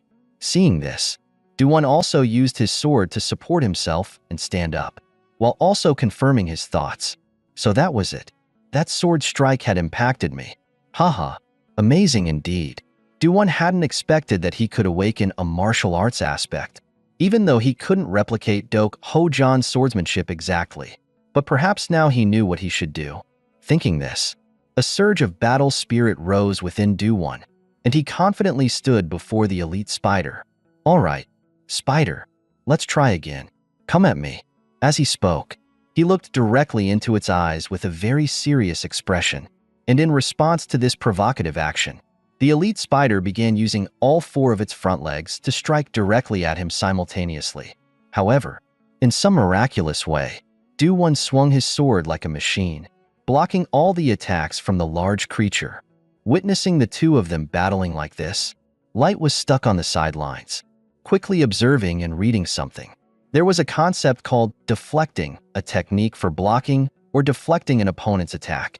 It could hinder the enemy's strike or avoid fatal injuries, and if done well, it could even open up an opportunity for a counterattack.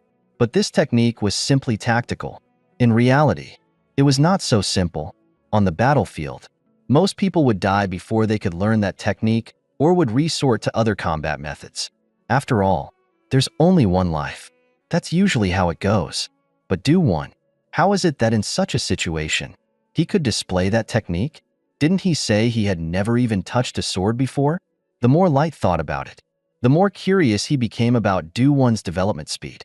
Turning back to the main character, at this moment, he seemed to be splitting into 3 people, each moving in a different direction to block the attacks coming from the 4 sides of the large creature. While blocking the strikes, Do-won's eyes also widened as he stared directly at his opponent, waiting for the right moment. And as soon as he saw the spider raise its leg to attack again, Do-won knew his opportunity had come. It was right then. The direct attack. Block it. And as for the attack from the side, redirect it. Thinking this, Do-won swung his sword, knocking the incoming leg aside, and then the spider swung another leg toward him from the side. Facing this attack, Do-won placed his sword on his shoulder, letting the leg slide along the blade and move off to the side. Once done, Do-won breathed a sigh of relief inside. Good. Little by little, it was becoming clearer now. Get closer. Returning to the battle between Do-ho-jan and Rachel. This was a one-sided fight in the truest sense, with the monster girl being toyed with by Do-ho-jan like a cat playing with a mouse. And it seemed like she had already felt the heavens were playing with her. Do-ho-jan took advantage of the situation and tripped Rachel, causing her to lose her balance and crash face first into the ground. Not giving any more attention to the timid girl, Do-ho-jan redirected his focus to the main character's fight. It was hard to believe. He had imagined Do-won would gain something from observing the sword strike, but instead, Do-won showed him something unexpected. Ban Do-won. There was a technique from the Central Plains that uses the nature of the flow, but very few people practice it. and it's the technique of diverting the opponent's strength at the exact moment, in just 1/100,000th of a second. Because the risks were too high and required a great deal of effort, most people would resort to easier techniques. As someone who has always pursued martial arts that dominate, I now see a different perspective because of you. I never thought that something I once considered a trivial technique could be so profound and look so cool. Thinking about this, the swordswoman's face turned slightly pink before she was snapped out of her thoughts by Rachel's scream. "Thanks, monster, for showing me how embarrassing I look. Hey, let me go." Light spoke up to remind her, but without responding to the request. Ho-Jan gave Rachel a painful tap on the head and then refocused his thoughts. However, just changing the direction wasn't enough to end this fight. To win, one had to see the bigger picture. If we've come this far, then show me. Do-Won. If you've mastered the flow technique to divert the opponent's strength, then of course, you should be able to use that power to counterattack. Back to Do-Won. Just as Ho-Jan had said, our protagonist understood this as well, and so he was still focused on observing, looking for the right moment. Then, just as the elite spider lunged its leg toward Do-Won again, he took the initiative to charge and block the attack. Now was the time, using the enemy's thrusting power, spinning, combining two techniques, slicing and cutting. As he thought this, Do-Won swung his sword to the side to deflect the spider's leg, while at the same time, he used its momentum to spin and increase the power of his strike, also adding the properties of venom and slicing into the blow. He then swung his sword directly at the spider's face, landing a deep gash across its face. The spider screamed in pain, as though its house was on fire. And behind, Ho-Jan, witnessing this, clenched his fists in excitement. "That's it. That's how it should be. Well done." He cheered inwardly, returning to Do-Won.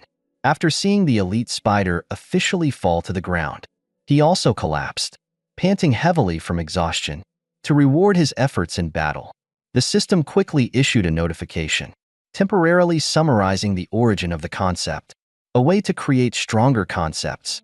The depth of the concepts related to poison, air, and language had increased by 5 points. Looking at the notifications, Do-Won couldn't help but be a bit surprised. "Oh, I did it? It increased that much?" he wondered to himself. However, before he could check his status, Light and Ho-Jan both called for help. "Hey, Do-Won, could you handle this for me?" Light called out while still stuck in the spider silk. Meanwhile, Rachel was still going crazy, attacking Ho-Jan. "And this, too," Ho-Jan added, turning to Do-Won. After hearing this, Do-Won could only manage a crooked smile. "Everyone's asking me for help just because I defeated an elite monster." "Huh, Light, you're a genius. You can do anything," he said. In response to this, Light's eyes welled up with tears. "I'm sorry. I'm stuck and can't use magic." Even Ho-Jan had to nod in acknowledgement. "This monster is incredibly resilient and powerful. I wish I were stuck like that fool." The swordswoman muttered in frustration, her words causing Do-Won's eyes to widen, as though an idea had just struck him. "Sounds good," he mumbled to himself. He then quickly implemented his idea, researching the concept of the spider silk trapping Light and feeding it to Eve, thinking to himself that all he needed was a monster-catching net. As he spoke, he absorbed the concept from the spider silk and fed it to the small serpent. "Eve, you have acquired the concept of spider web." Eve's concept depth is now 25, higher than the spider web of level 16. At this point, after absorbing the concept, Eve's body began to transform, turning into a cage made of chains. Do-Won then threw the chain net directly at Rachel, startling her so much that she couldn't react in time. As a result, the chains tightly wrapped around her body, and the more she struggled, the tighter they became. Looking at the scene, Do-Won couldn't help but let out a triumphant laugh. "Haha, struggle all you want. Rachel, it's definitely tighter now, and it can even drain your magic. The more you struggle, the tighter it'll get." Do-Won smiled as the chains started wrapping around Rachel's body in a very strange manner, making both Light and Do-Won blush as they watched. At that moment, Light, the knight, raised his hands to cover Do-Won's eyes and warned him. You shouldn't be looking at this. In response, Do-won gritted his teeth in frustration. What about you? I'm fine, Light awkwardly replied. Meanwhile, Do-ho-jan, seeing that things had settled down, looked around and nodded with satisfaction. Phew, thank goodness. This room hasn't been altered. That chain seems useful. At the same time, Do-won's pendant started emitting warning sounds, making him feel more urgent. He spoke up, reminding the group, my certification badge is ringing again. We should leave here quickly. Do-ho-jan nodded in agreement. Yes, let's leave. Just as the words left her mouth, before anyone could move, a red energy sphere suddenly appeared behind them. From within the sphere, an unfamiliar voice echoed. You, the children who have passed the test. Hearing the voice, Do-won in the group jumped, immediately becoming alert. Do-won then turned his gaze toward the source of the voice and questioned, who's speaking? In response, the energy sphere slowly transformed into the figure of a woman. She then extended her hand toward the group and made a proposal. I will reward you now. I will offer you the chance to make a contract with the overseer of the Thousand Eyes. Time quickly passed, and the scene shifted outside the tower. At this moment, Professor Yamina stood anxiously, waiting for her students, as they had not yet come out of the tower. However, she did not have to wait long before Do-won's group was transported outside via a teleportation spell. Phew, is anyone injured? Do-won asked. Where are we? Light asked curiously. This is the place we entered earlier. Do-ho-jan replied. Meanwhile, Professor Yamina, seeing her students return, hurried over to ask them with a face full of worry. Are you all okay? Are any of you injured or suffering from any aftereffects? Seeing her face, which looked as if she might cry, Do-won smiled and reassured her. It's okay, Professor. We're all fine. Please calm down. Hearing this, Professor Yumina's heart didn't return to normal right away, despite the urgent evacuation notification having some complications. She was still deeply concerned because no one had come out yet, but she was relieved to see her students safe. So, what happened in there? Can you tell me? Her question startled the group, and Do-won scratched his head awkwardly before answering. Well, about that, let's go into a room and sit down first. As time passed, the scene shifted to a quiet, deserted area where the group could finally sit down and discuss what happened in the tower. So, what happened here? We got pulled into a very strange place after the fourth room changed shortly after we entered. Do-won said, while we were there, what exactly happened? In response, Professor Yumina's face became somber as she answered. Actually, one of the students was killed by an intruder from outside. The academy is trying to handle the situation, but the students' teammates are in great distress. This is likely also the cause of the strange occurrences earlier. We've mentioned the intruders before, haven't we? On the other side, Do-won recalled the earlier warnings from Yamina. The space raiders would target new students, kill them, and steal their certification tokens. These students would never be revived and would be trapped there forever. Thinking about this, Do-won couldn't help but break into a sweat and tentatively asked, So, have we found the intruder? In response, Yamina could only shake her head. They escaped. The students there couldn't stop them. Hearing this, Do-ho-jan, who had been standing off to the side, voiced her own suspicion. It seems like this exam was set up. Even if they're not students of this academy, there are always those who are willing to climb the Babel Tower. For them, new students entering the tower are a perfect target. They kill the freshmen who passed the entrance exam to ruin the academy's reputation and infiltrate the academy with stolen certification tokens. From the academy's perspective, they could claim confronting the intruders was part of a mandatory exam, giving them a huge responsibility. Isn't that right? Do-ho-jan spoke while glancing at Yamina with a teasing look. Her words seemed entirely accurate, and Yamina couldn't refute them. Looking at Yumina's embarrassed expression, Do-ho-jan sighed, her tone laced with sarcasm. Really? This place is amazing. Intruders blatantly invade the tower, within the academy's territory, and the academy can't stop them from slaughtering their own students while maintaining its reputation as the best academy. Without any suspicion, behind them, Do-won's group fell silent. seemingly lost in thought. Only Yamina, the female professor, couldn't agree with this viewpoint. You're misunderstanding something. Dok Hojan, protecting the students is the academy's responsibility, but once they enter the tower, they can only rely on themselves. Besides, the fact that intruders can enter the tower cannot be changed. That's the will of the tower. As she spoke, Yamina lowered her head slightly, as though not daring to face her students. Upon hearing the words, Dok Hojan gritted her teeth in frustration. The will of the tower?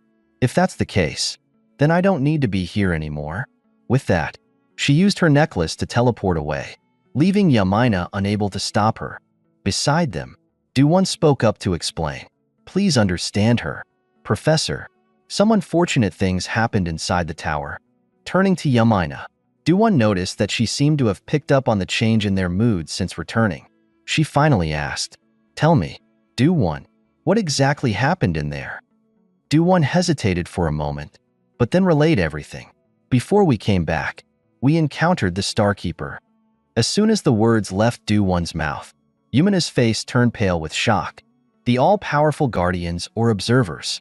They absorb countless dimensions, and when they find someone they find suitable, they will form a contract through that person. They are transcendent beings with significant influence over those dimensions. They bestow their power, magical abilities, superhuman skills, artifacts, and much more, to compel others to obey them. But in return, they also ask for quite a lot. Yet despite that, some still refuse these offers. But when you think about it carefully, in a world where power is incredibly valuable, there's nothing more worthwhile than what they offer. The Starkeepers are indeed extremely alluring partners. Returning to Professor Yamina, after taking a few seconds to calm herself, she curiously asked, A Starkeeper is in this world? In response, Du-won nodded confidently. Yes, the observer of all life told me this in a very strange tone. That entity promised me power in exchange for me carrying out its requests. When Du-won said this, his face showed a slight sense of confusion, but the professor seemed not to notice. Instead, she began to look at Du-won with a bright, beaming face and congratulated him. This is wonderful. Everyone, being offered a contract with a Starkeeper in the early days of entering the tower is a first in the Academy's history. Just having a contract with a Starkeeper entity this early means your talent has already been recognized, she said excitedly, unaware that as she spoke, Light and Rutchel's faces seemed to grow darker. Meanwhile, Du-won found it hard to believe that he was being regarded so highly. Really? Is that true? He asked again, and the professor nodded vigorously. What? You think I'd lie to you? Returning to Du-won, being praised so highly didn't fill him with joy. Instead, he was somewhat flustered and asked his professor, Professor, how will the Academy react to contractors and Starkeepers? Upon hearing Du-won's question, first Yamina was a bit curious, but then she immediately replied, Of course, they will remain neutral, but if an opportunity like that truly arises, they will encourage you to seize it. Du-won responded, I see. So the Academy encourages them to accept the contract. To clarify further, Professor Yamina added, Yes, that's correct. Among all the dimensions, the tower is where the Starkeepers focus most of their attention. No one is more suited to climbing the tower than those with a contract with the Starkeepers. As Du-won listened, the more he heard, the stronger the doubt grew in his mind. He found it hard to believe that an institution like the Academy had no defense against an intruder like that. Sure, they seem friendly and harmless, but there's too little information about them, so you can't be so sure, he thought to himself, before being jolted by Yumina's next question. So Du-won, what exactly did the observer of all life ask of you? She asked eagerly with a very curious face. In response, Du-won's expression changed, and he said something she wasn't expecting at all. Well, the entity asked me to assassinate. Du-won started, his face growing more serious. It promised to form a contract with two of us if one of us kills the other. That's what the Starkeeper requested. Flashback to the moment when the Starkeeper made the request. Only those who hunger for power, those who sing praises and chants for me, the children with amazing potential. Cut the throat of your comrade and offer it to me. and I will make you my most trusted servant until you reach the top of this tower and obtain what you desire. My love will never leave you. Now, do it." As she spoke, the red-clad figure extended her hand toward the group, as though inviting them to slaughter one another. Of course, Do-won thought this request was absurd. What nonsense! Asking to kill a friend just for power? Who would actually do that? Do you think I would follow that? Right? He thought, glancing at Dok Ho-jan with a somewhat uncertain look. If Dok Ho-jan really lost control, no one in the group would be able to stop him. And sure enough, not disappointing Do-won. In response to this request, Dok Ho-jan took a few steps forward and glared at the Starkeeper. "Leave me alone," she coldly said, releasing her power. Returning to the present, after hearing this story, Professor Yamina felt a sense of confusion for the group. She knew things would not be as simple as the protagonist had described with just a few words. So that's what happened? Yamina sighed. That girl must have exhausted all her energy, she added, and Do-won nodded. Yes, I had to force the Starkeeper to back off, but to disregard our lives like toys is truly terrifying. Do-won paused for a moment before continuing. So does this mean we can't enter the tower until the end of the week? It seems too dangerous now. They'll be monitoring the tower until next week to prevent any further intrusions. Yamina replied, which made Do-won rethink his plans. He needed to increase his strength to fight the Stone Man, and the showdown with Erecto was scheduled for Tuesday, but now he couldn't climb the tower. This was definitely a disadvantage. So how can I train during this time? Do-won thought to himself before remembering something and turning to ask his professor. Professor, I was thinking of documenting the events that happened in the tower along with the group's recordings. Is that okay? Professor Yamina thought for a few seconds and nodded. That's fine, but if possible, I would prefer to hear the account during a meal with you all. But it seems that might not happen. Does it? She said, looking over at Rachel sitting quietly to one side. Seeing the mood of the group, Do-won could only shake his head. Yes, everyone seems a bit drained. Turning back to his professor, Do-won said, it looks like we've all been through a lot. Yamina could only offer a few words of comfort. I understand. Do-won, Light, Rachel, you've all done very well. I will make sure that nothing like this happens again starting next week. I hope no one has a biased view of the academy. For today, just rest and recover. Hearing her words, Light's mood improved slightly, and he turned to reply, yes, excuse me, I wish you a pleasant weekend. After saying this, both Light and Rachel used their necklaces to teleport away. Just as Do-won was about to do the same, Yamina suddenly called him back. Wait a moment, Do-won, I have a question. I'll get straight to the point.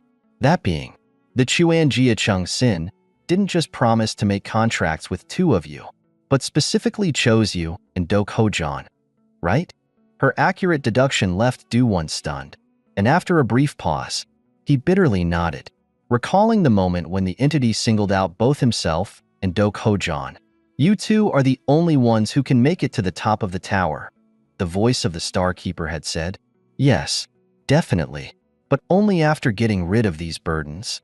As it spoke, the being had pointed toward Light and Rachel, who were cautiously standing by.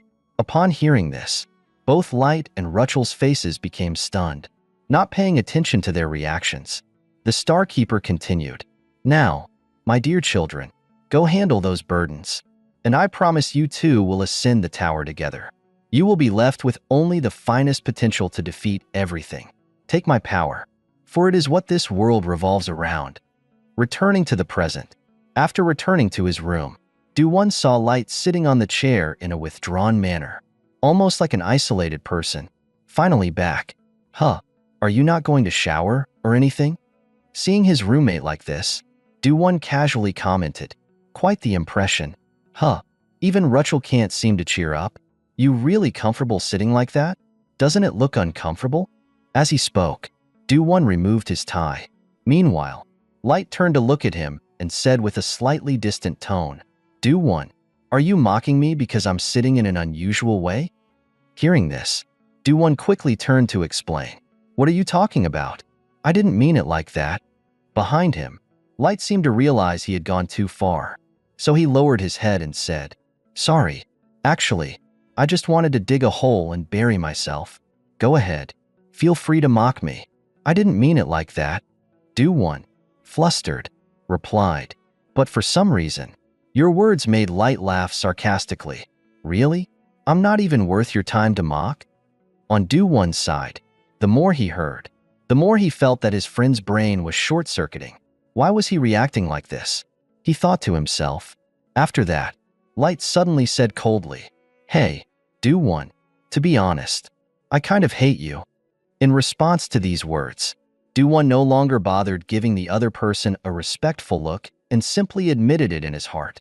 Haha, so what? I hate you too. Finally, we have something in common. That was what Do-won thought inwardly, but dared not speak aloud. He really wanted to say it, but had to endure. Had to be patient, because calling a fool would be impolite. As he thought about it, Do-won clenched his fist tightly in anger. Then, after a few seconds to calm himself down, the main character sat down in his chair to listen to the other person. Hey, Light, if you have anything to say, just speak your mind. Even if you complain, it's fine. I'll listen to everything. As he spoke, he stared directly at the night. And only when these words came from the protagonist did Light begin to open up and share his story. I feel the same. In my world, I am one of the greatest geniuses. I am not exaggerating. My family, my subordinates, everyone admired and praised my talent. They entrusted the holy sword to me, not out of flattery. With the trust everyone placed in me, I could form a contract with the holy sword and come to this academy with their expectations in my heart. But what is this? What the hell am I doing? Why does he treat me like a useless burden? As he said these words, Light's mental state seemed to waver, causing Do-won to quickly offer reassurance. Hey Light, you don't need to pay attention to those holy relics, or whatever they are. Before Do-won could finish speaking, Light interrupted. Whether they are holy relics or not, you can call them whatever you want because you are one of the chosen ones. But I am different. In the end, I am just an outsider to the two of you who have been chosen. First of all, they are divine beings, transcendent entities, far stronger and wiser than humans. With such an offer, how could you and Do-ho-jan so easily reject it? Light raised his voice to question Do-won, making him pause in silence for a few seconds. Then he slowly explained to Light, because it is clearly meaningless. That kind of proposal. There are plenty of ways to become stronger without anyone having to die. Both you and I, we didn't come here to follow that nonsense. Right, Do-won asked in return. However, these words still seemed insufficient to move the knight, who continued to draw into himself and shake his head. You're like this because you're a true prodigy. As for me, if that's what it takes to be chosen, I might have hesitated and sacrificed all of you. I probably wouldn't have been able to refuse as firmly as you and Do-ho-jan. I would have chosen differently. The truth is I feel bitter, terrified, and unable to forgive myself. As he said this, Light's expression became indescribable. Time passed quickly, and somehow the conversation between the two ended. But now Do-won had finished his bath, sighed, and glanced over at Light, who was lying on the bed. And as if sensing the protagonist's gaze, Light spoke up. Do-won, I'm sorry for whining earlier. It wasn't your fault, but I acted out of jealousy. I told you a story full of unpleasant thoughts. I'm really sorry. Light's voice was filled with regret. Seeing him say this made Do-won smile softly and wave off the earlier events with a forgiving smile. We're friends. I'm always here to listen whenever you need it. I'll be stepping out for a bit. Feel free to drink the hot chocolate if you want. Sweets often help melt away unpleasant feelings. Saying that, Do-won set down a cup of hot chocolate on the table, and from the bed, Light quietly replied, Thank you. Shifting focus back to Do-won. After closing the door and stepping into the hallway, he reflected to himself, He's completely changed since the first time we met. I'll need to be more mindful of my words next time, Do-won reminded himself. At the same time, the swordswoman Do-ho-jan appeared walking down the hallway, spotted him, and cheerfully ran over. Oh, you're back. Good thing I didn't have to go inside. That's a relief. Hearing her voice made Do-won suddenly panic and shout, What are you doing here? This is the boys' dorm. Man, his eyes wide with shock. Seeing his reaction, Dok Ho-jan quickly raised her hand to signal him to lower his voice. Sure. If no one sees, it doesn't count. Don't you know that? She said with a playful grin. Before Do-won could complain further, she grabbed his sleeve and dragged him away, cutting to a scene outside on a wooden bench. As they sat there, Do-won shrugged and asked, "So you're here because the cafe was too crowded?" Without answering Do-won's question, Dok Ho-jan turned to ask about Light's situation. "I was curious, so I came. How's the burden doing? Is he still holding up?" In response, the protagonist's voice held a hint of complaint. "Seriously, what's with you? Why do you keep calling him a burden?" Hearing this, Dok Ho-jan cleared her throat. "Isn't it true, though? He only knows how to use brute strength like a fool. A pitiful, talentless, and unadaptable person. Right, Light isn't talentless. He's skilled in swordsmanship and possesses many other abilities," Do-won explained in defense of his roommate. However, Dok Ho-jan had already seen through the essence of the knight's abilities. The issue is, all of that is because of the sword. You know it too. His powerful body, keen combat instincts, and special abilities. Everything comes from the sword. Without it, he's nothing but a useless fool, unable to grasp situations. He becomes terribly insecure at crucial moments. He gets captured. A clueless idiot. A simpleton. The swordswoman calmly listed Light's weaknesses one by one, making Do-won, who was listening beside her, sigh and rub his forehead. Stop. I get it. Enough already. If I keep listening to you, it'll take a lifetime to finish." Hearing this, Dok Ho-jan finally paused her list of shortcomings. Then her tone became significantly more serious. "In such a critical situation, if he loses his courage and spirit, it's over. There's no need to stay together. Even without that, the monster was already weakened. If that fool still stays silent, it's truly..." At this point, Dok Ho-jan trailed off, but it was enough for Do-won to grasp her meaning. Yet he still felt a bit confused, wondering if Dok Ho-jan was insulting Light or worried about him. Thinking about this, he suddenly turned to her and asked, "What about you? You acted strangely when facing the divine beings. You got irritated with the professor too. Are you okay?" Do-won's voice carried a note of concern, causing the swordswoman's face to flush red, her composure faltering slightly. "Are you worried about me? Why don't you use your ability to check?" Dok Ho-jan stammered. Upon hearing this, Do-won could only sigh and look up at the sky. "Sigh? I don't even need to use my powers to tell. It's clearly written on your face. I just wanted to ask if you're okay." As he spoke, he took out a cup of hot chocolate from his bag and handed it to Dok Ho-jan. Back to the swordswoman's thoughts, she lightly took the cup from Do-won, feeling a bit warmed inside. "I get it now. He's trying to comfort me," she thought, and after taking a sip of the hot chocolate, she nodded in approval. It's sweeter than I expected." "What are you talking about? Of course hot chocolate has to be sweet," Do-won replied nonchalantly. After that, it seemed like Dok Ho-jan's mood improved a bit, and she started to open up. "Thanks for worrying about me, but it wasn't that serious. I was just frustrated at that moment." Hearing this, Do-won gave her a curious look and asked, "What made you so upset?" "Well, I'm not really sure myself. Do you think I, who observe with 10,000 eyes, and that thing have the same thoughts? Is that what you think?" she suddenly said, catching Do-won off guard, who blurted out in confusion, "What?" Beside him, Dok Ho-jan continued explaining, "Essentially, it's the same. If those two can't contribute anything, I'm considering getting rid of them." Returning to Do-won, the more he listened, the more he felt the conversation was heading in an increasingly concerning direction. So he quickly asked again, What nonsense are you talking about?"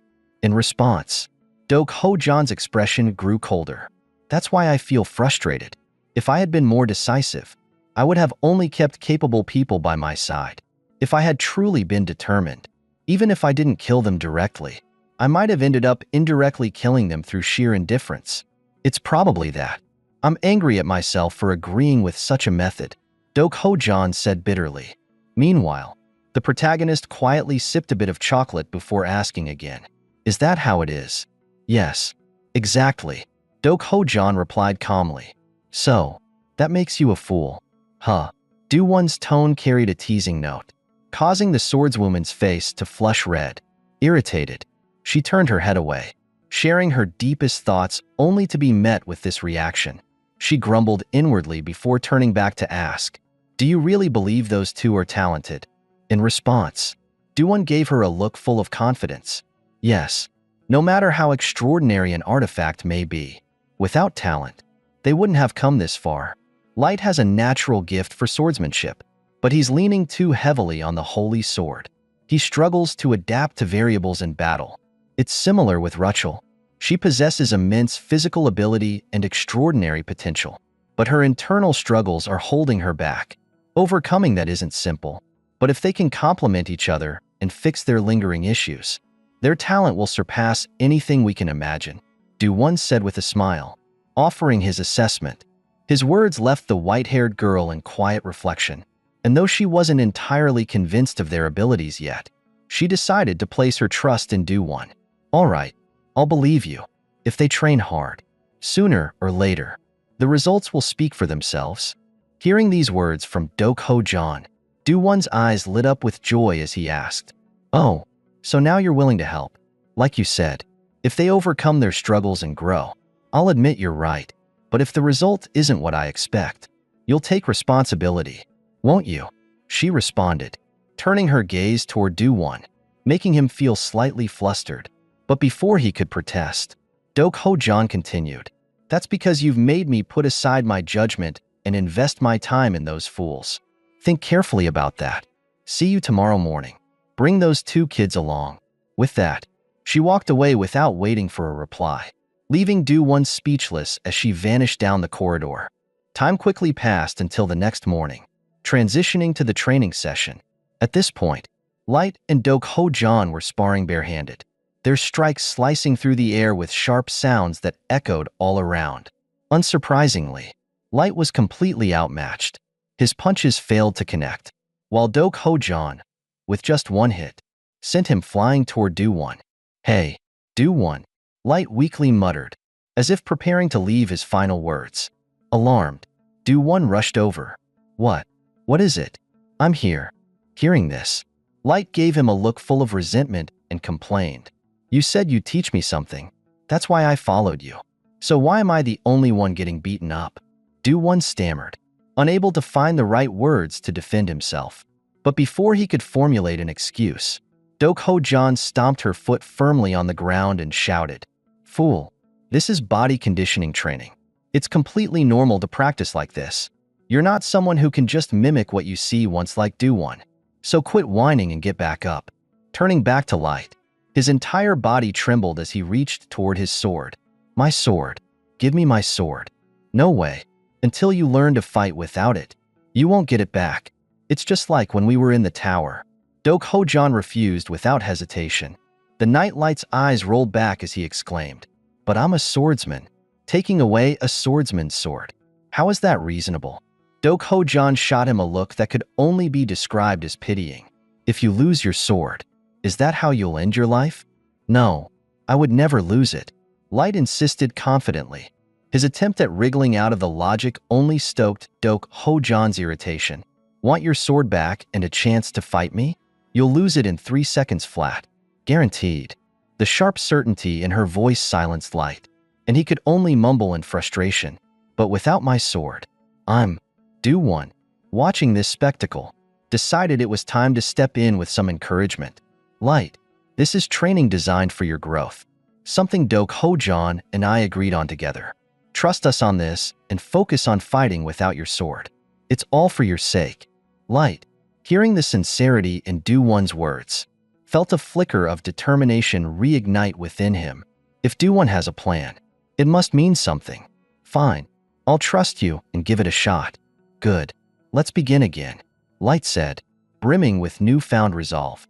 But before he could even finish his sentence, Do-Ho-Jan unleashed a spinning kick from above, sending him hurtling through the air like a ragdoll. "Another opening. What are you doing? Your stance is awful. Are you planning to defend it all? Stop relying only on your eyes to attack. Feel it with every sense. How much longer are you going to let yourself get hit? If you understand, then concentrate. Is your combat instinct really this pathetic without that holy sword? Her barrage of rapid strikes forced Light to raise his trembling arms just to block the onslaught. Do-won, observing from the sidelines, narrowed his eyes thoughtfully. What Do-ho-jan said wasn't wrong. Light's performance was deteriorating rapidly. Normally, he could handle someone like Erecto without breaking a sweat, but something had fundamentally changed. Fighting without the sword revealed a stark weakness in his ability. His raw potential was extraordinary, but if this regression was caused by relying too much on the sword, then his condition was far worse than I thought. Do-won mused as his brows knitted together in concern. Meanwhile, Do-ho-jan's barrage of scolding didn't stop for even a moment as she delivered hammer-like attacks while shouting incessantly. You're getting weaker. Is your true self just the holy sword? Are you the sword itself? No. Light shouted at the top of his lungs. What do you mean by that? Are you completely useless without the sword? Do-ho-jan retorted sharply. That's not true. Light gritted his teeth and replied, if you really don't think that, then stop reaching for a sword that's not even in your hand. Come on and face me head-on. Do-ho-jan widened her eyes and yelled back, her words seeming to ignite something deep within Light. Suddenly, his entire body began to emit a radiant glow. Without hesitation, Light let out a fierce cry and unleashed a punch with blinding speed straight ahead, causing Do-ho-jan to instinctively tilt her head to the side to dodge. The force of the punch was so powerful that it created a gust of wind that swept everything behind her. But the most shocking thing was not the punch itself. When the light faded, Light's entire appearance had completely transformed. He now had long, flowing hair and an enormous chest, his figure unmistakably that of a woman. This stunning change left Do-won and Rachel, who had been watching from the sidelines, utterly dumbfounded. They stood frozen, their expressions blank, as if their minds had momentarily ceased to function. Meanwhile, the stern scolding from Do-ho-jan showed no signs of ceasing. She furrowed her brow slightly as she observed Light's transformed appearance, seemingly contemplating something to say. But before she could speak, Light's body began to change once more. The radiant light enveloping him was suddenly absorbed into a cross-shaped mark on her chest, causing Light to wince in pain and collapse to his knees. Do-won, alarmed by the scene, rushed forward to check on him, but Do-ho-jan extended a hand to stop him. Relax, she said, her eyes narrowing slightly. He's fine, but this isn't something simple to deal with. As she spoke, Light's form reverted to his usual self. Without wasting time, Do-ho-jan's tone turned serious again as she questioned him. Light, you know what the problem is, don't you? In response, Light's expression grew somber, and he nodded. Yes, Do-won, you and she were right. I can't keep going on like this. Fight me again, Do-ho-jan demanded. But first, I owe you an apology for misjudging you. Light scratched his head with a sheepish smile. No, there's no need to apologize. You're helping me. I should be the one thanking you. There was a brief moment of warmth in his voice, but it barely lasted 3 seconds before Do-ho-jan delivered a brutal blow to his pride. I thought you were just a clueless idiot, she said flatly, but you're actually an idiot carrying a bomb on your back. I hope it doesn't go off inside the tower. Her words ended with a heavy sigh. Light, overwhelmed, could only wail in frustration. I really don't like you, he cried. Off to the side, Rachel watched the interaction with a spark of competitiveness. Tugging lightly on Do-won's sleeve, she proposed with eager energy. Do-won, let's spar too. However, Do-won was too absorbed in observing Light to notice her right away. He was focused on something peculiar he had just witnessed. What was that just now? He wondered silently. Holy energy and demonic energy. How can two such opposing forces coexist in one body? If that's the cause of his outbursts, does Light know? I'll talk to him once we're back at the dormitory. Only then did Do-won snap out of his thoughts. Oh, sorry. Rachel, you've been calling me, haven't you? He apologized. Sheepishly. It's fine, she reassured him. But more importantly, can we spar? I want to practice too. Her request was filled with determination. Do-won hesitated, recalling her relentless combat style. Is that safe? He asked tentatively. No, but you can keep me in check, she countered with a pleading look. I want to learn control, and I want to be useful too. Her sincerity struck a chord with him, and he couldn't bring himself to refuse. All right, he agreed, walking toward the weapon rack. As he reached for a practice sword, a thought crossed his mind. Rutschel's unusually motivated today. Was yesterday's event really that shocking? Grabbing a wooden sword, he tossed another to Rutschel and explained, "Let's start slow. We don't need to be noisy like those two. Gradually increase the pace." "Okay." "Got it." Rutschel nodded, her eyes bright with anticipation. Lifting his sword, Do-won took a stance. "All right, let's begin." "I'll do my best," she replied eagerly. But just as their sparring was about to start, Do-won was struck by an epiphany. Wait a second, he thought with sudden clarity. Isn't this exactly the school life I always dreamed of? This isn't a chaotic battlefield full of mindless brawls. This is boys and girls motivating each other, sharpening their skills together. This is it. Feeling a rush of joy, he grinned to himself, a warmth spreading in his chest. Thanks to Rutschel, my dream has finally come true. His excitement even caused his nose to flush a soft shade of pink. Opposite him, Rutschel's face showed a hint of worry as she spoke softly. "Shall I start now?" "All right, go ahead," Do-won murmured, his voice calm but tinged with slight hesitation. The moment those words left his mouth, Rutschel's demeanor shifted entirely. Her pink-haired friend suddenly entered a berserk state, her eyes burning with unrestrained energy, and the terrifying transformation drained all color from Do-won's face. Barely 5 minutes into the sparring match, he frantically called for help. Eve, quick, turn into chains and bind her. Don't let go no matter what." His voice quivered with panic as he shouted commands to the little snake familiar.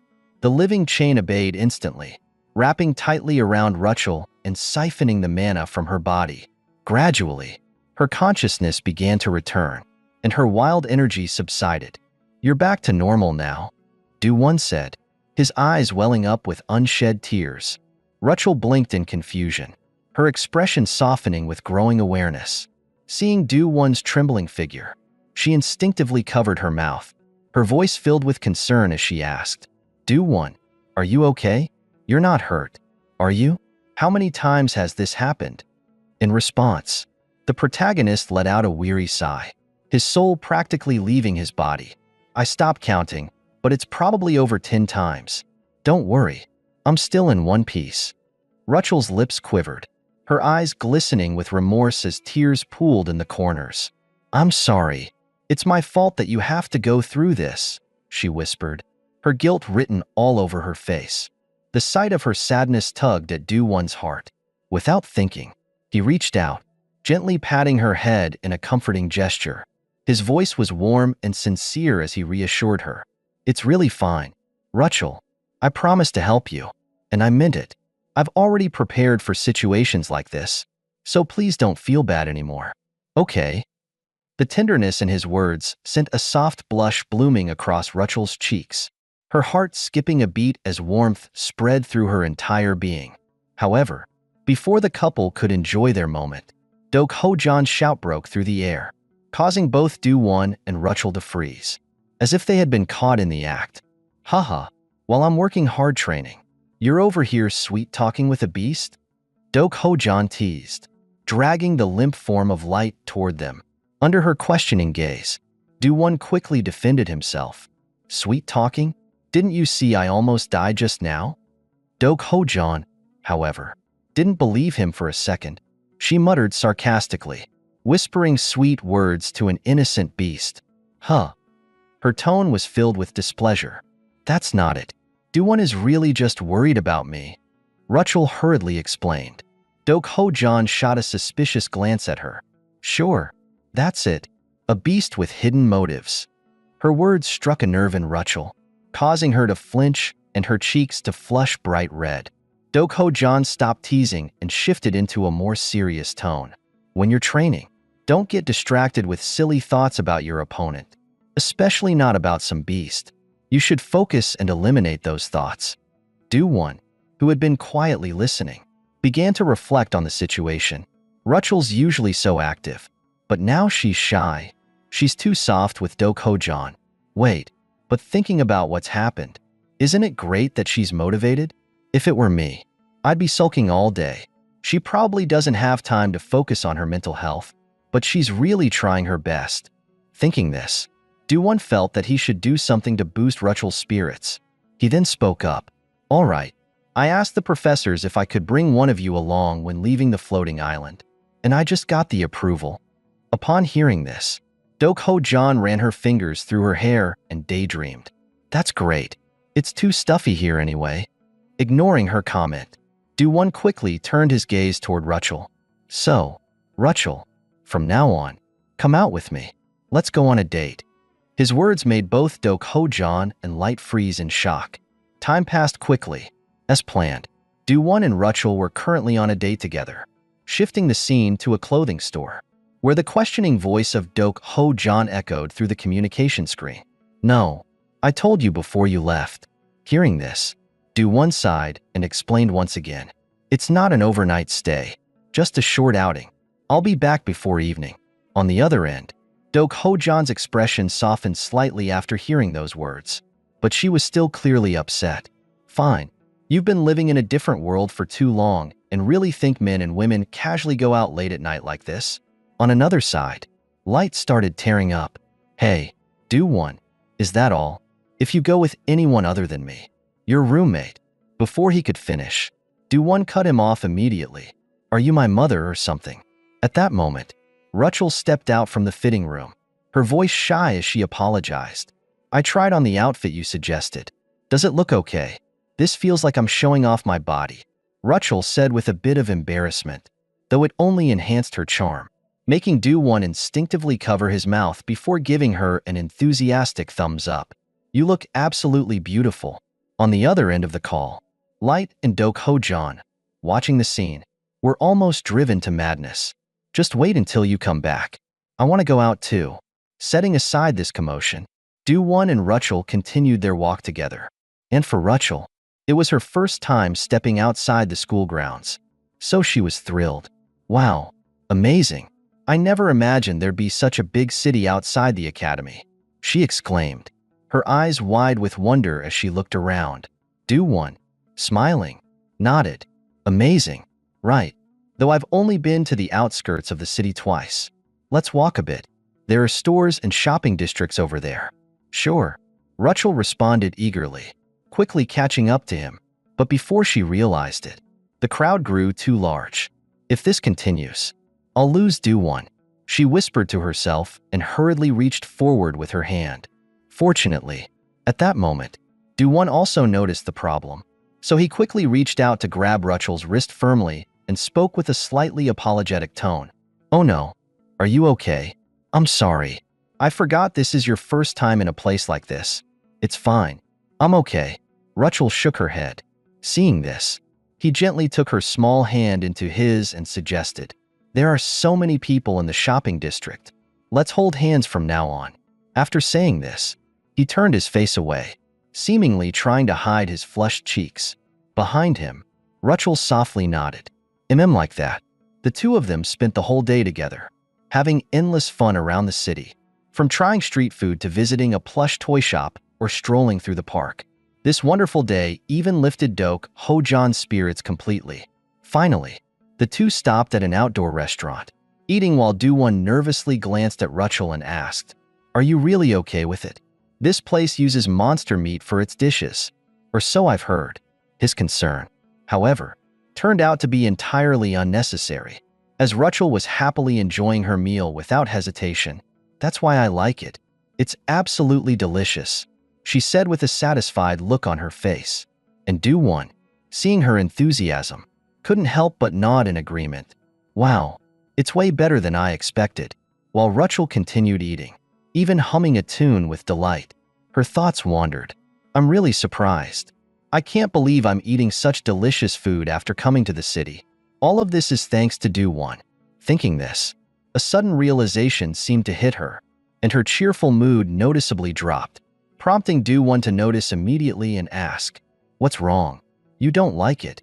No, it's not that, Ruchel responded, her voice tinged with sadness. It's just, I realized how overly excited I've been. This is the first time you've brought me to the city after so long. You even gave me this beautiful outfit as a gift and treated me to such a great meal. But I haven't done anything for you. And I wonder if it's okay for me to enjoy myself this much. I'm not even sure if what I'm doing is really helping me control my powers or not. I don't know anymore. The more she spoke, the more uncertainty filled her voice, making her seem even more lost. Hearing those words, Do-won paused in contemplation for a few seconds, then slowly raised his hand, drawing a concept into his palm as he spoke. Can you look here for a moment? The emotions you're feeling now are appearing in my hand. Seeing this, Rachel's eyes filled with confusion as she shook her head. I don't see anything. Well, just pretend it's there. Do-won replied awkwardly before continuing. Until recently, my ability could only manifest anger. But now it's different. Even after spending just a short time together, I can feel these emotions. If we grow closer and share more, I'm sure we'll figure out how to solve your problem. From Rachel's perspective, her face lowered slightly as she muttered after hearing his comforting words. My problem. You know what it is, right? Yes. But now your worries are gone, Do-won said, closing his hand firmly and crushing the imaginary orb of sadness representing her emotions. I promise you again, I'll handle all your troubles. So please enjoy today without any worries. He smiled brightly, and something about his confident words seemed to lift her spirits significantly. She responded softly, her voice tinged with warmth, and inwardly she thought, amazing. What Do-won says feels like magic that always works. Back to Do-won, sensing that his overly bold promise might have been too much. He scratched his head sheepishly. Though I said it so confidently, maybe that was too much. Next time we hang out, I won't call it a date anymore. Before he could finish, Rachel hurriedly interrupted.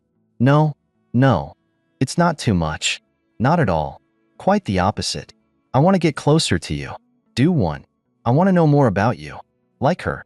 I mean, Do-ho-jan, yes. If I'm being honest, she's a bit intimidating for me and maybe others too. But she seems to really like you. She spoke while glancing shyly at him, her eyes filled with curiosity. Not knowing if he truly understood Rachel's intentions, Do-won quickly waved his hand in denial. No, it's not like she likes me. It's more like she wants to possess me, the way you would want a sharp sword or a powerful weapon. Across from him, Rachel couldn't help but burst out laughing at his explanation. Ha ha ha, Do-won, a weapon? Do you really think that? Her laughter only deepened Do-won's confusion as he tilted his head. What's so funny? Why are you laughing? No, I just feel a bit relieved now. I almost thought you were some kind of all-powerful mage or something like that. But it seems I was wrong. Knowing that makes me feel like I can try harder. Come on, if you've finished eating, let's go. Do-won, you bought me so many gifts and clothes. To thank you, I'll pick out an outfit for you. Saying this, she gently reached out and clasped his hand in hers. Sure, don't worry about money. Let's just enjoy ourselves. Do-won smiled and nodded, laughing at his own words. Since he was already a wealthy kid anyway. Haha, spending time with someone as amazing as you feels luxurious. Rachel added playfully. Meanwhile, the scene shifted to a meeting among the academy's professors, where a tense atmosphere filled the room, causing the small robot perched on Professor Yumina's shoulder to fidget anxiously. Sensing its concern, she subtly gestured for it to calm down. I'm fine, just a bit uneasy, but it'll pass. This won't last long. Even as she thought that, raised voices began to echo through the meeting room. How could information about the tower spread so widely? Who would accept a ranking system like a tower climbing leaderboard? How dare they do such a thing? Hearing this outburst, a female professor spoke up. The information spread far too quickly to be contained. There was no way to stop it. Yeah, because there wasn't any violence involved. Another voice replied. However, another professor slammed the table and shouted furiously. From the very beginning, we should never have allowed those people from the secondary world to act so recklessly according to their whims. At that moment, a thunderous shout rang out within the meeting room, silencing everyone instantly. Enough. Professor Yamina, regardless of how you feel, the actions of your student have crossed the line. This is a clear violation of the Academy's rules, isn't it? Do you realize the responsibility you bear for allowing him to act as he pleases?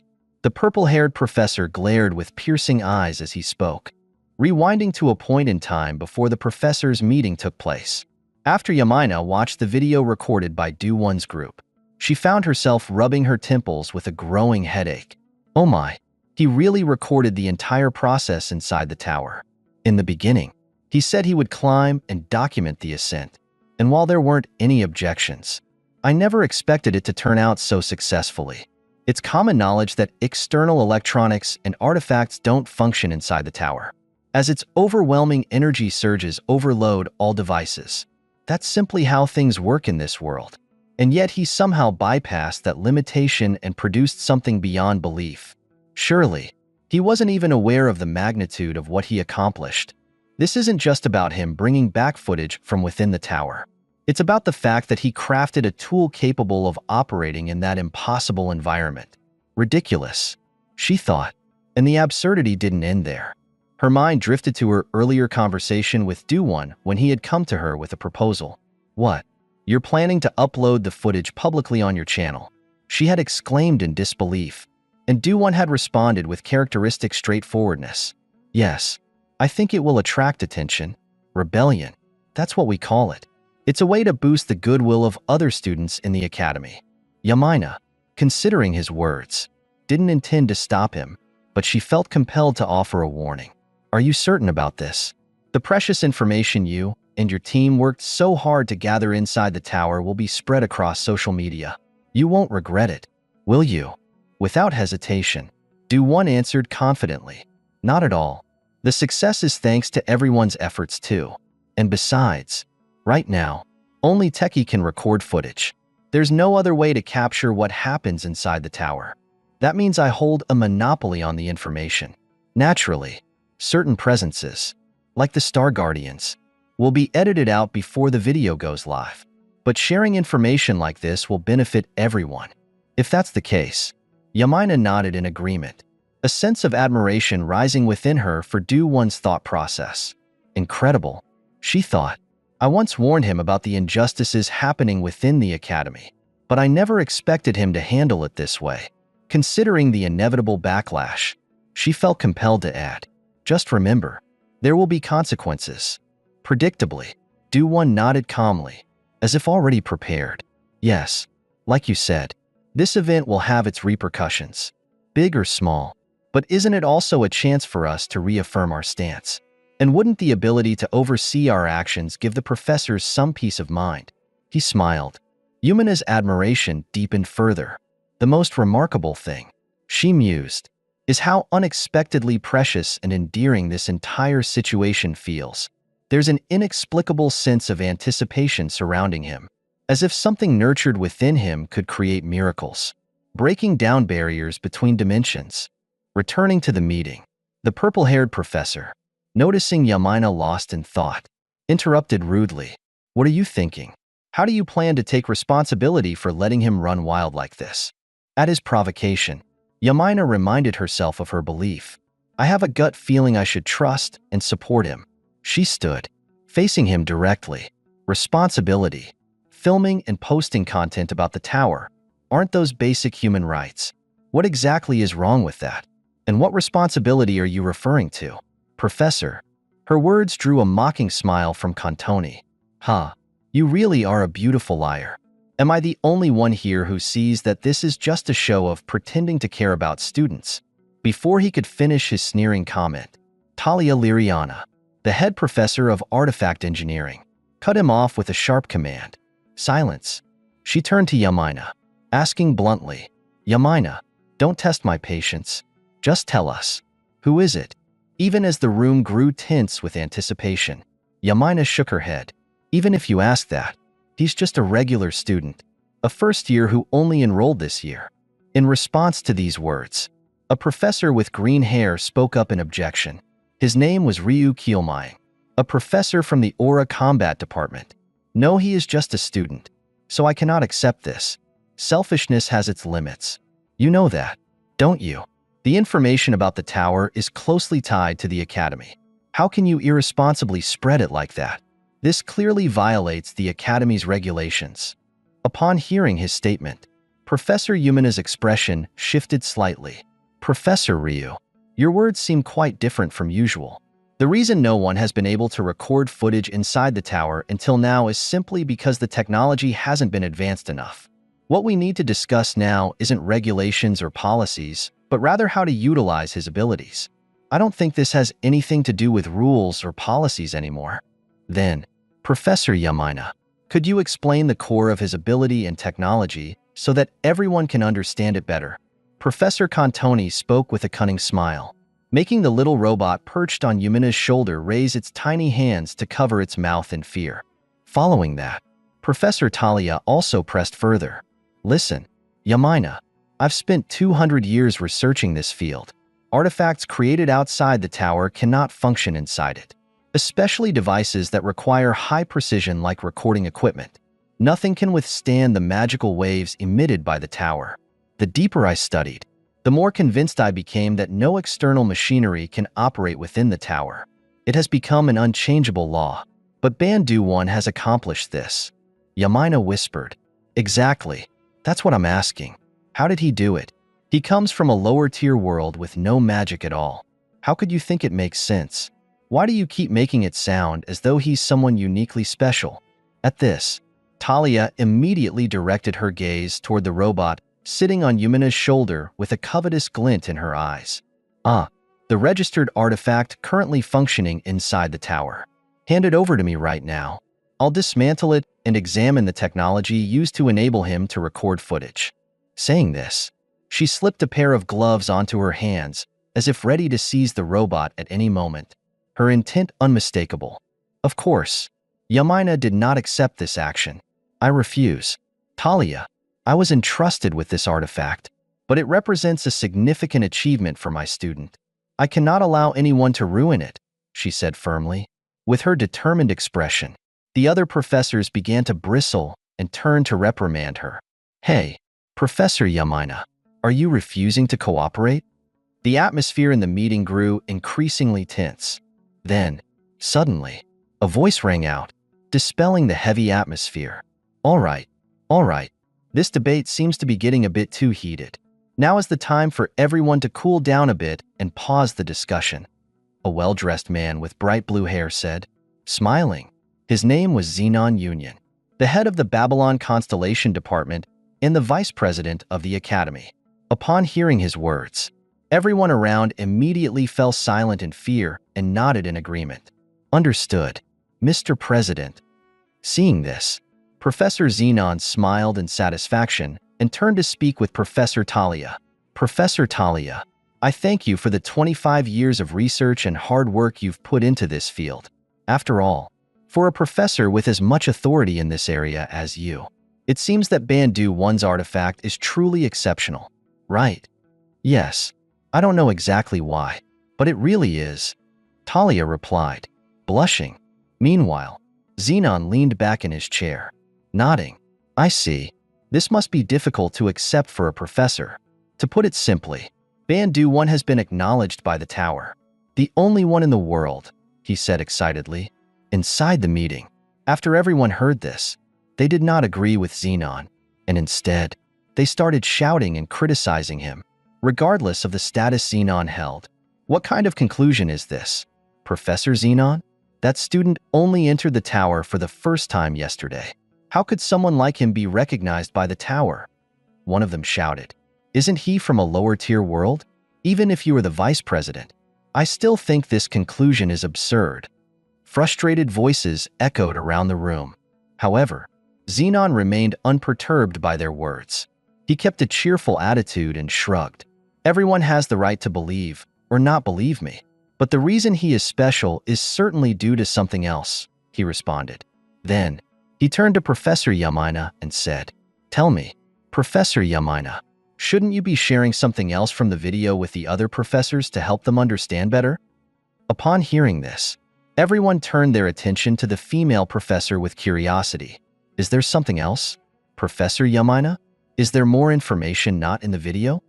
The sudden shift in focus left Yamina flustered, unable to speak. What are you talking about? She stammered. Seeing her confused and dazed expression, Xenon was slightly surprised and explained, "Oh, perhaps Professor Yamina doesn't know about this. Let me tell you. Bandu 1 and his classmates were the only ones among the tower climbers chosen by the Stargate guards." Upon hearing this, the professors in the room could no longer remain calm. Even Professor Talia stood up from her chair, asking, "Oh, the climber who entered the tower for the first time yesterday was chosen, you say?" Before Xenon could answer, Professor Yamina immediately interjected, "Vice President, the connection with the Stargate is also an achievement of the student. If you make careless statements here," not giving her the chance to finish, Xenon immediately cut her off and countered, "Then answer me honestly. This is a question for me as Vice President. Did Bandu 1 and the other students form a pact with the Stargate?" On the opposite side, since this was a question from a superior to a subordinate, Yamina had no choice but to respond, "No, neither Bandu 1 nor the other students formed a pact with the Stargate." Hearing this answer, Xenon's face grew thoughtful, as though he was considering something. "So, they refused?" As expected, they are no ordinary individuals. It must have been very difficult for them to express their intentions under the pressure from the Stargate, he mused. After a moment of reflection, he clapped his hands together and made a decision. "If that's the case, then fine.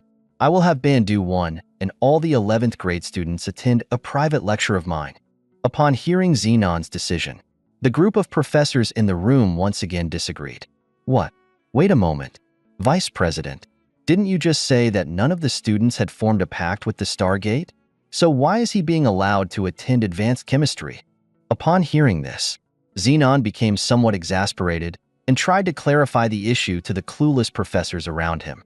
"Professors, the important thing is not whether they have formed a pact with the Stargate or not, but that they have been chosen by the Stargate. Being chosen by a Stargate is proof of their excellence. Since they rejected the pact, other Stargates will certainly take notice of them. So, aren't they the students who should be attending my lecture? I am the professor for students chosen by the Stargate. If Bandu 1 has been chosen by the Stargate, then he is also my student. Do you all understand now?" As he spoke, his eyes glinted with a subtle brightness, and he glanced around the room. It seemed like he was exuding some kind of pressure, causing the professors to have no choice but to agree. "Yes, sir," they weakly replied. Seeing that, Xenon continued, "Then I will proceed with the meeting. As for the issue of spreading the internal video of the tower, there is nothing that we, as the Academy, can impose as punishment on that student. Regarding his abilities, personal questions and requests will be allowed. But if we discover during the process that anyone has pressured the student or caused any disadvantage to him, the person involved, whether a professor or a student, will be expelled from the Academy. Please remember this." With that, Xenon smiled and left the meeting room. Meanwhile, Professor Yamina had finally understood everything. "Now I get it. This meeting wasn't to decide how to handle Do 1. The Vice President's words are the President's words. This is a warning from the President through the Vice President. Don't touch Bandu 1. She sighed deeply, reflecting, "I never imagined Do 1 would earn the President's favor to such an extent. Well, I don't need to worry about it. There's no need for me to be concerned." With this thought, Professor Yamina exhaled a heavy sigh. Meanwhile, for some reason, Professor Cantoni suddenly approached the beautiful Professor Yamina and suggested, "Professor Yamina, what do you think? How about we grab a drink at the bar? I'd like to toast to the success of your student." In response to his words, the small robot shot him an angry glare, as if questioning why he had continuously cornered the beautiful professor earlier. And now, he had the audacity to invite her for a drink. On the side, Yamina also looked at him as if he were invisible, immediately leaving the meeting room without saying another word. Seeing this, a few other male professors could only give awkward smiles and tried to comfort Cantoni. "Haha, looks like you got rejected. Professor Cantoni, come on, why don't you join us for a drink instead?" Time passed quickly, and soon it was the next day. Scene transition, cafeteria. For some reason, Do 1 found himself surrounded by a swarm of students, all eager to talk to him. "You're Bandu 1, right?" My name is Mirai from the world of Hitoro. Are you interested in joining the student council? Do 1. Do you want to exchange contact info? I'm Eureka. Are you really from that secondary world with no mana? Are you even listening? I'm asking you out. Let's meet tonight, okay? Should I write this in my diary? The student council always welcomes talented individuals like you. A flood of voices bombarded him from every direction, leaving Do 1 utterly overwhelmed. His face was blank with shock. He had no idea how to respond. Off to the side, Dok Ho John approached, curiosity in her voice. What the hell? Why is there such a huge crowd? To explain, Light chimed in. You remember the channel we started, right? Well, it's blown up. After posting our tower climbing video, we hit over 2 million subscribers. The video itself has already surpassed 5 million views. At this point, it's hard to find anyone in the academy who hasn't seen it. Upon hearing this, Dok Ho John's thoughts turned inward. Honestly, compared to his actual skills, I didn't think just recording videos would make this much of an impact. But seeing everyone's reaction, I have to admit, Do 1's ideas and execution really stand out. Time passed, and Do 1 finally managed to escape from the crowd. He slumped onto a table, exhausted, and groaned. Oh God, it's only Monday morning, and this is already happening? Across from him, Rochelle laughed and gave him a thumbs up. Great job, Do 1. Beside him, Light smirked and teased. Well, Do 1, the superstar, you enjoying all this attention? Do 1 let out a sigh and muttered. I guess it's still better than getting dragged into drama just for breathing. Then, something crossed his mind, and he turned to Light. By the way, you've got a ton of fans too. If someone talks to you, try to be a bit friendlier. Some of them told me they're too scared to even approach you. Light chuckled and replied casually. As long as they come with good intentions, there's no problem. But not everyone was a fan of Do 1's group. In the background, a few students began whispering mockingly among themselves. This is ridiculous. All this fuss over a staged video? There's no way they cleared 4 tower floors that fast. Especially with those low-tier weaklings from a secondary world. Look at the size of that spider. It's obviously fake. The academy would never let monsters like that run loose. Just wait until tomorrow. All their lies will be exposed. Their words were filled with hostility, and their glares were sharp as daggers. But instead of being intimidated, Do 1 simply smirked as a thought surfaced in his mind. Oh yeah, tomorrow's the day. The day I have to fight that massive, muscle-bound bastard. The doubters and haters were eagerly anticipating his downfall, hoping to see him crushed. Behind him, both Light and Rochelle exchanged worried looks. They wanted to help, but aside from cheering Do 1 on, there wasn't much they could do. Meanwhile, Dok Ho John, who had just finished her meal, casually dabbed her lips with a napkin before flashing a confident smile. Then all you have to do is give them the best response possible. For both the people who support you, and the ones who don't. Right? Do 1 grinned. Haha, you're right. At the same time, he reminded himself, at the very least, tomorrow's fight will be the perfect chance to gain even more subscribers. Time passed quickly. Scene transition. Training arena. Now, Do 1 and his opponent, Erecto, the stone-headed brute, stood face to face, ready for battle. Meanwhile, the shady referee announced, this match will be broadcasted live on the Academy's official channel. Do you both agree? If so, just sign the waiver. The moment he finished speaking, a system screen appeared in front of both fighters. As Do 1 skimmed through the terms, his eyes widened in shock. What the hell? What are these ridiculous match conditions? Rules and warnings for the match. If either fighter surrenders or can no longer continue, the match will be declared over. Targeting weak points is prohibited, but any injuries sustained are the fighter's own responsibility. So basically, they want us to fight until one of us is completely crippled. The more Do 1 thought about it, the less he understood the Academy's policies regarding this fight. But before he could dwell on it any longer, a loud, mocking voice interrupted his thoughts. Hey, you damn negotiator. Do 1 flinched at the sudden outburst. What, negotiator? Erecto sneered, his voice dripping with condescension. You seriously subscribed to our channel? Huh? Before Do 1 could respond, the brute continued taunting him. What's wrong? You scared already? If you're that terrified, just get on your knees, crawl under my legs, and bark like a dog. Do that, and maybe, I'll consider accepting your surrender. At that moment, Do-won's eyes twitched in absolute disbelief. This thick-headed bastard, what the hell is he even saying? Around the arena, a group of thugs, ones who had once been taught a painful lesson by Light, began jeering loudly. That lowly brat doesn't know his place. Tear him apart. Erecto. Meanwhile, up in the stands, Ortimo was also present, observing the fight closely. However, instead of focusing on Do-won, his eyes lingered on Dok Ho-jan, as if something was weighing on his mind. Unaware of this, Ho-jan casually turned to Light, who was live streaming the match on his channel. How's the audience reacting? She asked.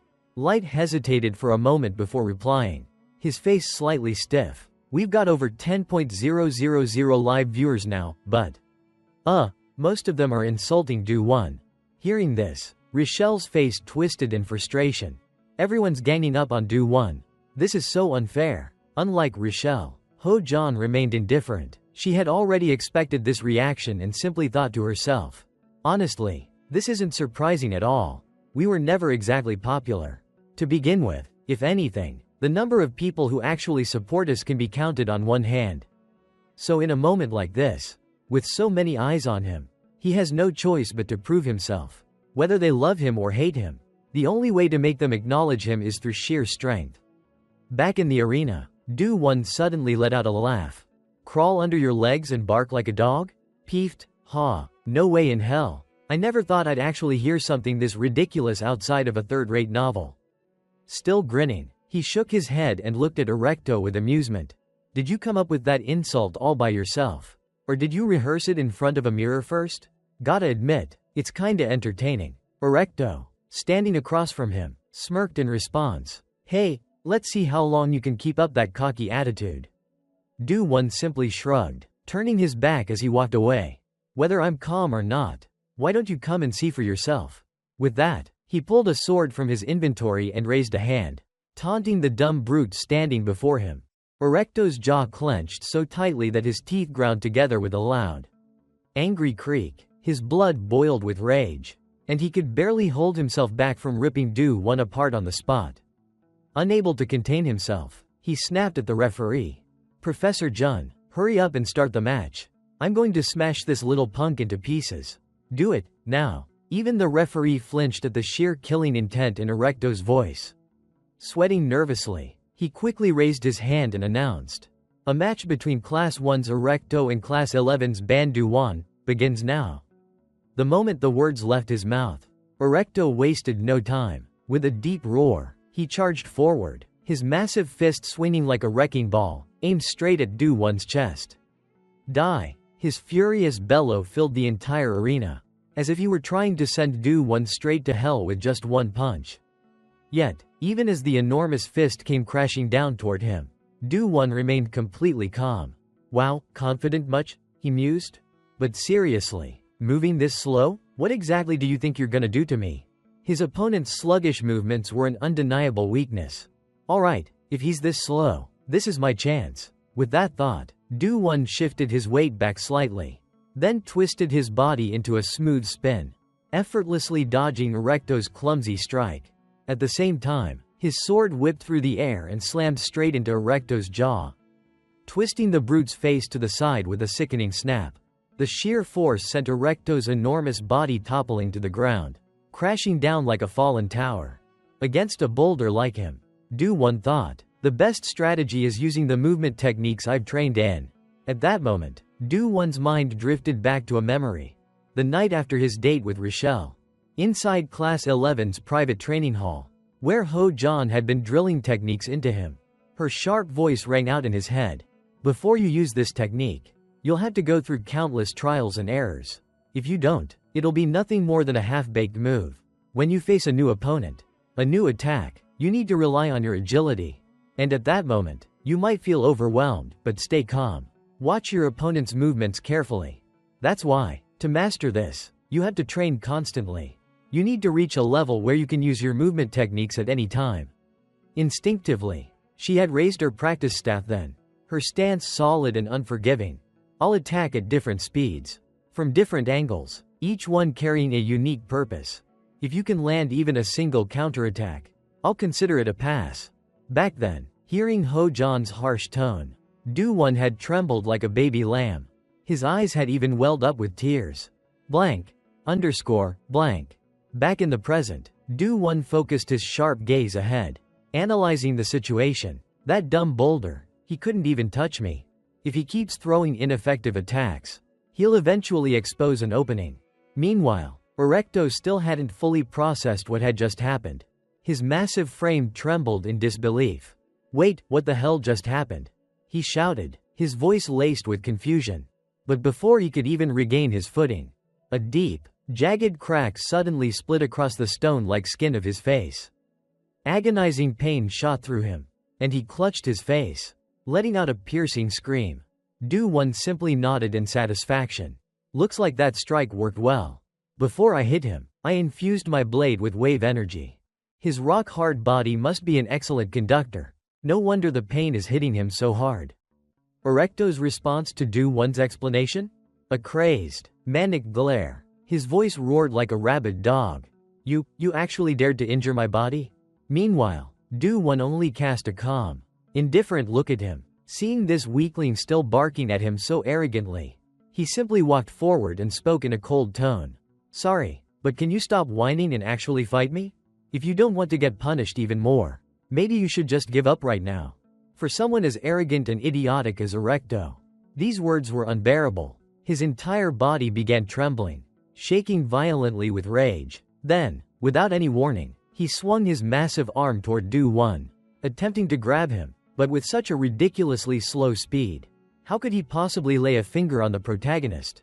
With just a light hop, Do-won effortlessly dodged the attack. This only drove Erecto further into a blind fury. You, a lowly mutt from a pathetic lower dimension, how dare you look down on me?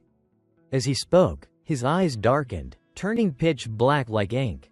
From both his mouth and the cracks forming across his head, thick, white smoke began to pour out, billowing in all directions. Then, no one knew what kind of skill he had just activated.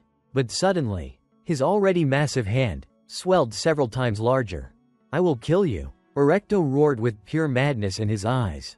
Raising his now gargantuan hand high into the air, he slammed it straight down with full force. The impact was so powerful that the entire arena shook for a brief moment. Yet, all it did was make his attacks even slower. For Do-won, there was absolutely no danger at all. How stupid. At the very least, after taking such a strong hit, he should have tried a different method of attacking. If he keeps throwing out the exact same attacks that don't work, then I have no choice but to put him down, quickly. Of course, Erecto had no idea what Do-won was thinking. The rock-headed brute had already lost it. Madness consumed him as he wildly charged forward, attacking in a frenzied, thoughtless rage. Meanwhile, Do-won calmly sidestepped to the side, and slowly began channeling energy into his sword. Just before Erecto's massive hand could slam down again, Do-won's blade sliced upward in a precise arc. The strike connected with Erecto's stone-like arm, and in a single slash, countless deep cuts carved through the brute's gigantic limb. Cracks spider-webbed across the stone surface. And then, Erecto screamed, like a pig being slaughtered. Meanwhile, Vice Principal Xenon watched the match unfold from inside his office. As Do-won's blade carved through Erecto's stone-like arm, Xenon let out a soft chuckle and shook his head. What is this? What a pointless fight. He wasn't the only one left bewildered. Everyone who had once looked down on Do-won was now flooding the live chat with question marks. Completely at a loss for words. Light, watching from his own stream, was absolutely loving it. Ha ha ha, even seeing it with their own eyes. They still can't believe it. Beside him, Rochelle was just as excited. Exactly. Compared to when he first enrolled, Do-won has grown unbelievably strong. On the other hand, the group of thugs who had once been humiliated by Light were now pulling at their hair in frustration. Is this real? How the hell did Erecto get beaten so fast? And by someone from a lower dimension. No less. Don't tell me, all those skills he showed on the stream were actually real. Doubt and disbelief were written all over their faces. Meanwhile, Professor Jun, the referee, remained utterly speechless. In his mind, only one thought repeated over and over. What the hell is happening? Just a week ago, This kid didn't seem even remotely this strong. What the hell did he go through in just a few days? His eyes carefully studied Du-won. A radiant golden aura now surrounded the young fighter, its brilliance crackling with sheer intensity. But just as Jun was about to observe further, his communicator suddenly lit up with a message from the faculty council. Back in the arena, Du-won stared down at the battered form of Erecto, sprawled motionless on the ground. A slight frown crossed his face. Now what? Attacking someone who can't even move would just make me look bad. Hurry up and stand back up already. Yet before Du-won could dwell on the thought for long, Professor Jun stepped forward, raising a hand. That's enough. Stop right there. After reviewing the match, the faculty has decided that Erecto is no longer capable of fighting. For the safety of both participants, this match is officially over. The referee's sudden declaration left both Erecto and Du-won in shock. But for Du-won, it wasn't just surprise. It was suspicion. Something smells fishy. Why the hell is he stopping the match now? Right at the most crucial moment? If I were the one getting my ass kicked, I bet they wouldn't have done a damn thing. Du-won scoffed internally. Still, he wasn't about to let it slide that easily. Hold on a second. He turned toward the assistant referee, ready to argue his case. But before he could say another word, you have no right to protest. Ban Du-won. The match is over. Now get off the stage. Professor Jun cut him off immediately, his tone leaving no room for debate. Du-won clenched his jaw, seething, but there was nothing he could do. Defying the faculty council's decision would only make things worse for him. So despite the frustration burning inside him, he had no choice but to turn around and leave. They didn't even bother announcing a winner. What a joke. Still, at least I didn't lose. Guess that's something. But just as Du-won was about to step off the stage, a panicked voice suddenly cut through the arena. Wait, Erecto, stay where you are. You can't fight anymore. The match is over. Du-won whipped around, and what he saw made his eyes narrow. Despite his battered and broken body, Erecto was forcing himself back up. His entire form trembled, his injuries screaming at him to stay down. But sheer, blind rage was driving him forward. Who the hell said that? You want me to kneel before some lowlife from another dimension? You want me to accept this humiliation? That bastard, I'll kill you. With a crazed roar, Erecto activated his ability once more. His right arm swelled to an even more monstrous size, cracks of raw energy streaking across its surface. Then, like an unstoppable tank, he charged. The ground beneath his feet shattered with every step, the very arena trembling beneath his fury. And all Professor Jun could do was stand behind him, powerless, screaming like a frightened fool. Stop, Erecto. Ban Du-won. Get out of there. Du-won was already pissed off. The blatant unfairness, the condescending attitude of the professors, the sheer hypocrisy of the entire system. It had been boiling inside him from the moment they called off the match. And now, on top of all that, this idiot still didn't know his place? He actually dares to charge at me again? Fine, then I won't hold back either. Du-won gripped his sword and muttered under his breath. Dodge? Why the hell should I dodge? That bastard is trying to kill me. Erecto, did he not hear them tell him to stop? Or does he think that just because I'm from a lower world, I have to follow the rules, while he gets to ignore them? The professors encourage fights when it suits them, then call them off whenever they want. And now this fool is throwing a tantrum because of his own damn pride? This whole damn system is starting to piss me off. His eyes turned ice cold. Then, with a swift motion, his blade slashed through the air. And just like that, Erecto's massive stone arm went flying. A clean cut. A stunned silence fell over the arena. Erecto's eyes bulged out of his skull. For a brief second, he couldn't even process what had just happened. Then, AAAARRRGHHHHH. Agonizing screams tore through the stadium as he clutched his severed arm. His monstrous frame convulsed, writhing in pure agony. The audience, the same people who had belittled Du-won before, now stared at him, slack-jawed. Some had their mouths open. Others rubbed their eyes as if trying to make sure they weren't hallucinating. And Professor Jun, the so-called referee, looked like a dog scrambling to calm its wounded master. It's okay. Stay calm. Erecto, your arm can be reattached. I'll send you to the medical bay right away. Just don't move. Jun frantically tapped away at his system interface, trying to contact the medical team. But at that moment, a system notification suddenly popped up before Do-1. System alert. Would you like to steal the following traits from Erecto's severed arm? Vitality, Titan's body, volcanic core, monster strength. Do-1 felt a cold sweat trickle down his back. Wait, what? I can do that? Before he could even process what the hell was happening, Professor Jun finished his emergency response. In a flash of light, Erecto, along with his severed limb, was teleported away to the medical bay. The moment Erecto disappeared, Professor Jun wasted no time. He whirled on Do-1, seething. What the hell was that? Do-1? I told you to dodge. But Do-1 barely reacted.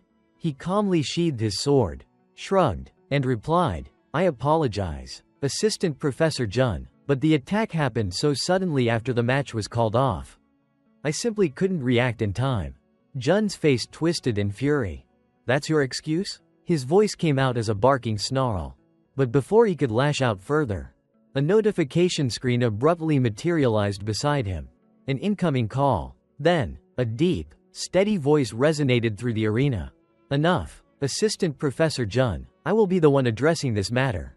Vice Principal Xenon. The moment Jun heard that voice, his entire demeanor shifted. The rage on his face melted into something much smaller, much weaker. Why yes, sir, I understand. The massive system screen rotated. And now, Vice Principal Xenon's stern, piercing gaze was locked onto Do-1. Do-1, I represent the faculty members observing this match. We have witnessed everything. From this point forward, I will be the one asking the questions. And you will answer them. Think carefully and answer honestly. A heavy pause. Xenon's icy eyes drilled into Do-1. Erecto's reckless attack. You won't tell me that you couldn't dodge it, will you? With your skills, evading that attack would have been effortless. The power gap between you two was so overwhelming that the faculty deemed it necessary to end the match. So now, give me an answer that we can accept. Why didn't you dodge? Do-1? His voice carried no anger, only an unwavering, freezing pressure. Do-1 felt a slight tension creep up his spine. Do-1 did not answer immediately. Instead, he took his time. He let the silence stretch, carefully weighing his words. I have acquired the ability to wield the power of words, yet I have never truly reflected on what people call the soul of language. As Xenon's question echoed from the screen, an immense pressure settled over Do-1. He could feel it. Who exactly is this man? A fleeting thought. Then, he spoke. As everyone has already guessed, I did not dodge Erecto's attack. Instead, I chose to counterattack. Because a student who dares to defy the authority of his instructors, who feels entitled to do so, deserves the consequences. A flicker of surprise crossed Xenon's face. You speak of the authority of the professors? Do-1 gave a firm nod. That's right. Furthermore, in an official sparring match, where rules are meant to be upheld with absolute strictness, I wanted to ensure that no student would think they could ignore the rules, or believe they could launch a sneak attack without facing punishment. Xenon studied him for a moment before asking, and why is that? Do-1's voice was steady as he explained the reality he had perceived. Because countless students, and people from other realms, were watching this match unfold. Erecto deliberately ignored the official match's conclusion and continued his pursuit to kill me. Had I simply dodged and avoided the attack, a dangerous idea would have begun to spread. That when fighting students from lower realms, one does not need to obey the rules. I made my decision in mere moments. But I am certain my actions were correct. I acted to uphold the integrity of the Academy's laws. His voice carried no hesitation, no arrogance, just a quiet, unshakable certainty, a sharp answer. Do-1 had deftly shielded himself behind the Academy's honor. And Xenon couldn't help but smile inwardly. Haha, clever. He's fully aware that many ears are listening. He's turned a personal matter into a school-wide concern. I can't refute his argument, but still. Xenon's voice rang out, firm and commanding. Student Do-1. A student who disregards the rules of a sparring match deserves punishment according to Academy regulations. However, deciding who gets punished is the responsibility of the faculty and the school. Not a student like you. Isn't that right? Do-1's expression darkened slightly. Meanwhile, Assistant Professor Jun, grinning ear to ear, practically burst with glee. Huh? See that? No matter how well you talk, your opponent is still the vice principal. You're finished. Ban Du won. But Du Wan, of course, understood the situation perfectly. He had no means to oppose the authority of the vice principal. So, he made his choice. You are absolutely right, Professor. If my actions have in any way overstepped the faculty's authority, I sincerely apologize. Regardless of the outcome, I am prepared to accept any punishment given to me. For a brief moment, silence hung in the air. Then, Xenon chuckled. His tone relaxed. Haha, punishment? No, it's fine. I never intended to discuss punishments to begin with. I was simply curious about how you viewed your own actions. A pause. His sharp gaze scrutinized Du Wan. This kid is truly articulate. And there's an extreme level of conviction behind his words. The kind that could sway even the constellations. A decision was made. In any case, the ultimate fault lies with Erecto. He ignored the official announcement and continued his assault on you. Therefore, I will officially recognize your actions as legitimate self-defense. Ban Du won. In the stands, Light and Rochelle erupted into celebration. The only one left dumbfounded was Assistant Professor Jun. His face twisted in disbelief as he hastily spoke up. But, Professor, what he did was. However, before he could finish, Xenon cut him off. Enough, Assistant Professor Jun. You should put an end to this disgraceful behavior of yours as well. If you had intervened from the start and prevented Erecto from losing control, today's incident wouldn't have happened, would it? You, too, bear responsibility in this matter.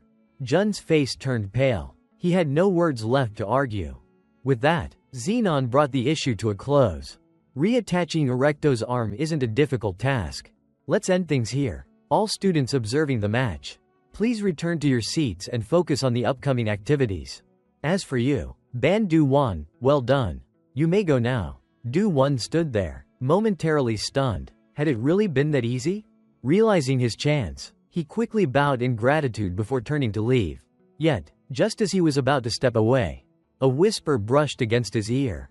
Soft, barely audible. Xenon's voice. See you again. Du Wan's steps faltered for a fraction of a second. A flicker of curiosity crossed his mind. His eyes darted subtly toward the screen behind him. Then, just as quickly, he moved on. Reuniting with his friends, he was met with excitement. Du Wan, there you are. Welcome back. That sword move at the end? Absolutely badass. Light grinned. Meanwhile, Rochelle let out a relieved sigh. More importantly, I'm just glad you're not hurt. Du Wan nodded at both of them. You guys were watching from out here? Thanks for cheering me on.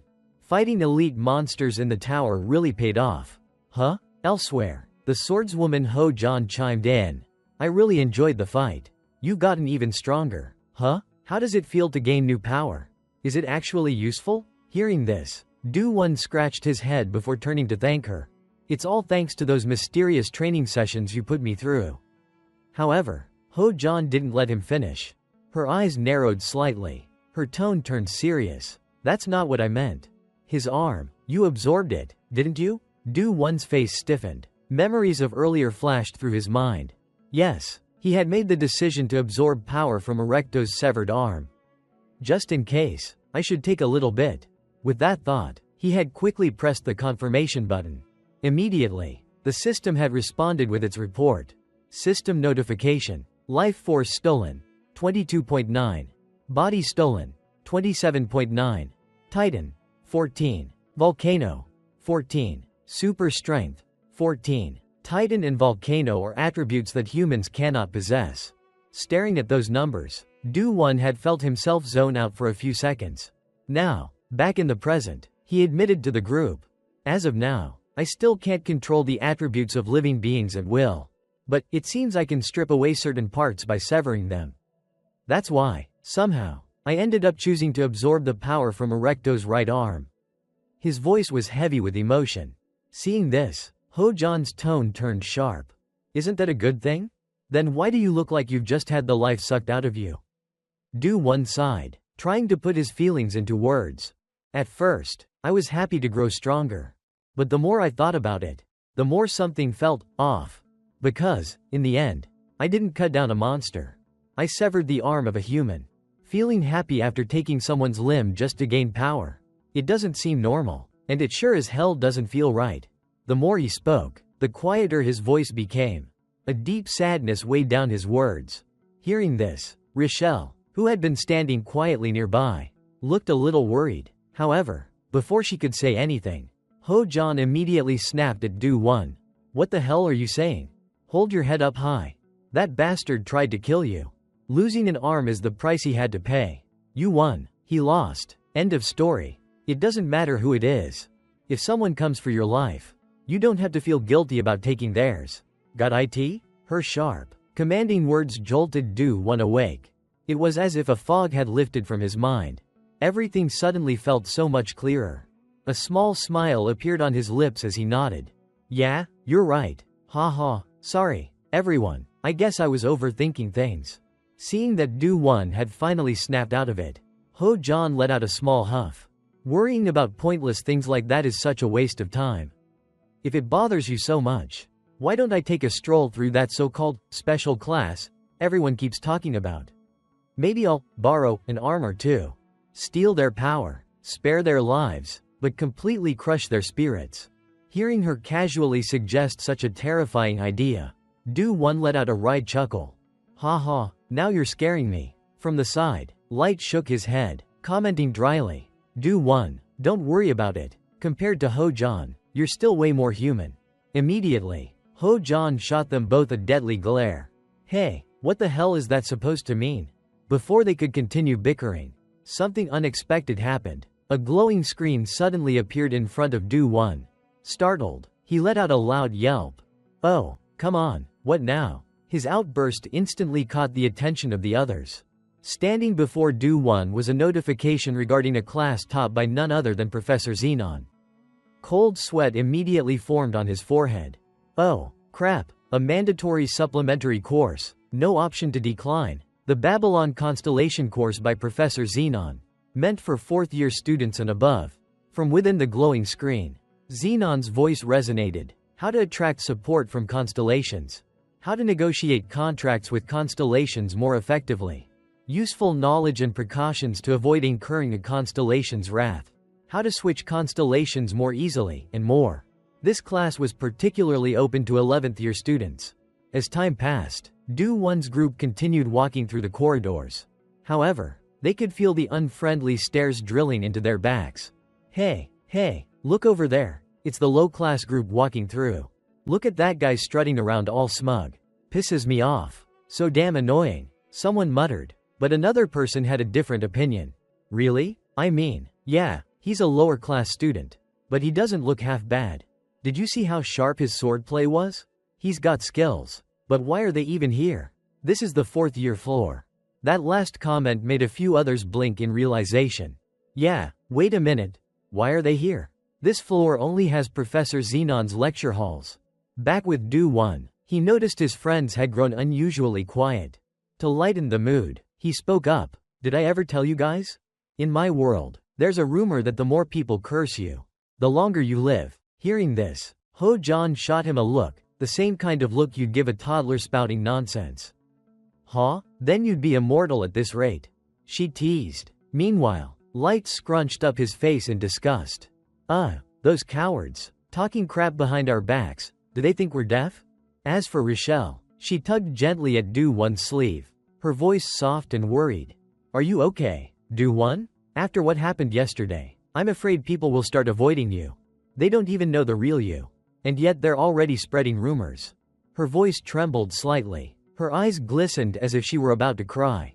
To Do-won, it seemed like Rochelle was the one who needed comforting more than he did. It's okay, Rochelle. Sure, it stings a little, but it's still better than being completely ignored like before. So don't worry too much. Alright? And, thanks for caring about me. As he spoke, Do-won reached out and gently ruffled her small head. Almost instantly, Rochelle's mood brightened. However, their heartwarming moment lasted only a few seconds before. Ha ha ha. A sharp, menacing laugh cut through the air. Wow, you two sure have gotten close fast. And here I thought you just had a casual weekend hangout. Ho-Jon's voice dripped with sarcasm. Standing beside them, Light shuddered, quickly stepping aside as if avoiding an incoming storm. Then, Ho Jon turned to Rochelle, her gaze sharp. You like that outfit Do-Won gave you that much? If you want to get cozy, do it somewhere else, you damn beast. Yet, to everyone's shock, Rochelle didn't back down. Instead, she shot back, jealous. Are we? Do-Won's eyes widened in disbelief. Meanwhile, Ho Jon bristled like a cat whose tail had been stepped on. You must not have taken enough hits during sparring. Huh, beast? Seeing the incoming storm, Rochelle quickly darted behind Do-Won, but her eyes still gleamed with determination. And so, poor Do-Won was left as the unfortunate peacemaker. Hold on, calm down, Ho Jon. Class is about to start. Let's not make a scene. Behind him, Rochelle, emboldened by Do-Won's intervention, threw in one last jab. Like you weren't the one bullying me first. At this, Ho Jon trembled with rage. Meanwhile, Do-Won groaned, exasperated. You too, Rochelle. Time passed quickly. Scene shift. Now standing in front of a lecture hall, Do-Won hesitated before stepping in. So, this is the Babylon Constellation Lecture Hall, right? We're not late, are we? On the side, Light furrowed his brows, concern evident in his voice. Hey, Do-Won, if I remember correctly, this class started last week. If lower class freshmen like us suddenly jump in midway, what do you think the upperclassmen will say? To this, Do-Won simply grinned and replied, You're worried about that? Obviously, they'll think that the ones joining in must be genius underclassmen. Right? And with that, Do-Won pushed open the door and stepped inside. The moment they entered, every single student in the lecture hall turned to look at them. The weight of their collective gaze bore down on them. Even Ho Jon, usually unfazed, had to admit the sheer presence of the upperclassmen. Just as expected, maybe it's because they're upperclassmen, but even I can't underestimate their abilities. But while Ho Jon maintained her composure, Rochelle panicked. She clung tightly to Do-Won's arm, her grip firm. However, Do-Won's own face had gone pale. Because unlike his friends, he saw something even more terrifying. Holy crap, I knew this class was for exceptional students. But what the hell is this? Before him, countless vague and unreadable notifications flooded his vision. Signs that these upperclassmen possessed overwhelming power. His current abilities weren't even enough to measure their strength. And then, the system sent another message. You have successfully comprehended a fraction of a concept held by a transcendent being. Your understanding of the compendium of all poisons has reached 137. Do-Won's mind reeled, but before he could process it all, a familiar voice rang through the lecture hall. Welcome, Class 11. I'm pleased you've decided to attend my lecture. Welcome, everyone. I am Xenon, your supervising professor. Feel free to take any available seat. Hearing this, Do-Won's eyes widened in realization. Wait, this voice? It's him, the one who spoke to me during the fight with Erecto. Once Do-Won's group quickly found their seats, the vice principal began his lecture. As detailed in the curriculum I provided, the objective of this course is simple. To understand the origins of the tower and the constellations. Since we have lower classmen joining us today, let's start with the tower itself. His words carried weight, immediately drawing the class into deep thought. At first glance, the tower may seem like a place without rules or an end. But in truth, the tower functions much like a living being. As you climb, you will face trials, uncover hidden treasures, and encounter the tower's secrets. You may think you're simply earning rewards for overcoming challenges. But that is not the case. The vice principal's gaze swept across the students. You are not hunting for treasures. It is the tower itself that has prepared them for you. Its goal is to select the most exceptional individuals, providing them with greater artifacts, rarer treasures, and more transcendent miracles. The tower is seeking those who actively attempt to understand it. And as with any highly intelligent entity, it reveals more of its secrets, only to those who prove they are worthy of knowing them. Back to Do-Won. Hearing the vice principal's explanation, Do-Won scoffed inwardly. What a load of crap. A flimsy system thrown into chaos by an irregular invader who entered through an unofficial method. Quote, and now you expect me to believe this thing is alive? That it chooses people? This has got to be blown way out of proportion. How can anyone take this seriously? But then, he paused. A thought lingered in the back of his mind, unsettling him. Wait a second? The mass distribution of the headmaster's letter happened shortly after that intruder appeared in the tower. We assumed that the anomaly at the spider altar in room 4 was caused by the intruder. But now that I think about it, a cold realization crept over him. The difficulty level on floor 1 was already absurd. That thing that instantly killed Lewis, there's no way it was a normal monster. That was an elite class creature. If the tower only started acting strange after we reached room 4, then why was the difficulty in rooms 1, 2, and 3 already at hell level? Something wasn't adding up. What the hell is going on? Could the tower actually function like a living entity? It was an insane idea. Unless the premise itself was wrong. What if the tower's difficulty hadn't changed because of the intruder? What if something else had triggered it? A thought he didn't want to acknowledge suddenly crossed his mind. Wait, could it be because of me? That difficulty spike, was it something the tower deliberately set up for us? Or worse, was it because I'm the descendant of the tower's true owner? God, that sounds so narcissistic. What am I even thinking? The more he thought, the worse his headache became. Frustrated, Do-won ran his hands through his hair, visibly distressed. This did not go unnoticed. Light, sitting beside him, furrowed his brows. What's up with you, Do-won? Meanwhile, up front, Vice Principal Xenon continued his lecture. But his sharp eyes never left Do-won. Noticing the boy's agitation, the corners of his lips curled into a knowing, mysterious smile. Back to Do-won. Do-won stroked his chin, deep in thought. No need to overthink this. If the tower truly chooses its climbers, like the professor said, then there's no better environment than this. At the very least, my class is facing a totally different level of hostility and circumstances compared to everyone else. High risk, high reward. If the tower is handpicking challengers, then the rewards it has in store must be on an entirely different level. Tisk, why can't I wrap my head around this? What even is this class? Across the room, Vice Principal Xenon watched Do-won's puzzled expression and smirked. So, he's noticed it, has he? The barrier surrounding it. Some students go years without recognizing it. But this first year can perceive the orb on his first day sitting in? Impressive. Ban Do-won. He turned to address the class. It seems that even first years from class 11 are fully qualified to attend this lecture. Raising a hand, Xenon gestured into thin air, and a floating purple sphere descended from above. He then turned to Do-won. I have a question for you. Ban Do-won. What do you see inside this orb? The professor's cryptic question made Do-won squint at the sphere. But every single system notification returned the same message. Unknown. Nothing? Suppressing his confusion, he responded, I don't see anything. Hearing this, Xenon simply smiled. You should focus more. Try again. Still nothing. Do-won shook his head. I still don't see anything. Xenon chuckled. You must be able to see something. Keep trying. Unlock the secrets of this sphere. Do-won narrowed his eyes and stared into the orb. And slowly, something began to emerge. Concepts detected. Barrier. Severance. Protection. But anything beyond that, I still can't grasp the full picture.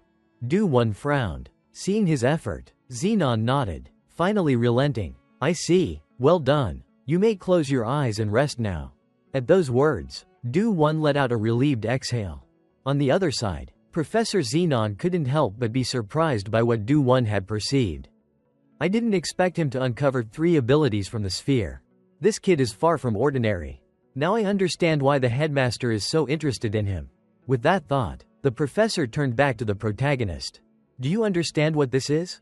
Not at all, Do-won replied bluntly. His response caught even the vice principal off guard. You're quite honest, but you should think a little deeper. Xenon then turned to the rest of the class. I want to emphasize something to all of you, whether in class or in life. Expanding your way of thinking and cultivating imagination is crucial. The way you broaden your mind is directly connected to how you broaden your power. If you wish to use your abilities at a higher level, then you must develop the power of thought, the effort behind the action. You must cultivate your ability to think. Even if the results aren't immediate, you must never stop thinking. Hearing this, Do-won's brain just short-circuited. Never stop thinking? What the hell does that have to do with the sphere? Unable to hold back, he directly asked the professor. If someone had high perception or a strong imagination, could they control this orb?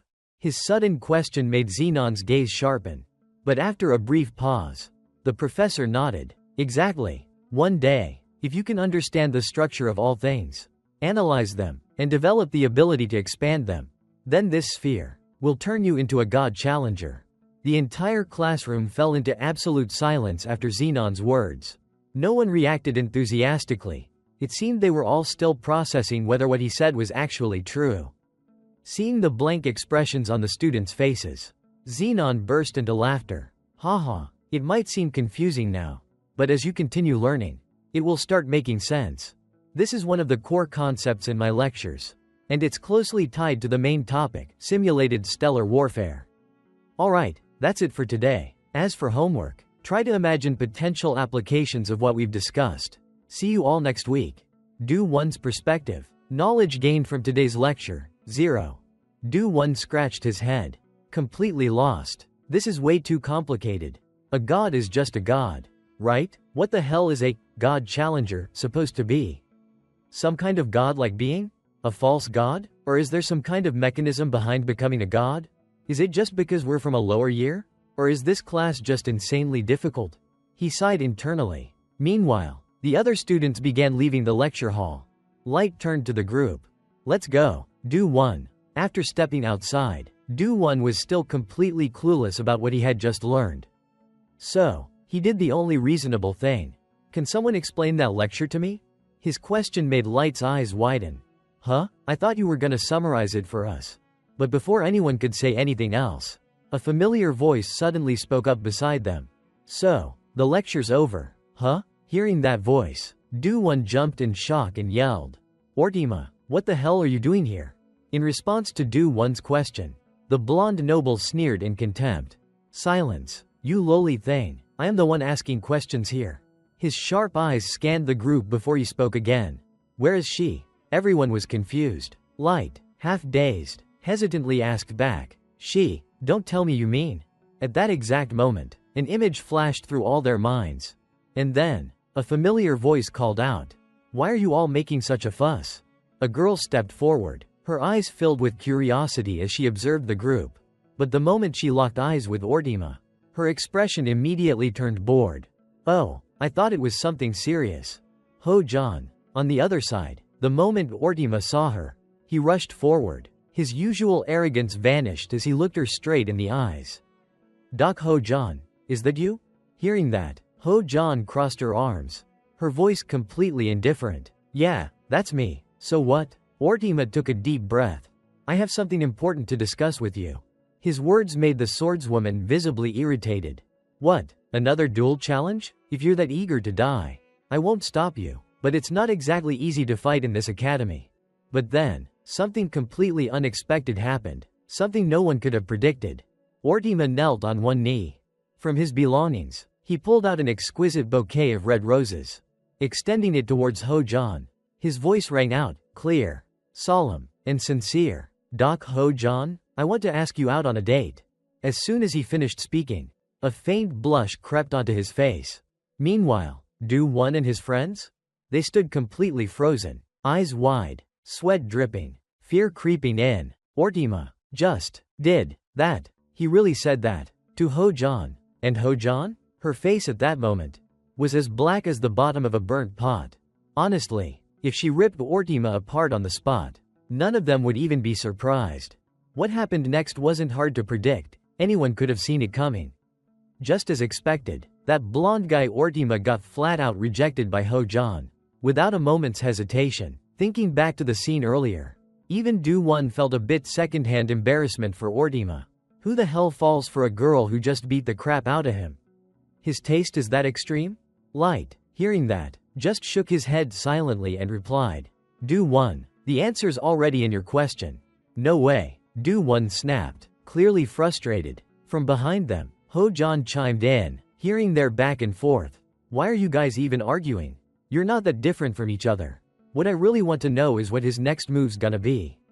At that, the three guys up front all froze, eyes wide, turning to stare at the genius swordswoman as they stammered. His next move? Wait, what do you mean by that? Seeing the clueless expressions on their faces, Ho-Jan started to sweat a little and whispered, You seriously don't know? I'm pretty sure he's up to something. I didn't see any real feelings in his eyes. Hearing that, Do 1 shrugged and said, No way. It's not what you think. I mean, you just looked really pretty. That's all. That offhand compliment made Ho-John's face turn bright pink. Her whole body tensed up as she stammered in embarrassment. Really? Do-won? What's with the sudden compliment? Do-won blinked, clearly confused by her reaction, not really understanding why she was acting like that. Meanwhile, Light turned to her and said bluntly, Ho-John, don't take his random nonsense seriously. Of course I won't. You don't need to tell me that. Ho-John quickly shot back, flustered, while the group kept talking among themselves. The beastkin girl Rochelle stayed quiet, deep in thought. Does Ortima really have some other motive? There's no way I misread those eyes. She recalled the scene from earlier. Ortima had walked up and offered Ho-John a bouquet of flowers. Without skipping a beat, she had replied coldly, I'm not interested in you. So stop looking for me. Let's go. And with that, she turned on her heel and walked off, leaving Ortima standing there with a devastated look on his face. Putting that drama aside, the scene now shifts to the training ground. At that moment, a few notification screens popped up in front of Do-won. You have revealed yourself to several other creatures. Your existence has been etched into their minds. You have comprehended 2 new concepts, charm and honor. Depth of charm and honor. 10. Seeing the notifications, Do-won was a bit stunned. I just uploaded this week's video to my channel, and I already got new concepts unlocked? Curious, he pulled up more detailed info on the 2 new concepts. Charm 10. The ability to attract and influence others. Honor 10. Power granted through recognition by other beings. After reading that, Do-won understood what these 2 traits actually meant. Still, he didn't seem too thrilled about the new powers. They sound nice and all. But, are they actually gonna help me climb the tower? Wondering just how impactful these new traits might be, Do-won turned to his close friend and asked, Hey, Rochelle, do I look different to you? The sudden question caught Rochelle off guard, and she stammered, what? I guess, you look kinda handsome? Now it was Do-won's turn to be flustered. Waving his hands quickly, he replied, No, that's not what I meant. But, thanks anyway. Not far off, Ho-John saw the 2 of them chatting all sweet and cozy. And she instantly grew annoyed. Taking her frustration out on Light beside her, she dragged him along with her toward the duo, her eyes practically glowing with irritation. Hey, you two, focus on what you're doing, she snapped. Stop flirting and get back to training. Do-won, seeing her stomp over, quickly tried to change the subject. Hey, Ho-John, do I look? Before he could even finish the question, Ho-John cut him off. Clearly flustered herself, she raised a hand to his face and snapped. Seriously? Were you not listening to what I just said? Focus. If you keep messing around like this, you'll be stuck training till sunrise. Her sharp tone made Do-won shut up right away. Okay, let's get back to it. Rochelle. Right, Rochelle nodded, ready to continue. Meanwhile, Light, who had been dragged along for the ride, looked completely drained and groaned. Can I please just get a 5-minute break? After that, while Ho-John and Light took a break, Do-won and Rochelle were fully immersed in their training. Each of their strikes created shockwaves that reverberated around them. Watching the exchange, Light had to admit, Do-won's gotten a lot stronger. I think it's about time we step up the training. In response, Ho-John simply shook her head and said, Not yet, he's stronger, sure, but he's still far behind the 2 of us. From the beginning, the only reason he managed to hold his ground was because Rochelle was holding back. As she said this, the skilled swordswoman frowned and continued. Anyway, tomorrow's the day we head into the tower. Do you have a plan to face the monster? Do-won? If not, it'll be just like last time. If we don't figure out a solution soon, we'll just fail again. Switching perspectives to the main character. During the fight with the beast woman, Do-won activated his observation skill quietly. In his mind, he began to formulate a plan. After a week of training with Rochelle, I've started to understand her better. Her rage is triggered by emotions, and depending on the type of emotion used, her state changes drastically. When negative emotions like anger are the fuel, she becomes stronger but also harder to control. However, if positive emotions like happiness are used, her rage subsides, and she becomes more stable. In battle, negative emotions are the easiest to fuel, making it difficult for her to control herself. But if I can replace that with a positive emotion, maybe things will change. With that in mind, Do-won tilted his head, dodging Rochelle's strike. Then, He lunged forward, raising his sword in front of him and pushing it hard toward her chest, sending her stumbling backward, seizing the moment while Rochelle was still recovering. Do-won thought to himself, "This is the moment. I've spent this entire week with Rochelle, collecting emotions when she's happy, relaxed, and calm, not fake emotions, but her real ones. This will definitely work." With that, Do-won pulled out the emotional concepts he had gathered earlier and rushed forward. With that, Do-won began pushing the concepts filled with positive emotions toward Rochelle. Unfortunately, Rochelle's beastly instincts were extremely sharp. Before the protagonist's hand could even reach her, Rochelle swung her arm and knocked his away. Then, with a furious growl, she lunged at Do-won. Her arms spread wide, she wrapped them around his waist and slammed him to the ground. It was as if she had completely lost control. Rochelle raised her sharp hand and drove it down toward him. Observing from the sidelines, Light and Ho-Jon quickly ran over to intervene. But before they could get there, the small snake, Eve, transformed into a chain and wrapped tightly around Rochelle's attacking arm, pulling it sharply to the side. Rochelle could only scream in helplessness. After a few seconds, her red hair slowly turned pink, signaling that she had completely changed, and that she was slowly regaining her consciousness. Meanwhile, Do-won was startled and remarked, "Rochelle, you seem to be moving faster after being chained, don't you think?" Rochelle, panting heavily, weakly replied, "I think so too." Do-won then started to dissolve the chain and sighed in relief. Phew, thank goodness. The rage didn't last too long. But doing this every time we fight is way too dangerous. Something has changed, but what are the conditions for it? Do-won pondered silently in his mind. Meanwhile, Rochelle spoke up from the front. "Thank you, Do-won." Hearing this, the main character snapped out of his thoughts and asked curiously, "Why are you thanking me? We haven't figured it out yet." The beast woman shook her head. "No, thank you. Thanks to you, I was able to fight more comfortably. Just this alone is a huge step forward. I'm really glad you're here." Do-won. Hearing this, Do-won smiled with satisfaction. Meanwhile, Ho-Jon, observing from the side, let out a cold snort. This made Do-won jump a little and quickly explain, "Ho-Jon, we're just training hard, that's all." "Yeah, I see that." Ho-Jon nodded, saying with a hint of annoyance. Light chuckled, trying to ease the tension in the air. "Haha. At least no one's hurt." Switching to Ho-Jon's perspective, she stood up and said, "What's more important is that everything is." Her voice suddenly faltered. After a few seconds of thought, she waved her hand and shook her head. "No, never mind, let's call it a day." Hearing this, Do-won was confused. "What are you talking about? Are we done already?" Time quickly passed, and the scene shifted to the base of the tower. The group had fully equipped themselves and were ready to enter the tower once again. The interesting part was that this time, Light wasn't wielding his holy sword. Instead, he had a large spear. This decision was due to Ho-Jon's insistence. It made Light a bit flustered, and he said, "Hey, Ho-Jon, wouldn't it be better if I used the holy sword? At least when we first step into the tower. I don't mind for myself. But our fates are tied together, right?" Ho-Jon met his words with a confident glance. "We all agreed to build a solid foundation first, rather than rushing in. This is just our second expedition in the first year, so don't worry too much." That's right, Do-won eagerly agreed, before turning to glance at Light, who was shaking nervously. He silently thought, "It seems like Light doesn't care much. Does he?" But the more he uses the holy sword, the more dependent he becomes on it. The essence of the evil soul is slowly blending with the holy soul. I'm not even sure if it's really a holy sword anymore. But, in any case, it's better to keep it as a last resort. With that thought, the scene shifted back to Light, looking at Ho-Jon's determined expression. He could only lower his head and accept it. "Alright, I get it, but if I fail in the tower because of the challenge, don't blame me, okay?" Ho-Jon responded with a menacing crack of her knuckles.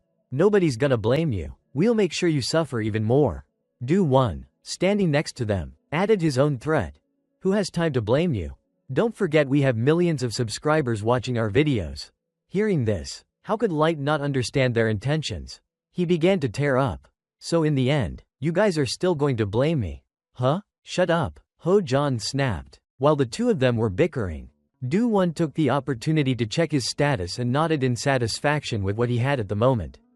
"Good, everything seems fine. We've also got Eve and Taish ready. Right? Saying that, he called out to the small snake, Eve, and the tiny robot used for filming, and said, thanks to both of you. Meanwhile, Rochelle, the beast girl, took a step forward and said, Do One, I'll give it my all. And I'll follow everything you say. Hearing this, Do One turned around and nodded. Alright, trust me, I'm strong in battle too. I believe in you, Rochelle replied with an expression full of trust. However, for some reason, Ho Jon found their affectionate exchange a bit irritating and sarcastically said to Do One, I just hope we can last at least until Saturday afternoon. The first person to die will have to suffer the worst punishment.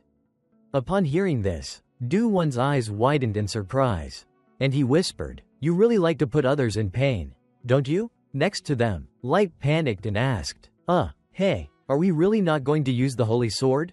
Ignoring his complaint, Ho Jon's expression shifted slightly as she quietly said, Do One, come here for a moment.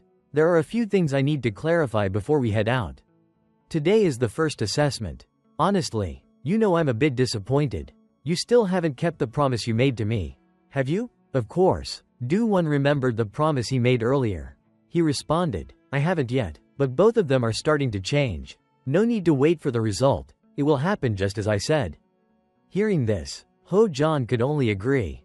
I hope so, but still, about the monster's condition, there's something I didn't tell you yesterday. But first, who dares eavesdrop? As she spoke, she snapped her fingers, causing Rochelle, who had been listening in, to cover her ears. However, even so, Ho Jon didn't stop snapping her fingers at all. While doing so, she grumbled, Honestly, that monster's state becomes wilder when it's facing you. Do One, do you understand the meaning of submission? Do One, hearing the question, was a bit curious but turned to respond. Does it mean being dominated? Ho Jon replied with a sigh. Not exactly. From the perspective of someone who has been dominated, it's a bit uncomfortable, but some people have strong leadership abilities. And for those people, that monster's state is more like someone who can completely dominate and control it. Upon hearing this, Do One was still confused and had to ask again, What do you mean by that? Up ahead, Ho Jon walked closer to Do One, locking her gaze on him and reminding him, You really don't get it? In other words, when that monster becomes uncontrollable, trying to communicate with its heart will be useless. On the other side, Do One, the forest newbie, still had his eyes wide open, with question marks sprouting all over his head. He said cluelessly, Sorry, but I still don't understand at all. Upon hearing this, despite her usual patience, Ho Jon couldn't suppress her anger anymore and shouted, Oh my god, seriously, forget it, if you don't get it. Just remember it. She said this while grinding her teeth. Do One, still with his silly grin, replied, Don't be mad. Alright, I don't get it, but I'll remember it. Thanks. After putting that aside, the group began heading towards the entrance. Do One placed his hand on the door and turned to the others, saying, Alright, so, is everyone ready? In response, the other three nodded in unison. Seeing this, Do One gained confidence and said, First year, 11th class. Second exploration, officially starting. As he spoke, Do One extended both hands and pushed the door open with a force. Once inside, the scene before them seemed to resemble a maze. The environment was completely different from what they had encountered before, causing the group to look around in astonishment.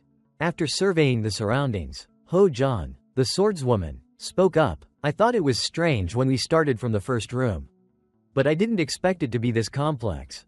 Is this a maze this time? Light, with a worried expression, commented, while Do One checked his pendant. Based on the numbers on the pendant, this seems to be the 5th floor. Upon hearing this, Light let out a sigh of relief. Thank goodness we started from the 5th room.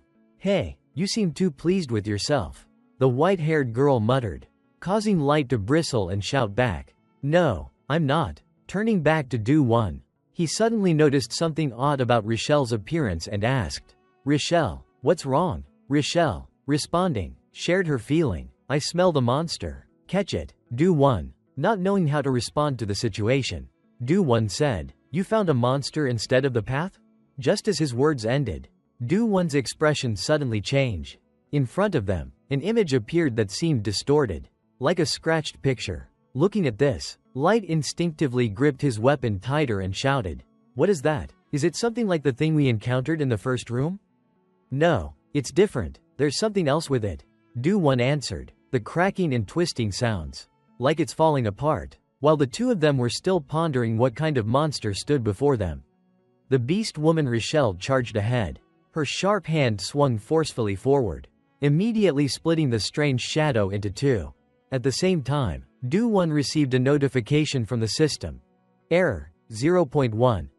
Evil Spirit Soul, 0.2. Light, 0.1. Noise, 0.1. Function Loss, 0.05. Reversal, 0.01. Looking at the notification, Do-won confirmed his thoughts. Just as I thought.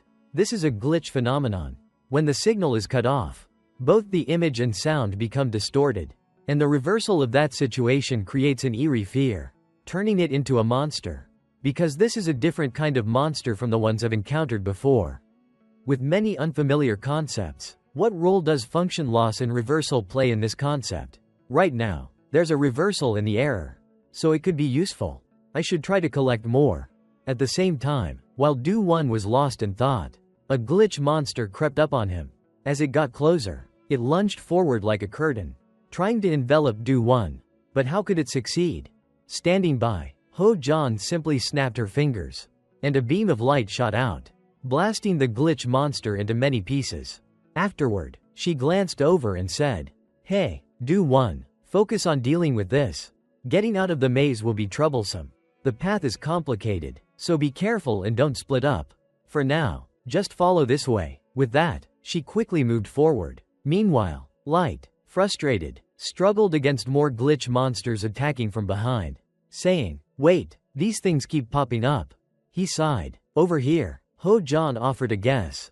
Is it a type of spirit monster?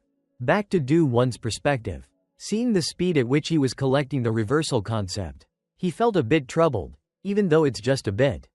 I've slowly accumulated some reversal, but I need to reach 100 points to use the ability. Right? Is it worth it in the end? Just as Do-won thought about this, he was distracted by Rochelle's scream, right when she was about to rush in to face the glitch monster. Do-won quickly controlled his chain to block her. Hold on. Rochelle, you don't need to fight too much. You'll go crazy. Rochelle, just stand by my side for now. Upon hearing this, her face turned slightly pink, and she nodded vigorously. This only made Ho-jan, who was observing, irritated. Hey, you too. This isn't the time for flirting. As she spoke, she casually snapped her fingers, shooting out 2 energy beams to destroy the monsters in front of her. Turning back to the main character, he reminded himself, for now, just ignore the concept appearing on the walls. Behind them, Rochelle observed the surroundings and assisted Do-won, saying, "Hey, Do-won, they're appearing over there." "I got it." Do-won nodded and quickly controlled his chain to attack the glitch monsters. Time passed quickly. Do-won's group kept fighting while retreating, but they still couldn't find a way out of the maze. This frustrated Light. "Oh my god. It's been hours. When are we going to get out of this maze?" Upon hearing this, Ho-jan, who was in the front, frowned and said, "It's true. I remember every path we've taken." Not only her, but even Do-won himself felt the same. He said, "This place, even though it looks a little different, it seems like we've been here before." Exactly. This isn't a normal maze. It changes over time. At this rate, the only choice is to try to destroy it. If we destroy everything, something will appear. As Ho-jan said this, she started gathering her energy into her fist, preparing to perform a powerful attack to destroy the walls in front of them. Her words suddenly sparked an idea in Do-won's mind. Wait a minute.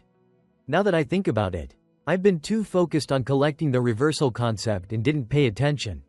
With that thought, Do-won moved forward to stop Ho-jan. "Ho-jan, hold on a second. Normally, a path doesn't change so easily. That means there must be something inside the walls." As he spoke, Do-won reached out to feel the wall in front of him. Within a few seconds, his hand gently pushed against a piece of the wall, causing it to sink inward. The system then displayed a notification. Illusion, 0.5 has been stolen. Concept of humans cannot possess. Looking at the scene, the section of the wall in front of him slowly vanished, revealing a path ahead. "I knew it. I was right," Do-won thought to himself with a quiet smile. Seeing this, both Light and Rochelle turned to admire the protagonist and asked, "How did you do that? Do-Won? You even broke through the maze." Hearing their words, Do-Won casually scratched his nose in satisfaction and thought to himself, "Actually, I've noticed it from the beginning. I was just too focused on collecting the concept, so I didn't mention it earlier." After thinking that, Do-Won waved his hand and smiled sheepishly. "I don't like wasting time. I just wandered around for a few hours and found the gap. Come on, let's go. I'm tired of this maze already." With that, Do-Won quickly moved forward. Behind him, Ho-Jon started watching his retreating figure and silently admired him. He found a magical loophole that even I didn't know. Truly, he's not just an ordinary genius. Time passed quickly. At this moment, Do-Won split a huge error monster in half, causing it to scream in agony. Its appearance made the whole group more cautious about this exploration. Light spoke up, "We're encountering another elite monster in our second expedition. Our exploration team is definitely different from the others." Hearing this, Rochelle agreed, adding, "Seems like it's true." Then, noticing Do-Won was turning left and right, as though searching for something, she asked, "Hey, Do-Won, what's going on? Are you hurt?" "No, I'm fine," Do-Won replied, but in his heart, he was panicking. His mana had reached 199.999, and it wasn't increasing any further. This made Do-Won feel anxious. It's not increasing at all. I've absorbed so much mana in the last 3 hours, but my mana still hasn't surpassed 200. This has never happened with my fate and physical stats. What's going on? The more Do-Won thought about it, the more confused he became. If one stat is stuck at this level, it will cause a lot of problems. However, Ho-Jon didn't know what was going on, so she approached and asked, "What's wrong? Are you hurt somewhere?" Her sudden appearance startled Do-Won, and he yelled, "Hey, I told you not to approach me suddenly." On the other side, his panicked appearance only made the group more certain of their thoughts. "So you really have a problem?" "Huh? Do-Won, what's going on?" Hearing this, the protagonist turned to share his issue. "It's not just that I just defeated an elite monster, but my mana still hasn't increased at all." As for Ho-Jon, for some reason, after hearing Do-Won's problem, she smirked and chuckled, which made Do-Won a little embarrassed. "Why? What's so funny?" Do-Won asked. Ho-Jon responded, "You've hit a wall. Do-Won, you've absorbed so much energy, sucked everything around you dry. That's why you're growing at an incredible rate. But if you keep pouring water into a container without giving it time to grow, you'll soon hit your limit." Upon hearing this, Do-Won immediately understood, his mouth dropping open as he asked, "A container? So what should I do now?" The swordswoman quickly offered a solution. "Right now, blindly hunting monsters to push your limits isn't the way to go." She glanced at Rochelle before pouting and saying with a hint of annoyance, "Some people are just too lucky. Haha, they don't have to get stuck in school on the weekends. Enjoy the fresh air, eat delicious food, and go shopping." Her implied words made Do-Won quickly realize the issue, and he clasped his hands in a pleading gesture. "Ho-Jon, if you're willing to teach me, I'm ready to learn. I'll even consider going out to eat or shopping with you. So, please, I beg you." Hearing this, Ho-Jon's anger finally subsided a little and she agreed. "Alright, you only lower yourself when it's something like this, but it'll take some time. Is that okay?" Rochelle, the little dog girl, nodded enthusiastically. "If it helps Do-Won, I don't mind." Meanwhile, Light sighed. "We took down one elite monster, but nothing changed, so we have no other choice." "Thanks, everyone," the protagonist said, his voice full of gratitude. Then, the swordswoman slowly explained her plan. "The best method for you right now is to learn the basics. Because the divine manifestation technique, the fundamental martial art of the manifestation spell. It sounds difficult, but it's just basic martial arts, so it's not that hard." However, when she said this, her voice faltered slightly. As for Do-Won, it seemed like he had realized something and quickly asked, "So this time, I'm going to be taught proper martial arts? At least, should I perform some kind of apprenticeship ceremony or something?" His question made Ho-Jon pause for a moment, thinking for a few seconds before she turned and replied, "This is just basic internal energy cultivation that even children can learn. Forget about that and get ready." As she said this, Ho-Jon silently reminded herself, "This is surprising. An outsider talking about an apprenticeship ceremony. I'm acting like it's nothing." But the divine manifestation technique isn't the kind of martial art that can be easily taught. It's a secret technique passed down to descendants by blood. If my father knew about this, he'd be shocked. We've only just met, and he's from another world. I can't believe I'm teaching a secret technique, one that's only passed down to our family's heirs, to a fool like this. Unless he's my husband, this would be unacceptable. As Ho Jan thought this, her face turned a little red from embarrassment. Meanwhile, Du Won stood in front, feeling as if he were about to die from shame. On the side, Light stared at the sharp muscles of the protagonist, his eyes bulging as he reminded the girl next to him, "Don't look, Rochelle." In response, Rochelle covered her mouth and whispered, "But Light is looking too." "I'm fine, I'm a guy," Light stammered. "You're making up excuses," Rochelle retorted. "You too, shut up," Ho Jan shouted, silencing the chatter. Only then did she continue her teaching. "Now, sit down and calm yourself." As she spoke, her hand moved slowly forward. Inside her mind, she thought, "From the moment I met him until now, this strange feeling keeps growing. The feeling that I want to personally teach this man. He's different from anyone I've ever met. His martial arts talent is undeniable, and his potential is huge. If someone with talent and ability like him were systematically trained, what would happen? How fast and far could he go? At the same time, I don't want anyone else to influence his potential. What is it about him that makes me feel this way?" Shaking off these distracting thoughts, Ho Jan spoke again. "I've already explained the basics. Are you ready, Du Won?" Hearing this, Du Won nodded and then asked, "I understand now, but before we begin, shouldn't you chant some incantation or something?" At first, Ho Jan was a bit confused, but then she couldn't help but laugh out loud. Haha, if I chant an incantation, would you even understand it? It's too complicated to explain. Just engrave it into your body. And that's enough. Alright, let's begin. With those words, Ho Jan began channeling her energy into Du Won's body to guide him. A few minutes earlier, Ho Jan was explaining the martial art she was about to teach Du Won. "The divine manifestation technique I'm going to teach you will completely change the nature of the energy inside your body and its foundation." Hearing this, Du Won stopped unbuttoning his shirt. He thought to himself, "I thought it was just a simple martial art, but it seems like this isn't simple at all." Seeing the worried look on his face, Ho Jan smirked and said, "Don't worry, if you want to get stronger, changing the energy is normal. The magic energy altered by the divine manifestation technique will stimulate your body. At that point, your body will transform the magic energy into true qi. When both your body and magical power are significantly enhanced, you'll get stronger quickly." Upon hearing this, Du Won was still a bit confused, but he nodded, trying to brush it off, even though the explanation is still hard to understand. "I can gather that it purifies magic energy and converts it into true qi.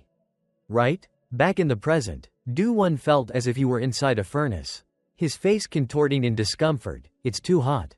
The moment Ho Jan touched me, it felt like a fireball entered my body. It keeps absorbing the magic energy within me. It's moving around my body, like a path is being formed inside. How much longer will my body keep burning like this?" The more he thought about it, the more panicked he became. As if sensing his distress, Ho Jan whispered softly into Du Won's ear, "Du Won, calm down. Follow the path that's forming inside your body, and circulate the true qi. That fire is the origin of the divine manifestation technique. If you succeed now, you'll be able to walk your own path." Ho Jan's soothing words seemed to carry some kind of magical force, helping Du Won's mind calm down. He began to close his eyes, slowly feeling the energy moving through his body. The green flame inside him kept circulating throughout his body. Gradually, as time passed, the intense heat from the energy began to lessen, until it eventually disappeared entirely. At this point, Du Won opened his eyes and let out a relieved sigh. "Phew. I feel much better now. And I've realized that directly using magic energy isn't the best way." At the same time, a congratulatory message appeared before his eyes. "You have learned a new martial art, divine manifestation technique. Understanding level 20. Along with practicing the divine manifestation technique, several negative concepts in your body have been eliminated. Positive vitality has gradually begun to form within your body. This will assist in the development of new concepts. Soul understanding 440. Defensive understanding 7. Looking at each line of the message, Do-won couldn't help but think to himself, wow, I did it. This is amazing. Just like Ho-jan said, the concepts in my body are being replaced by true chi. The more I practice, the stronger these concepts in my body will get. So this is the divine manifestation technique? As for Ho-jan, she also sensed the change in Do-won's energy and asked, so, how does it feel? Are you satisfied? Do-won, more than satisfied, turned to her and gave her a thumbs up. Awesome. So, what do you want as a gift? Upon hearing this, Ho-jan burst out laughing. Hee hee. I'd love one, but before that, you should wipe off your sweat if you don't want to climb the tower by yourself. Saying that, she threw a towel at Do-won's face. As Do-won wiped his sweat, he reflected on the previous memory. Deep in thought, this is strange. If I focus during practice, I can feel the chi circulating inside my body. The more true chi is formed, the stronger my body gets, and my senses become sharper. Such a powerful martial art. And she gave it to me without expecting anything in return. The more he thought, the more confused Do-won felt. Before quickly finishing getting dressed and returning to the group, sorry I'm a little late. In response, Light asked, should we record a video? What are you expecting? I'm not doing that. Forget it, let's just get going. Do-won replied. On the other side, the beastkin girl Rochelle still hadn't given up and tried to persuade him. But just think, view count might go through the roof. Her comment immediately got a supportive response from Light. Now that's what I'm talking about. Hearing the two of them going back and forth, Do-won snapped, cut it out already. Before they could take more than a few steps, Light suddenly spoke up again. Now that I think about it, it's around lunchtime, isn't it? Aren't you guys hungry? Do-won replied. Well, I did take up quite a bit of time back there. So how about we make up for it and eat now? But before anyone could say another word, Ho-jan cut in. No way. We've been stuck in room 5 for way too long. We can't afford to delay any more before reaching room 6. Her tone made Light sigh in frustration. This food schedule is stricter than the military. Rochelle snapped back at him.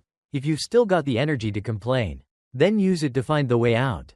Just as she finished speaking, the group finally escaped the maze and came face to face with a large door, leaving everyone momentarily stunned. You just said that, and I've already found it. Light exclaimed. This has gotta be the entrance to room 6. Right? Let's take a look. I'm not so sure. Ho-jan replied with a cautious tone. Before Light could walk up and inspect it, Do-won reached out to stop him. Something had caught his attention. Wait, I haven't even used a skill, but I can sense something faint outside this door. Is there something behind it? With a tense expression, Do-won slowly approached the large door. His body language made the others suspicious. But Ho-jan quickly said, let's follow him. They all followed behind him. Once they were at the back of the door, Light glanced left and right, clearly confused. There's nothing here. Did we mess up and go the wrong way? But Do-won, with his divine sight, could see what the others couldn't. Maybe, but through my eyes. This wall is covered in illusions, right here. He reached out and pushed against the air, and sure enough, his hand seemed to touch something. A spiderweb of cracks began spreading across the air before shattering like broken glass, revealing a reddish-brown space behind it. Light and Rochelle were stunned. What just happened? Did Do-won actually find a hidden path? Ho-jan's eyes lit up as she shouted. I get it now. This is a shortcut. Through the opening, they saw a spiral staircase leading upward. At that moment, a system notification appeared in front of Do-won. You have absorbed 50 illusions. Seeing that message, Do-won blinked in surprise. What? I just gained 50 illusion points? So I really did discover a hidden path? That's awesome. He turned back to the group and asked. Looks like I found us a shortcut. What do you guys think we should do with it? The group all shared the same thought. What else? Of course we're going in. With that, the entire group rushed into the newly revealed passage. A gentle hand held out a glowing energy orb toward the tiny white snake, Eve, who lifted her head to receive it. Eat up and grow strong, Eve. The little creature happily opened her mouth wide, devouring the orb in one gulp, then let out a squeaky chirp eek. As a message flashed, 5 illusions absorbed. Do-won climbed the steps while glancing around and remarked, it feels like the floor layout changed as we ascended. There wasn't any distinct transition. Ho-jan nodded in agreement. Maybe the staircase itself is the transition point. Then she turned sharply toward Light and snapped, Light. Just walk straight already. But Light only inched forward timidly, clutching his weapon tightly with a look of unease. What if something jumps out in front of me? The corridor's really narrow, he protested. Hojan shot back, voice firm and unyielding, then just fight it. What are you afraid of? Suddenly, Ruchel, who was walking ahead, let out a surprised gasp. Ah, she clutched the pendant around her neck and looked up anxiously. We've reached the 8th floor. The 8th floor already. Duan looked stunned, sweat beading on his cheeks as he tried to feign surprise. Hua, we skipped 3 whole floors. From behind, Hojan's cool, almost mocking voice replied. You sure found a nice shortcut, huh, Ban Yuan. He darted his eyes around, chuckling awkwardly. Even I didn't expect the shortcut to be that good. But Light still looked pale and drenched in sweat. He glanced around nervously, his voice shaky. The guidebook says shortcuts are a great stroke of luck. But the more floors you skip, the tougher the next ones get. Aren't you guys even a little worried? Hojan tilted her head slightly, her expression unreadable as she smiled. It also says the rewards will be greater. I'm looking forward to that. The knight looked like he was on the verge of tears. Hick, next time, no more shortcuts please. Duan let out a small sigh as he continued walking, a lazy smile on his face despite the sweat running down his temple. Light's been complaining a lot today, he thought. He wasn't like this during the last expedition. Why is he so scared now? Light gripped his sword's handle tighter, beads of sweat dripping from his brow, eyes filled with unease. He murmured under his breath. The higher the difficulty, the more dangerous it gets. If only I could use the holy sword. Duan kept a close eye on his behavior, growing increasingly suspicious. His mental state's not stable either. He's way too reliant on that sword of his. From behind, Hojan furrowed her brow and snapped, You're being way too noisy.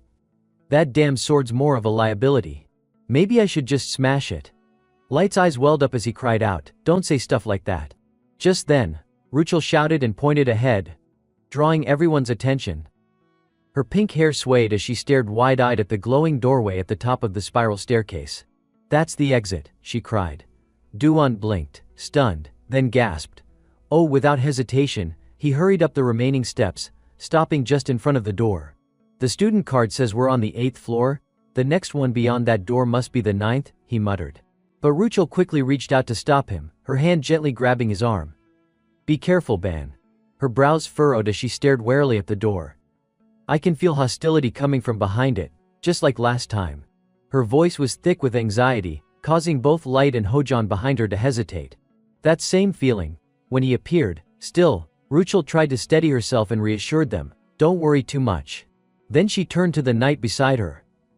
Light, when we go in, make sure you swing that sword of yours, got it? Startled by his name, Light blinked and asked. Huh? Really? She nodded firmly.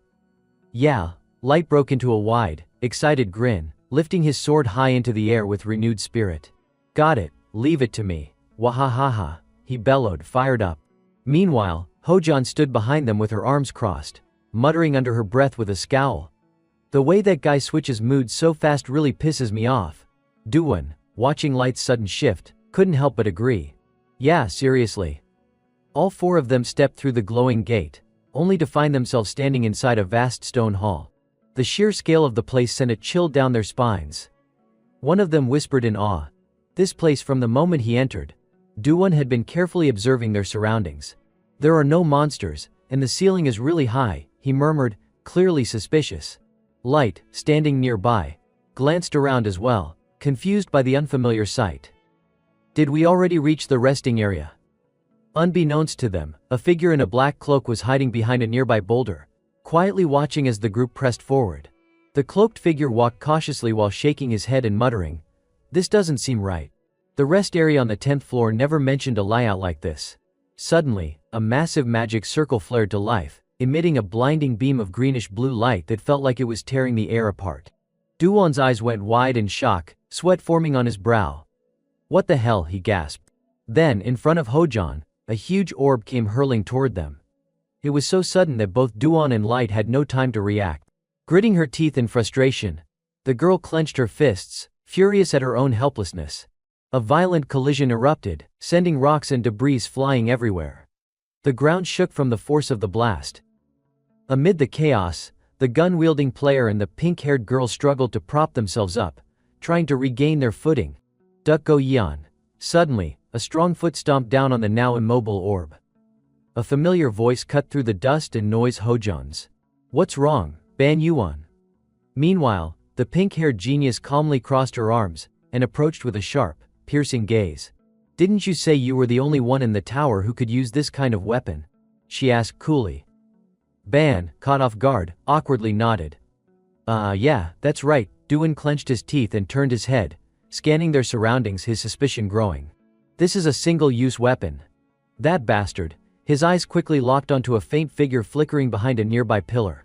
You cocked that gun so fast, huh? Thought I wouldn't notice. Duan immediately pointed toward the stone pillar and shouted to Light. Light. Over there. Wasting no time, Light sprang into action. Behind the third pillar. Got it. The mysterious man in the black cloak flinched, startled by the sudden alert. Hiding tightly behind the stone structure, he cursed under his breath as Light, gripping his sword, sprinted toward him at full speed. He's coming. How the hell did he find me? With one mighty swing, Light sliced the thick stone pillar clean in half, leaving the hidden enemy in utter shock. My stealth skill shouldn't be detectable by first years. Light shouted furiously, it's you bastard. The cloaked man gritted his teeth and dodged to the side just in time, completely confused. This doesn't make sense, but whatever.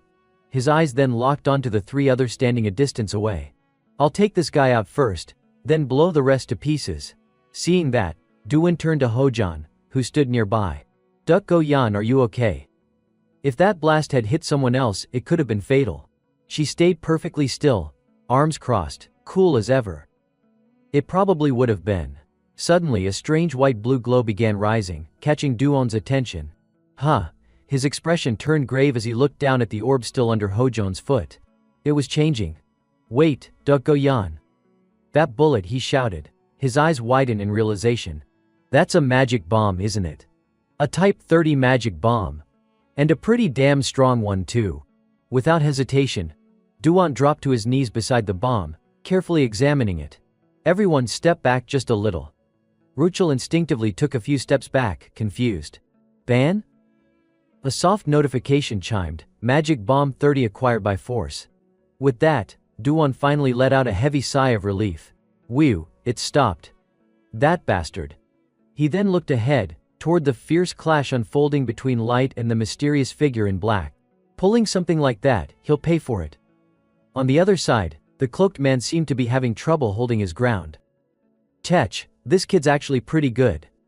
He suddenly sensed something and shifted his gaze to the side, but the distance was just as he turned. He saw Duan putting all his strength into throwing something in his direction. Whatever he's throwing, it won't reach me. Confident, he quickly used his dagger to parry Light's strike, smirking inwardly. Perfect. Only 3 seconds left till detonation. From a small pouch on his belt, he retrieved a handheld detonator and pressed it with a wicked smile. Die. But then he froze and glanced upward. Somehow, the bomb that should have still been near the three others was now directly above him. Huh? His eyes widened in disbelief. Why is it here? Even Light, quick to read the situation, immediately realized something was wrong. It's about to. Meanwhile, the cloaked man turned pale, completely drained of color as panic overtook him. Why? It's going to explode. The bomb shot forward, slammed into a massive stone pillar, bounced off, and flew again in another direction. The man watched, wide-eyed, tracking the bomb as it hurtled toward him right as Light closed in. Wait, it's not exploding. Then came Light's calm, chilling voice, low and composed. It made the man's heart skip a beat. Hey, I don't know what has you so distracted right now. Light's brows furrowed, his expression dead serious as he spoke firmly. But you really shouldn't look away in the middle of a fight. In the next instant, Light dashed past him, delivering a single fluid/light in motion, yet sharp, decisive and final. The mysterious man in the black cloak clutched his bleeding shoulder, gasping heavily. Huff, huff, Light's voice echoed nearby, calm but curious. This is strange. The cloaked man sat slumped against a stone pillar, tightly holding his wound as Light stood in front of him, questioning firmly. You're human, aren't you? Then why did you attack us? The sound of approaching footsteps interrupted the moment, and Duan's voice followed. How did you even get in here? He bent down to pick up the round bomb, then continued, Hey, you. From the moment I noticed you were cloaked in invisibility, Duan's eyes turned sharp as he raised the black bomb in his hand, speaking with complete confidence. You really thought I wouldn't notice the explosives you hid inside those bullets. You put too much trust in your tricks. And now, look at you. His voice dripped with mockery. That cheap little sabotage trick ended up backfiring on you. The cloaked man growled in pain, gritting his teeth. Tech. Are you stupid or something? Furious, he shouted, how could a second-tier rookie like you possibly have this much power? Panic filled his widened eyes as a bright orange targeting beam locked onto him then exploded. Out of nowhere, Hojan appeared before him and launched a powerful strike that even made Duan flinch. With cold composure she spoke, before we try talking this out calmly. Her chilling gaze bore down on the man writhing in pain as she continued in a calm, menacing tone. It might be better if I break your arms or legs. That way you won't be able to do anything stupid. Suddenly, another voice cut in. No, we need to kill him. Ruchel stepped forward slowly, her presence surprising Duan. Ruchel. The pink-haired girl was visibly shaken, sweat dripping down her face as she gritted her teeth, nearly trembling in fear. If we don't kill him now. If we don't kill him right now, everyone's going to. Before she could even finish her sentence, she lunged forward and screamed, Kya! Duan immediately moved to stop her. Wait, Ruchel. Her razor-sharp claws were already inches from the cloaked man's face when, all at once, a glowing blue chain whipped around her and bound her tightly in place. Ruchel thrashed violently, screaming in fury as the magic chains sealed her movements. Kya! Duan held onto her tightly, shouting in concern, calm down, Ruchel. Then, a terrifying voice rumbled all around them, shaking the very ground beneath their feet. You've failed, pathetic fools. Light looked around, confused and growing uneasy. What is this pressure, he thought, spinning in place. Clearly sensing something was very wrong. No way is this. Hojan tilted her head, murmuring, a constellation. The terrifying voice boomed once more, and the cloaked man suddenly clutched his head in agony. Red energy surged wildly around him, and the mysterious voice continued without pause. It seems your role has come to an end. The energy flared violently as the man screamed, wait. I can still be useful, I can still, but no one answered. As the others stood frozen in the face of the chaos, the voice carried on, cold, uncaring, absolute. Sacrificing yourself, for the sake of your teammates. Both Light and Duan were utterly bewildered by the scene unfolding before them. What the hell was going on? The man before them clutched his body and collapsed in agony, screaming in madness. I said I could do it. I can kill them. Something immediately struck Duan as wrong. He shouted at the others, everyone fall back. That strange voice continued to echo, while a mysterious blue and red aura surged around the man, blending together ominously. For Exodus, sacrifice. The voice hissed. The man grabbed his head and doubled over, howling repeatedly. No, no, Duan gritted his teeth, trying to escape the wave of power emanating from him. Shit, this isn't good, not gonna make it in time. Suddenly, a massive explosion burst from the man's location, tearing everything apart and scattering debris in all directions. The remaining three barely managed to take cover behind a stone pillar, bracing themselves against the violent gusts from the blast. Hojan panicked as he realized Duan hadn't escaped yet. Ban Yu won, he screamed. Then, a soft chuckle echoed through the smoke. Ahaha, Duan was sitting on the ground, right near the blast zone, breathing heavily. Man, that was way too close. His face was still pale and filled with the dread of narrowly escaping death. I swear I saw the river of the dead flash before my eyes. Ruchel rushed over, stunned. Ban. Are you okay? Light stared at him, dumbfounded. Just from the dazed look on Duan's face, it was clear something strange had happened. How the hell did you survive that? As Duan collected himself, memories of the moment the explosion triggered flashed through his mind.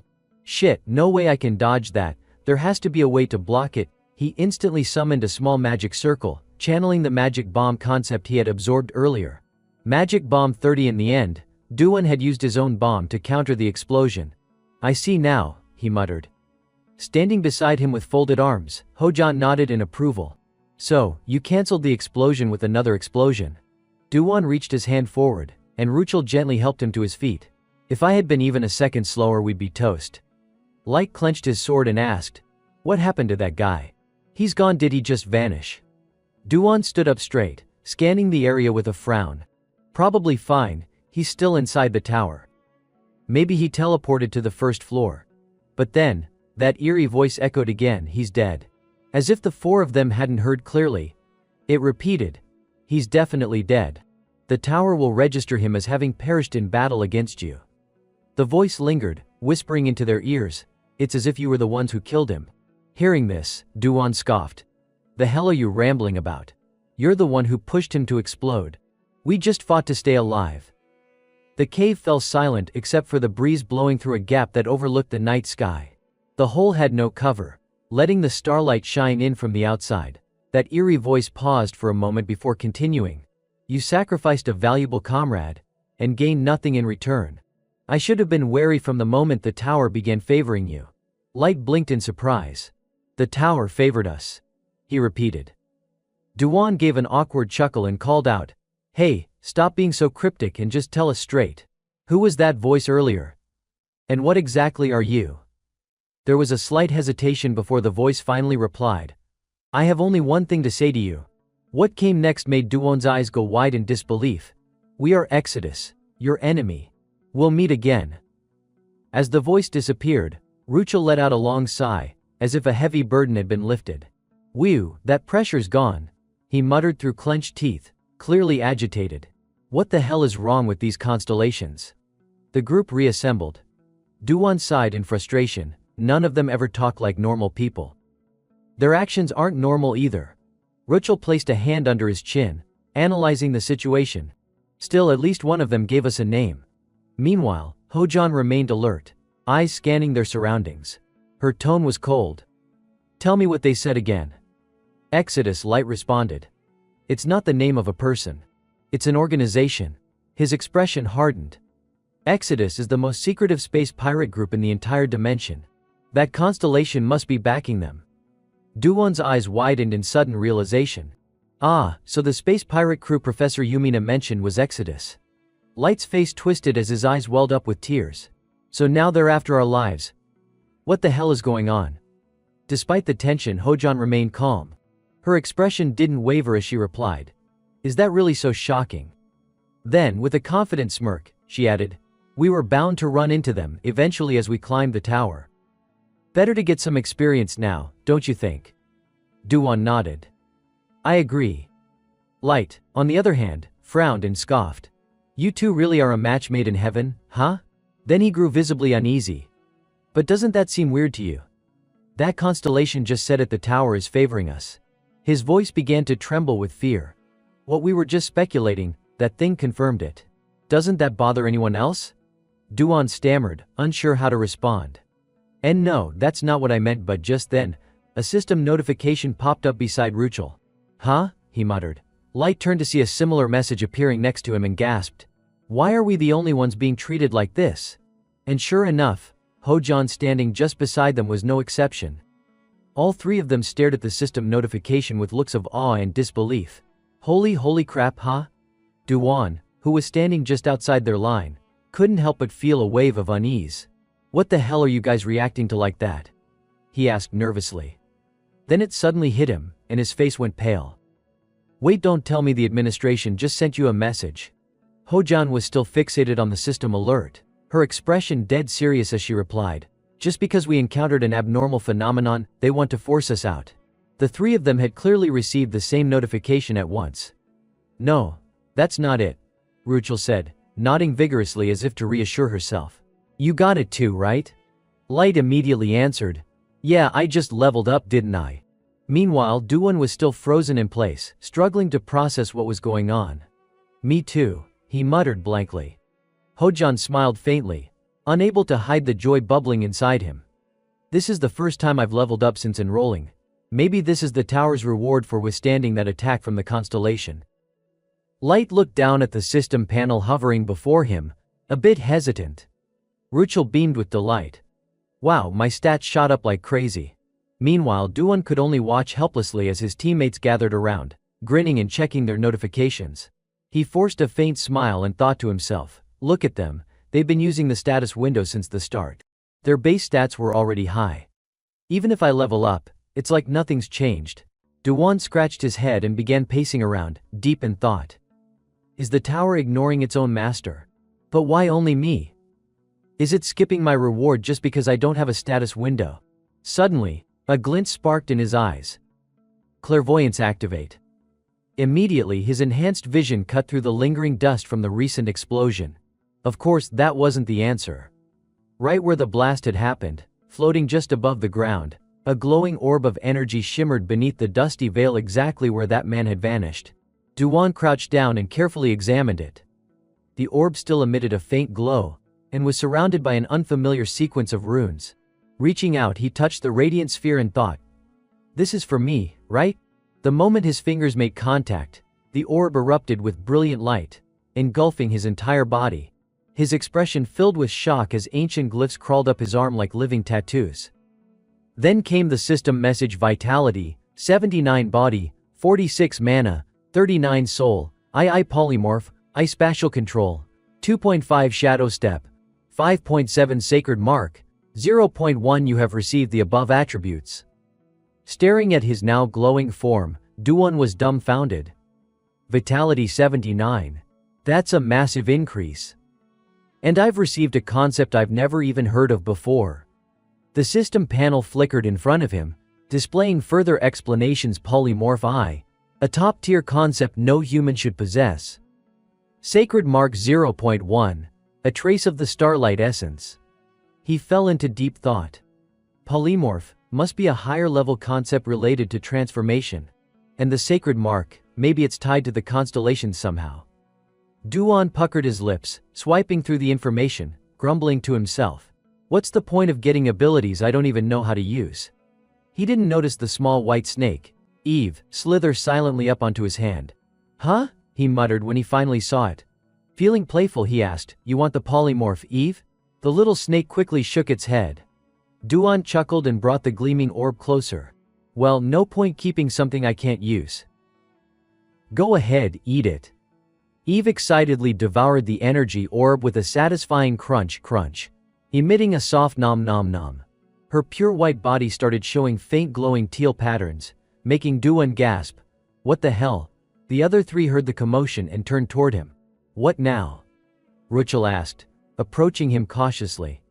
Du-won was sitting on the ground, staring blankly at his hands. It's Eve, he stammered. In his hands now rested a large egg, pulsing with strange mechanical light. Du-won's face was frozen in sheer disbelief. She turned into an egg. The subject has internalized a secondary concept. Origin mutation in progress. Seeing the glowing egg, the pink-haired girl gasped. Oh no, she leaned closer and whispered. You mentioned something like this happened before, right? Du-won nodded slowly. Yeah, but last time she hatched right away after turning into an egg.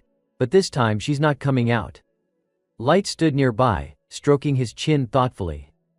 Maybe this is her second evolution, it might just take longer this time.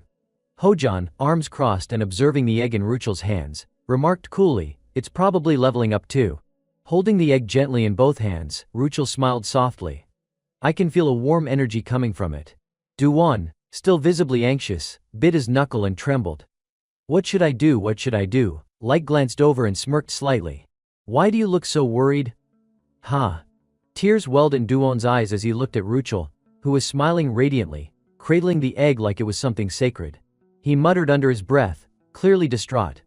We don't have any way to calm her down if something goes wrong. Hearing that, Light's expression stiffened. He clenched his jaw and hissed, damn it. Letting out a sigh, he gave a weary smile and said, the next room is a resting chamber, so let's just hope she wakes up before then. Du-won nodded, still teary-eyed, his voice soft. Mim. Inside the vast room, Ruchel's gentle voice echoed. Ah, it's starting to change. Soon, the four of them stepped into a new chamber bathed in radiant light that filtered through tall glass windows, casting long shadows across a grand staircase. A knight standing nearby tilted his head as he saw them approach, then said, Oh, so you must be the ones. At the center of the hall stood an elegant fountain, its water sparkling under the light. This was room 10, the famous resting area they'd only heard about before. Lush trees surrounded the space, their green canopies giving the chamber a peaceful, almost sacred atmosphere. Light's voice sounded again. I heard that if you're unlucky, there won't be any food or water here. Looks like we got lucky this time. Taking the lead, Du-won walked beside the fountain, calling back to the others, It really does feel more like we hit a stroke of good fortune instead of bad. The knight happily climbed up one of the trees and began picking fruit. These are eaten fruits, he said.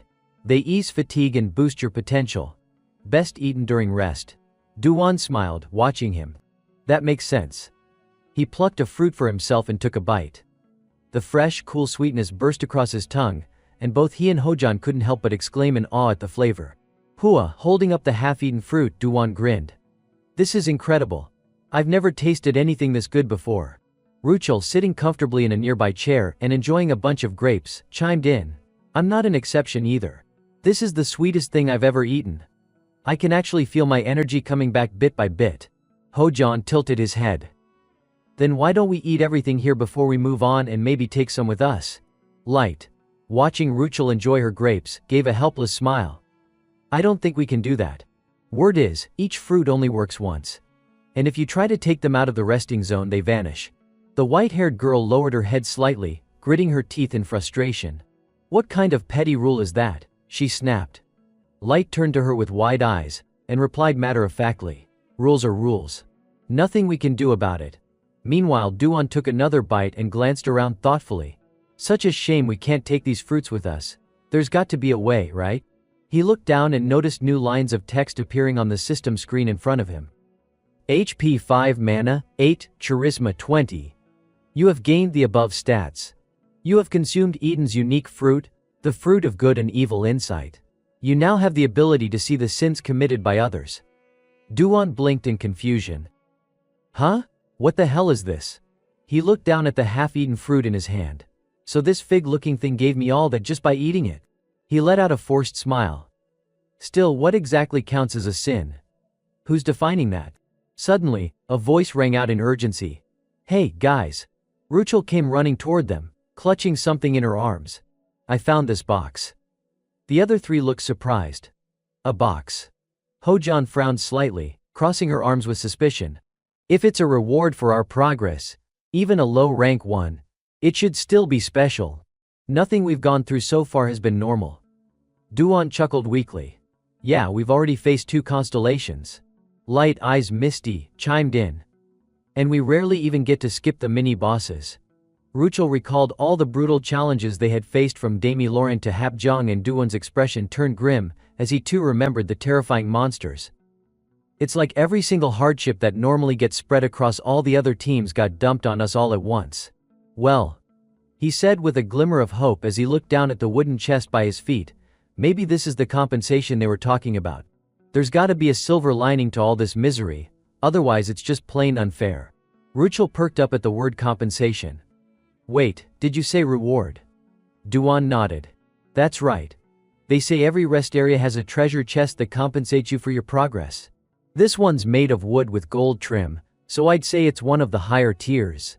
Definitely not low. Eyes wide with curiosity, Ruchel asked, wait, how can you even tell? Duan smiled and began to explain. They categorized the treasure chest by material. Wooden, bronze, silver and gold, in ascending order. The fancier the chest, the better the loot. Light stepped forward, visibly excited. All right. Let's open it. But Hojan quickly raised a hand to stop him. Hold on. She turned toward Duan. Let Ban Yuan open it. He blinked in surprise. Huh, with a smirk, the white-haired girl added dryly. If you open it, we'll just get screwed again. Ruchel nodded without hesitation. I agree. Light was stunned. What? He shouted, on the verge of tears. What did I ever do to deserve this? Your very existence is cursed, Hojan shot back coldly. I wish you'd just keep your mouth shut in moments like this. With no choice, Duan sighed and walked over to the chest. Ruchel followed closely behind, peeking curiously over his shoulder. All right, let's see. As the lid creaked open, Duan's eyes widened and he stuttered. Oh my god, Ruchel stood frozen, staring in disbelief. Huh? She leaned in and blinked rapidly. What is that? She asked in awe. Inside the chest sat a gleaming staff, its top shaped like a radiant heart. Duan was left speechless, completely stunned by what he was seeing. Light widened his eyes as he scanned the heart-shaped staff resting inside the wooden chest. At first glance, it didn't seem to serve any real function. Could it be a ceremonial item or something? He muttered. Rachel gently picked it up with both hands and examined it closely. "The design is really strange," she murmured. Hojan narrowed her eyes, her voice cool and firm. "I can sense a powerful energy coming from it. That's definitely an artifact." Duan smiled faintly at the sight. "Rachel, mind if I hold it for a moment?" he asked, reaching out his hand. Once he had it, he raised it high to admire it, feeling a thrill stir inside him. Just by looking at the design. "This is definitely something from my world," he thought. "The kind used by magical girls." Suddenly his system interface blinked to life in front of him, displaying its stats. Unknown, mana 150, soul 200, magical language 100, elemental magic 50. Duan's eyes widened in disbelief. All magic-related stats. And 200 soul. He rubbed his chin thoughtfully, staring at the staff. "Don't tell me this thing is." Hojan, noticing his reaction, turned to him and asked calmly, "Ban Yu Wan, did you find something?" Duan nodded. "I think this is a magical training tool for beginners." Rachel blinked in surprise. "A training tool?" she echoed. Duan pointed to the staff. "Yeah. I think there's some kind of consciousness inside it trying to pass on knowledge to the user." Both Light and Rachel leaned in to get a closer look. Light's eyes widened in shock while Rachel stared at it, her mouth agape. "You mean this thing can teach people by itself?" Light blurted. As soon as the words left his mouth, the staff began to wobble slightly, responding to their presence. "Ah, see that?" Light shouted. Rachel clapped her hands together, amazed. "It really feels alive, like it's got its own will." Duan smiled and turned to the group. "Guys, I'd really like to keep this. Of course, I'm willing to offer something in return." Ho-Jane answered first in her usual stoic tone. "I'm fine with that. Just make sure you study it later, we're still inside the dungeon." Light nodded in agreement. "No objections here. Considering everything you've been through, that's the least you deserve." Rachel gave an emphatic nod. "Obviously Ban should be the one to keep it." Duan glanced at her, slightly puzzled by the way she said it. Her logic is always a little weird. Still, without further comment, he conjured a glowing magic circle and temporarily stored the staff away.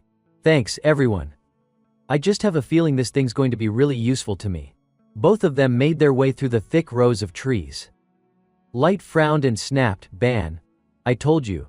Gathering more of these won't do us any good." But Duan just smiled and shrugged. "I know, just follow me for a bit, will you?" Not long after, Light was carrying a basket brimming with all kinds of strange fruits. He looked at Duan, puzzled. "What exactly do you plan to do with this? You remember they disappear the moment we take them outside, right?" Duan seemed quite pleased with the results and answered calmly, "You're right. But..." He then pulled out a bottle filled with a golden liquid and placed it on the ground, catching both Hojan and Rachel by surprise. "What's the harm in trying, right?" Duan rotated his shoulders like he was warming up, clearly about to do something. "All right, time to pay up," he said. The white-haired girl took a step closer and asked, "Pay up? You mean for that artifact from earlier?" Arms crossed, she spoke coldly. "So you're paying in cash?" Duan chuckled, picked up the fruit basket, and conjured a small magic circle. "Of course not." He then tossed the now empty basket toward Light and said, "Catch this and come with me." Light caught it, tilting his head in confusion. "A basket," he muttered. Just then realization hit Hojan. "Wait, that bottle," he said in surprise. Rachel also caught on. Ah, she recalled the pastries and the unique jam she had tasted before. "That's the same jam." Light looked surprised but handed Duan another full basket of fruit. "Isn't any of this weird to you guys?" he asked. Then he sat down on the ground, speaking seriously, like how each person can only take one portion, or how the fruit disappears when taken outside. Grinning smugly, Duan sat beside the bottle of golden liquid, clutching the basket of fruit. "But what if we combine it with something else?" he mused. "And what if it gains a new effect after that?" He extended his hand toward the fresh fruit, summoned a magic circle, and began casting a spell one designed to extract the pure essence of the fruit of paradise. With 2 fingers raised to form a seal, the glowing circle spun around his hand, drawing out the fruit's essence. If no one's ever tried this approach with those rules in mind, why not give it a shot? He muttered. He then added the extracted essence into the bottle, which quickly began to shine brightly and filled to the brim. The extraordinary fusion of paradise fruit and low-grade elixir had begun. Light watched in awe and blurted out, "Holy crap. Ruchel, clearly fascinated, gasped, "Wow." With a cheerful smile, Duan held up the now full bottle. "Life Elixir 30 has been synthesized. Done," he announced. "It'll restore and greatly enhance both strength and mana, and it unlocks a ton of new potential. Prolonged use increases effectiveness, but overdoing it in a single dose, well, you'll be struck by divine punishment." The knight gaped in amazement. "How the hell did you pull that off?" The white-haired girl leaned closer and covered her mouth in shock. "Ban Yuan, is that?" Ruchel knelt down, her face filled with curiosity as she watched Duan sit there holding the glowing jar. "So this is how that jam was made," she murmured. Duan smiled faintly, lifting the jar. "Ah, but we can't eat it just yet. This room still has its rules. If you want to know the taste or the full effect, we'll need to leave first." The entire group suddenly lit up with excitement and shouted in unison, "Let's go then." Duan looked dumbfounded. "Huh?" Hojan turned back with a grin and asked, "You guys are in, right?" In the wide garden, laughter and chatter echoed. Light grumbled a little before giving in. "Hemph. I guess I'm not tired anymore, so fine." Ruchel nodded calmly. "I'm good to go too." The white-haired girl cheered. "All right, let's move out." Duan could only smile helplessly and think to himself, "They're all blinded by sugar, especially Duk Goyan." The group was instantly transported to an entirely different location, and the nightly guy quickly realized, "We're in room 11 now." Hojan spun toward Duan in a panic and asked, "Ban Yuan, what about the life elixir?" Reacting quickly, Duan opened his inventory, saying, "Wait, hold on a sec." A radiant smile spread across his face as he confidently gave a thumbs up, the glowing bottle of elixir appearing before their eyes. "Knew it, it worked," he beamed. Overcome with excitement, Hojan shouted and immediately threw his arms around Duan. "I knew you could do it, Ban Yuan." The sudden praise made Duan flush bright red. "Ack!" he yelped. But just a second later, both of them froze, realizing how over the top that hug had been. "Ha!" The white-haired girl, her face flushed with embarrassment, shoved Hojan away. "Too close," she stammered. Light, standing off to the side, looked on with exasperation. "Ugh," he groaned. Then, with a mischievous smirk, he teased, "Duk Goyan, did you just hug Ban?" Her face turned an even deeper shade of red as she yelled, "Shut up." Meanwhile, Ruchel stood nearby, visibly jealous and brimming with rage, practically growling like she was ready to tear someone apart. Duan slowly stood up, rubbing his head from the earlier collision. "Honestly, I'm more shocked than anyone here, okay?" he muttered. But then, a strange shadow crept into view, accompanied by an eerie noise that instantly caught his attention. "Huh?" He blinked in confusion. Then his expression shifted to panic. "There it is, the monster of room 11. He shouted. Several creatures began crawling toward him. They were plated beasts, monsters with incredibly tough shells, widespread and numerous like tower spiders. Alarmed, Duan turned and bolted, screaming for help while the monsters chased him down. "It's here, I told you it's coming," he yelled desperately. But before he could finish, a red beam of light blasted through the monsters, stopping them in their tracks. A familiar voice rang out. "Monsters from room 11, just in time." Duan collapsed to his knees, horrified as he looked back. From the side, Hojan's voice echoed again. "I'm still mad I got full before I could eat the elixir," she grumbled. Then she stepped forward, raising her hand and readying herself for battle. "But now, something to help with digestion has come right to us," she declared. Duan stared at her, stunned. "You still want to eat more?" Hojan charged straight into battle, unleashing a fiery assault on the monsters. "Let's fight until it all digests," she shouted. Meanwhile, Duan could only gape in disbelief, nerves rattling as he thought. "If I'd known this would happen, I wouldn't have made the elixir in the first place." A powerful punch slammed into the wall. 10 hours later in room 14, Hojan's authoritative voice rang out, "Tech why?" She clutched her stomach and leaned against the nearby wall, gritting her teeth. "Why am I still not hungry?" Meanwhile, Duan and Light had already collapsed onto the floor, gasping for air, completely drained. Tears welled up in Duan's eyes as he looked through the settling dust. All that remained was the monster, tightly bound to a stone pillar nearby. "Can't believe I've been full for half a day," he whimpered. The nightly guy, seeing this, threw his head back and screamed in despair. "We're probably the only team that cleared 3 rooms in a row just to feel hungry." Slumping back in exhaustion, he added, "Either way, I can't go on anymore." Duan, in no better shape, sat quietly on the ground. "Same here," he murmured. Only Hojan still stood, arms crossed and lost in thought. With a cold, sharp tone, she furrowed her brows and shared what was on her mind. "If we keep going, we're gonna be finished by room 15.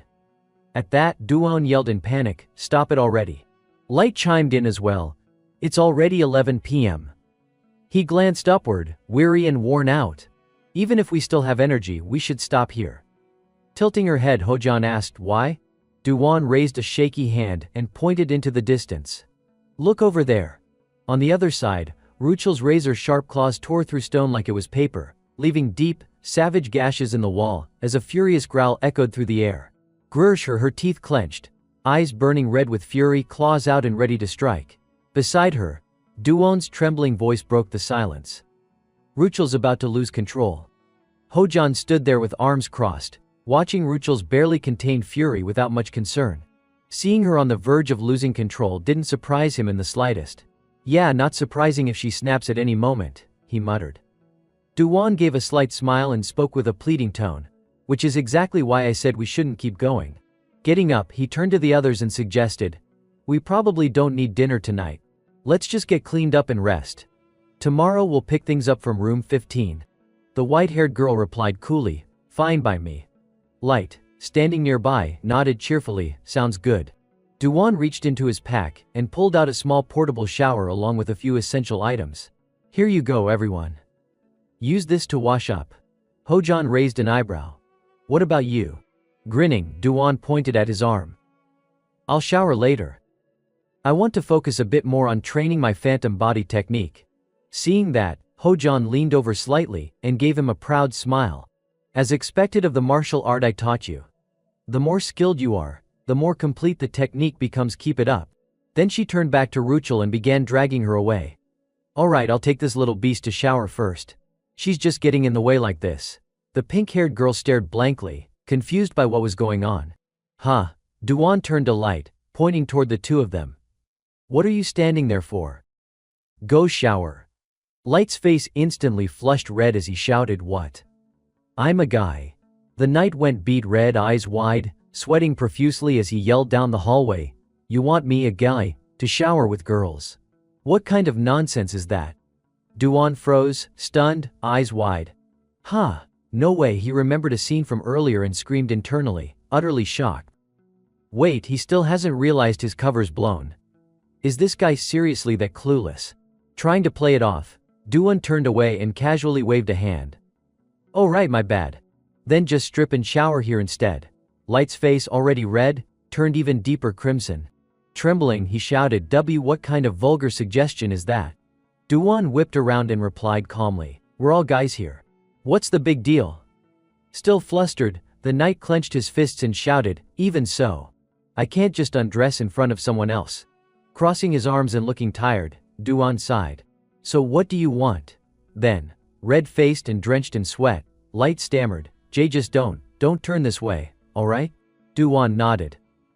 "Got it." Light began removing pieces of armor. "If you peek, I swear I'll lose it."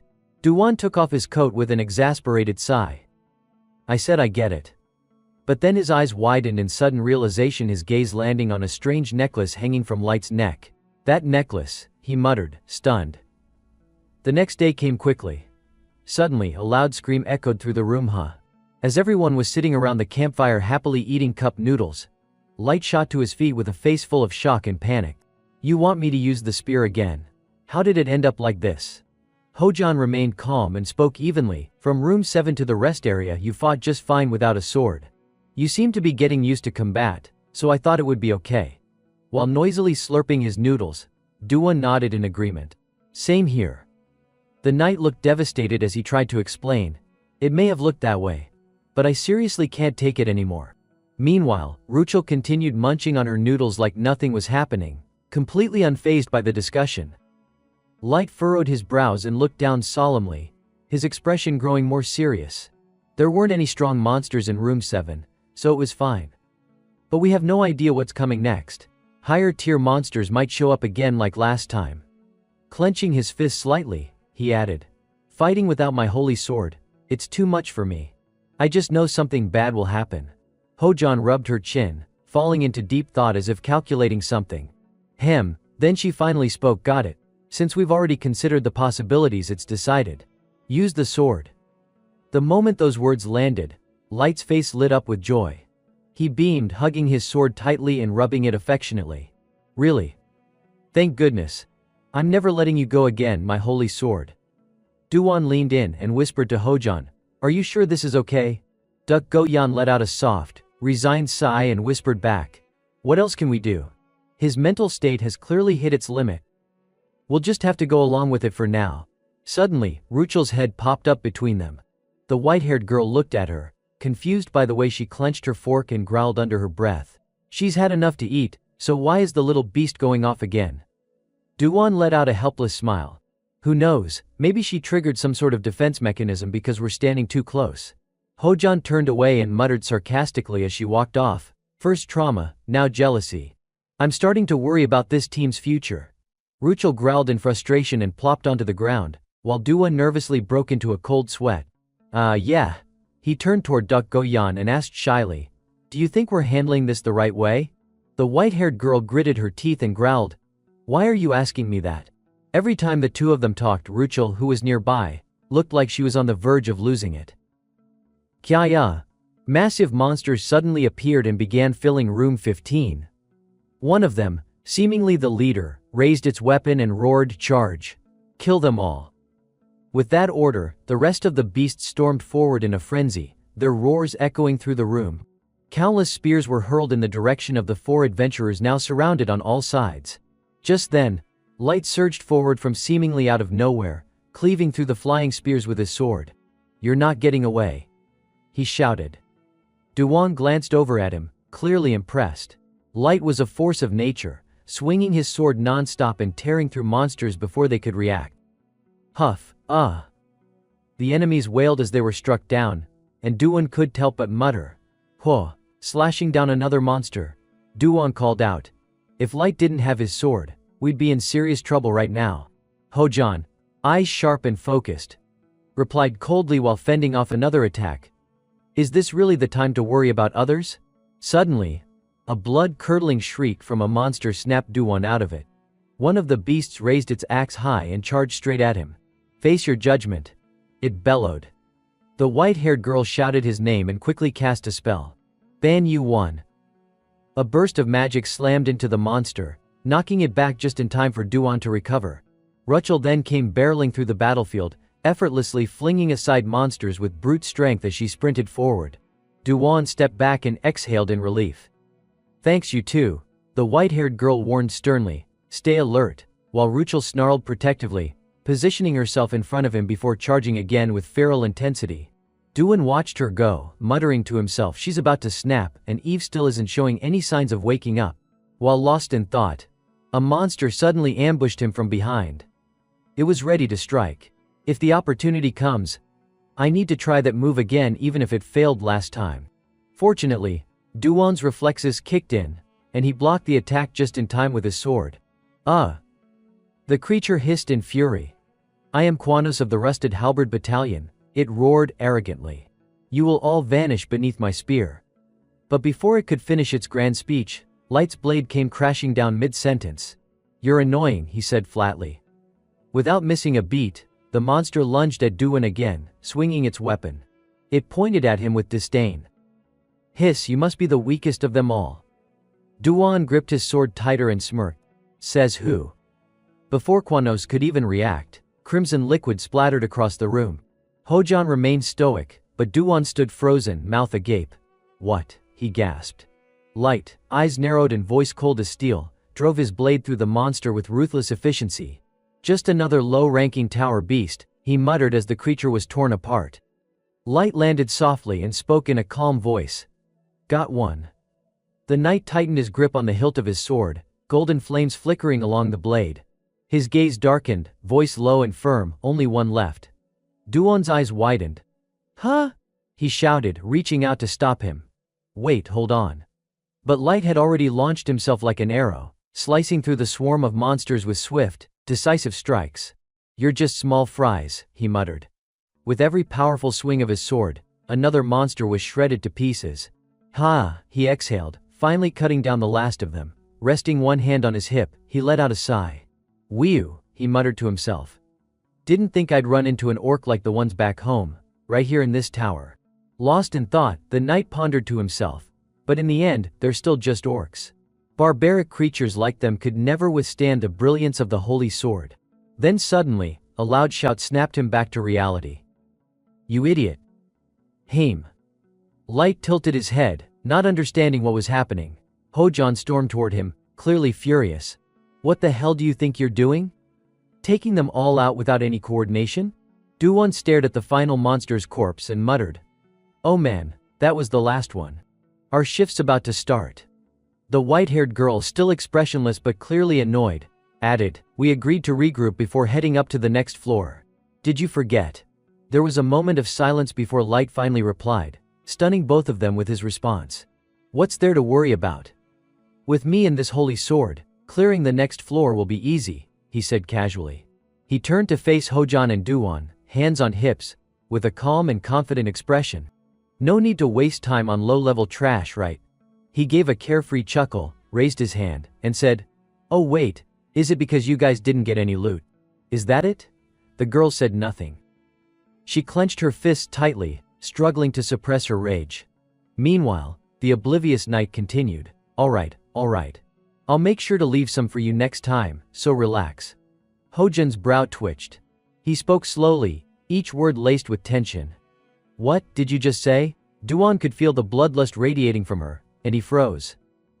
Sensing that things were about to escalate, he quickly stepped between them. Okay. Everyone calm down." But inside he was deeply confused. What the hell is going on with Light all of a sudden? He glanced at Light, clearly bewildered. He's saying things he'd never normally say. What's happening to him? Trying to steer the group back on track, Duwon added quickly, "The next shift's starting soon, so we need to get ready." Just as he finished speaking, a loud rumble echoed throughout the chamber. Everyone turned their heads in shock. Duwon's body began to glow. His eyes darted around the room anxiously. "Oh no, the space is shifting." Hojan and Light found themselves glowing as well, their expressions shifting from confusion to caution. Light narrowed his eyes. "What is this?" Everything began to shift. Black chess pieces slowly materialized one after another. Then, on the opposite side, white pieces appeared in succession. In the end, all four of them found themselves standing before a massive chessboard, fully set with both black and white pieces. Duwon focused his gaze, carefully observing the board and the surrounding area. Hojan stepped up beside him and muttered, "We weren't teleported anywhere." The environment itself changed. Suddenly Ruchel collapsed to the ground with a low, guttural growl. Duwon spun around in alarm. "Ruchel!" he shouted, rushing to her side and dropping to his knees. "What's wrong? Are you hurt?" But the beastkin girl didn't answer. She just struggled to breathe. Gasping heavily, then, without warning, she clutched Duwon's arm with a tight grip and let out a feral snarl. She raised her face, one eye normal, the other ablaze with fire. Through clenched teeth, she growled, "No more, I can't keep playing." Duwon cursed under his breath. "Damn it, she's losing control." His face filled with concern as he shouted, "Ruchel, we need a break before the next shift starts." At that moment, a heavy footstep echoed across the field, followed by a chilling voice. "So you're the filthy humans who slaughtered my subordinates." A massive orc emerged, wielding a long wooden staff. He stomped forward, glaring down at them with blood-red eyes. "I am Captain Kuros of the Rusted Warhammer Battalion," he bellowed, slamming his staff on the ground. "And I shall honor my fallen comrades, with your heads." Duwon gently supported Ruchel as he turned to face the orc. "Comrades?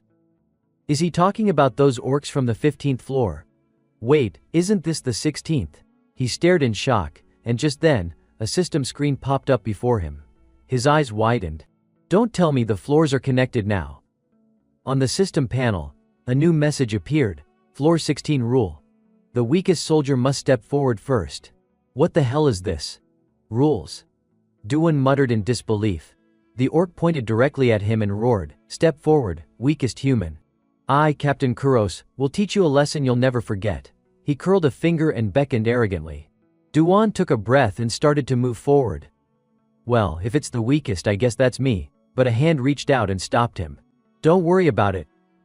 It was Light. Gripping his sword tightly, his eyes sharp and battle-ready, he stepped ahead. There's no need to follow some pointless rule. Duan stammered in shock. Huh? Wait, no Light, hang on. From behind the knight, golden wings suddenly burst forth. A lowly orc dares impose rules on one who is blessed by holy radiance. Light crouched slightly, then launched himself with explosive force. His eyes blazed with fury as he shouted, "You deserve to die 1,000 deaths." Duan screamed after him in panic. Light, no. Stop. The knight ignored him completely and closed in on the orc. The orc took a step back, slightly surprised. You? Are you the weakest human? He asked. Light didn't even answer. Instead, he roared and raised his blade. I'll end you in one strike. The orc narrowed his eyes and calmly replied, that won't work. A bright blue slash tore through the air, landing cleanly across the orc's body. But he didn't even flinch. A system alert flashed. Rule violation. Penalty. All stats reduced. A subtle but devastating change swept over Light. His entire body froze. He stood in place, trembling slightly, trying to understand what had just happened. What? He looked up at the unscathed orc, confused and horrified. Why can't I move? The orc monster swung his massive arm and instantly tore Light's body apart. The knight screamed in agony, Gah-ha. As blood splattered through the air, Duan stood frozen, his mouth agape in disbelief. Before he could even process what had happened, the system flashed another message. Player Light eliminated. A strange pale blue glow enveloped Light's shredded body, and he slowly began to disintegrate into glowing particles. Just then, someone screamed, Light. This wasn't a normal room. It was a trap room, a special kind of challenge governed by strict rules and order. They were far more difficult than typical floors. But if the rules were followed, they could be cleared safely, and the rewards were often substantial. However, any player who violated a mandatory rule would suffer a severe penalty. Duan watched, stunned, as Light vanished into the air. Light, he muttered in a daze. His gaze dropped to the system notification still floating in front of him. Player Light eliminated. Damn it, he cursed quietly, frustration welling up in his chest. We're screwed. He fell into deep thought. The Babel Tower's difficulty is always calibrated to match the full power of your team. 4 players. Then it's a level 4 room. Once that value is locked in, it doesn't change, no matter what happens. Even if 1 or 2 players quit or are eliminated, the difficulty remains set for a full team of 4. Eliminated players 2, room level 4. The system doesn't adjust to the number of remaining players. That's why going in fully prepared as a team is absolutely critical. Duan's forehead broke out in cold sweat as he stared at the orc still looming ahead. Light had rushed in recklessly and been eliminated. This expedition was already a failure. That idiot Light. Still, the orc wasn't unscathed. One of his shoulders had been badly wounded, blood pouring from the deep gash, clearly the result of Light's earlier strike. The creature stared at the crimson liquid soaking his hand, then growled menacingly. Then he grinned. A horrifying grin. Krahahaha, impressive. Even though you died trying to kill me, you still managed to wound me first. Excited, the orc slammed his foot into the ground and roared, I like it. Duan was stunned. What the hell? The orc's body began to radiate a murderous aura, and even started to grow in size. Come at me, he bellowed, voice booming. I, Captain Kuros, will welcome you all. Duan's eyes widened as he watched the creature's form expand. He's bigger now. Clenching his jaw in frustration, he cursed under his breath. Breaking the rules made him even stronger. Hojian, who had been silent the entire time, finally spoke up. She crossed her arms and let out a dry sigh. Seriously? Her voice was cold and sharp as she continued. I knew that sword was messing with his mind, but I didn't think it would turn him into such a complete fool. She smacked her forehead, shaking her head in disbelief. Brutal honesty, I know. But it's the truth. Duan furrowed his brows, thinking back to the Light he had first met. Despite not knowing him long, the current version seemed so different, impulsive, reckless. This wasn't who he used to be. What happened to him? Turning to Hojian, he offered a theory. Maybe limiting his access to that sword during the expedition backfired. She shook her head slowly. I'm not sure. But I am sure of one thing. Her eyes sharpened as she spoke with conviction, arms still folded. That damn sword is completely untrustworthy. I'm willing to bet he'll make the same mistake again when it matters most. She narrowed her eyes, deadly serious. Once we get out of here, I'm going to drill some sense into him. Personally. Duan wiped sweat from his brow, awkwardly replying, "Yeah, right." Then he turned his focus back to the towering orc still standing in front of them. "Anyway, we need to focus on this guy now. We've got to find a way to clear this floor." But Hojian immediately stepped in, her tone firm. "No, with one person already eliminated, continuing this expedition is pointless." Hojian extended her arm, summoning a sword in place of the one she had used earlier. The orc began marching toward them, each heavy step shaking the ground. Despite the looming danger, she remained calm and laid out her plan. They would use this opportunity to deliberately break the trap room's rules and see just how steep the price would be. Suddenly the orc let out a thunderous laugh, "Krahahaha," and pointed directly at the much smaller Hojian, declaring with confidence, "Just one look and I can tell you're not the weakest one." "So, you plan on ignoring the rules of this place too?" Her reply was cold and indifferent. "Huh." She glanced behind her, her expression slightly furrowed. Duan, noticing the way she looked at him, felt puzzled. Hojian gritted her teeth but didn't say a word. Then, without warning, she shouted, "I'll go ahead first. Ban Yu-1, try handling this beast on your own for once." As she began to draw her sword, Duan's eyes widened in shock. "Wait, what?" The massive orc roared and charged like a storm. Hojian crouched, placing a firm hand on her sword hilt and entering a battle stance. "Don't forget what I told you before we entered the tower." "Got it," she said decisively. Duan tried to stop her, yelling, "Wait, hold on, Duk Goyan," but it was too late. The orc, enraged, bellowed, "Die, you foolish humans." Just then, Hojian's cold, sharp gaze flared. Her fingers wrapped tightly around her sword. In a flash, the system issued a notification: violation of rules. Penalty, all stats reduced. She drew her sword and slashed clean through the orc's arm. Duan stood frozen, mouth agape, eyes wide with disbelief. The system message blinked again: player Duk Goyan, eliminated. Her body shimmered with a strange blue glow and began to fade into nothingness. The orc, clutching his severed arm, screamed in agony. "Kwa-ah!" Sweat beaded down his face as he stammered. "The tat twig of a human, cut off my arm." He looked up, startled to see Duan slowly approaching. Duan's hand morphed into a sword as he calmly assessed the situation.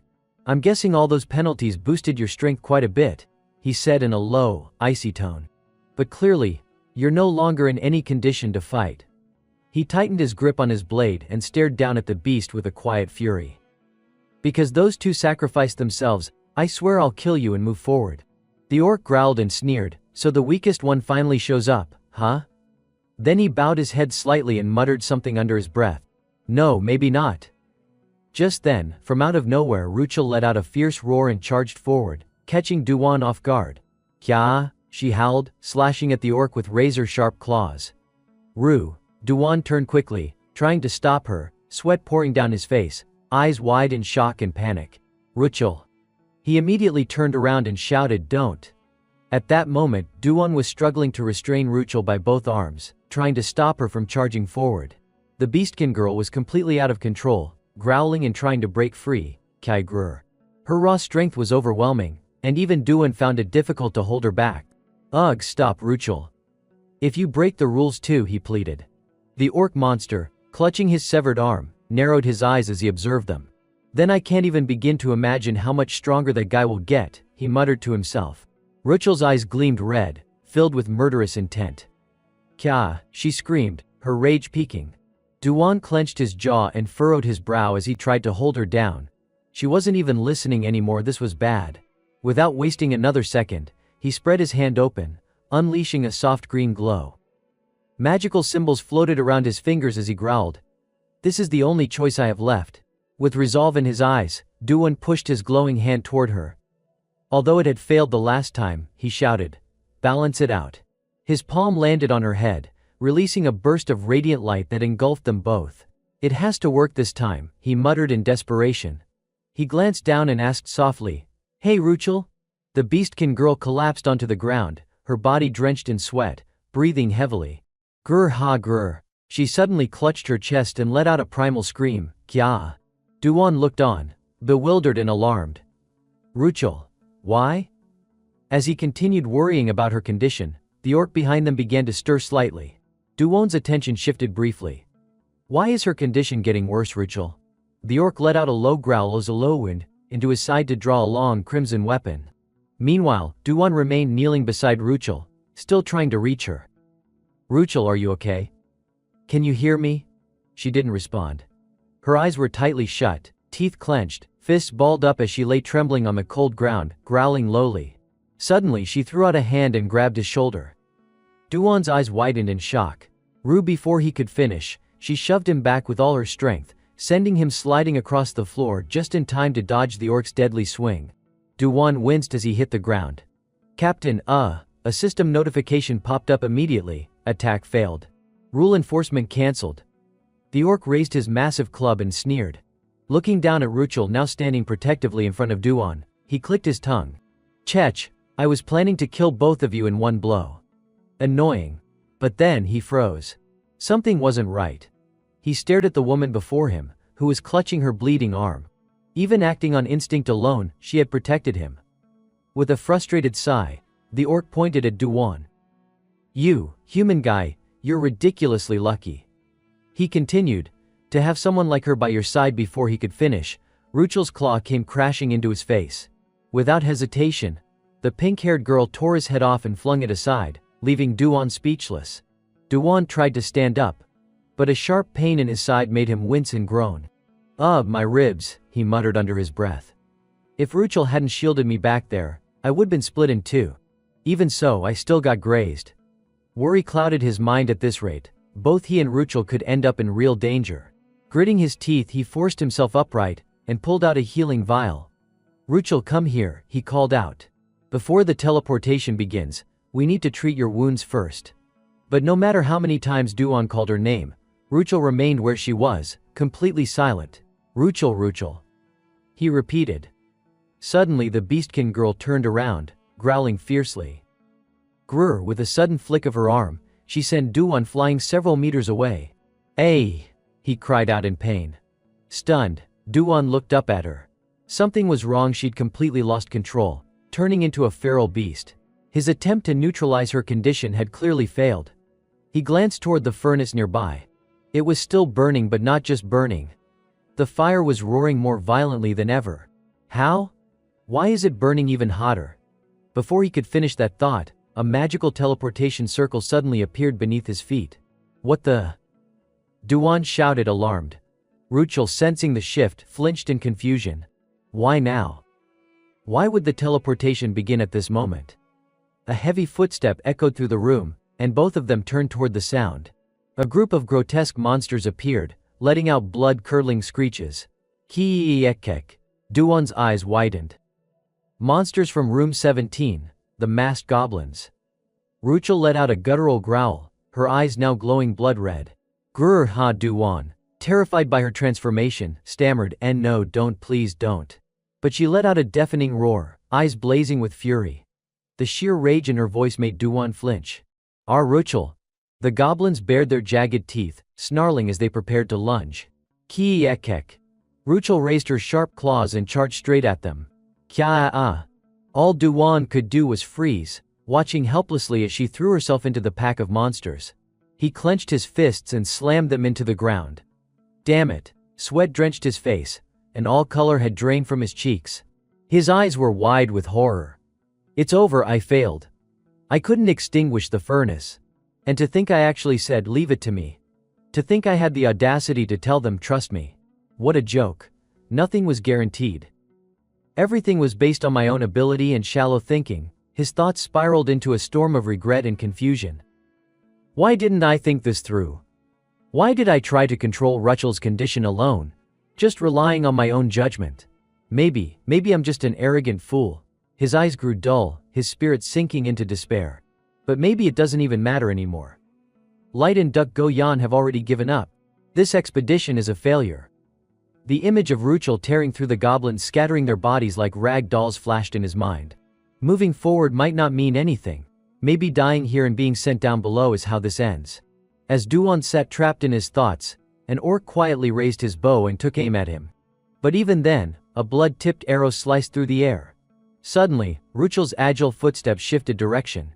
To Duwon's astonishment, she threw her arm out and blocked the arrow meant for him. Ruchel! He shouted, rushing forward to catch her. She clutched her arm in pain and cried out, Kya hai? Meanwhile, the monsters around them continued to close in, snarling and screeching, Kiek! Kiek! Ruchel ripped the bloody arrow from her arm and hurled it to the ground. Despite her injuries, she stood tall and stepped in front of Duwon once again, shielding him. Then she let out a furious, bone-rattling roar. That was the moment Duwon snapped out of it. She had done it to protect him. Duwon stood silently, watching as Ruchel fought against the swarm of monsters. His mind drifted back to the times when she was cheerful and full of energy, the way she'd smiled and said, I'll count on you for this, okay? I'll listen to whatever you say. I trust you, Ban. He clenched the healing vial tightly in his hand. Even if this expedition was a failure and everything had turned into chaos, his eyes darkened with resolve. Without hesitation, Duwon raised the vial and gulped down half of its contents. Instantly, the system interface lit up before him. Acquired, Life Said Body, 1 Mystic Technique, Z Charm, 1 Rapid Regeneration activated. He wiped his mouth with the back of his hand, eyes filled with determination. But I can't let it end like this. Dropping to one knee, Duwon looked up at Ruchel, still standing in the midst of the monsters, unleashing one devastating attack after another. He exhaled in relief. At least she hasn't given up yet. But that didn't mean things were getting any better. Ruchel, now fully overtaken by her beast instincts, swung her claws with brutal precision, tearing through the monsters like a wild storm. I need to bring her back to normal, Duwon thought. But how? Charging at the furnace without a plan clearly isn't going to fix this. He fell deep into thought, his mind flashing back to the innocent, adorable version of Ruchel, the one who relied on him like a loyal pup, the one who was never this feral. Now she was out of control, unrecognizable, driven purely by instinct. She wasn't even aware of what she was doing, just roaring and clawing like a wild beast lunging headfirst into death. Then something clicked. Duwon's eyes widened. Wait a second, a wild beast? He planted his hands on the ground and slowly stood up. Beasts can't be trained, that's true, but only if they're born in the wild. Ruchel isn't like that. He thought about the stark contrast between her usual gentle nature and her current state. Gritting his teeth, he muttered, she has a human side when she's calm. That means this isn't who she really is. Duwon touched his chin, trying to focus. If this isn't her nature, then why can't she hear me? He paused, then suddenly remembered something. His eyes lit up as the realization struck him. Have you ever heard of dependency, Yuan? Doesn't that word mean being ruled or controlled by something? That's not exactly wrong. He remembered what Hojan had once told him. From the perspective of someone who feels they're being controlled, it might sound unpleasant. But some people, they actually find safety in being under strong control. Back then, Ruchel was still in her normal state. She was even timid, scared, almost. That meant this beast might actually want to find someone strong enough to take control of her. Someone she could fully surrender to. Duwon had been confused when the white-haired girl first said that to him. Huh? What are you even talking about?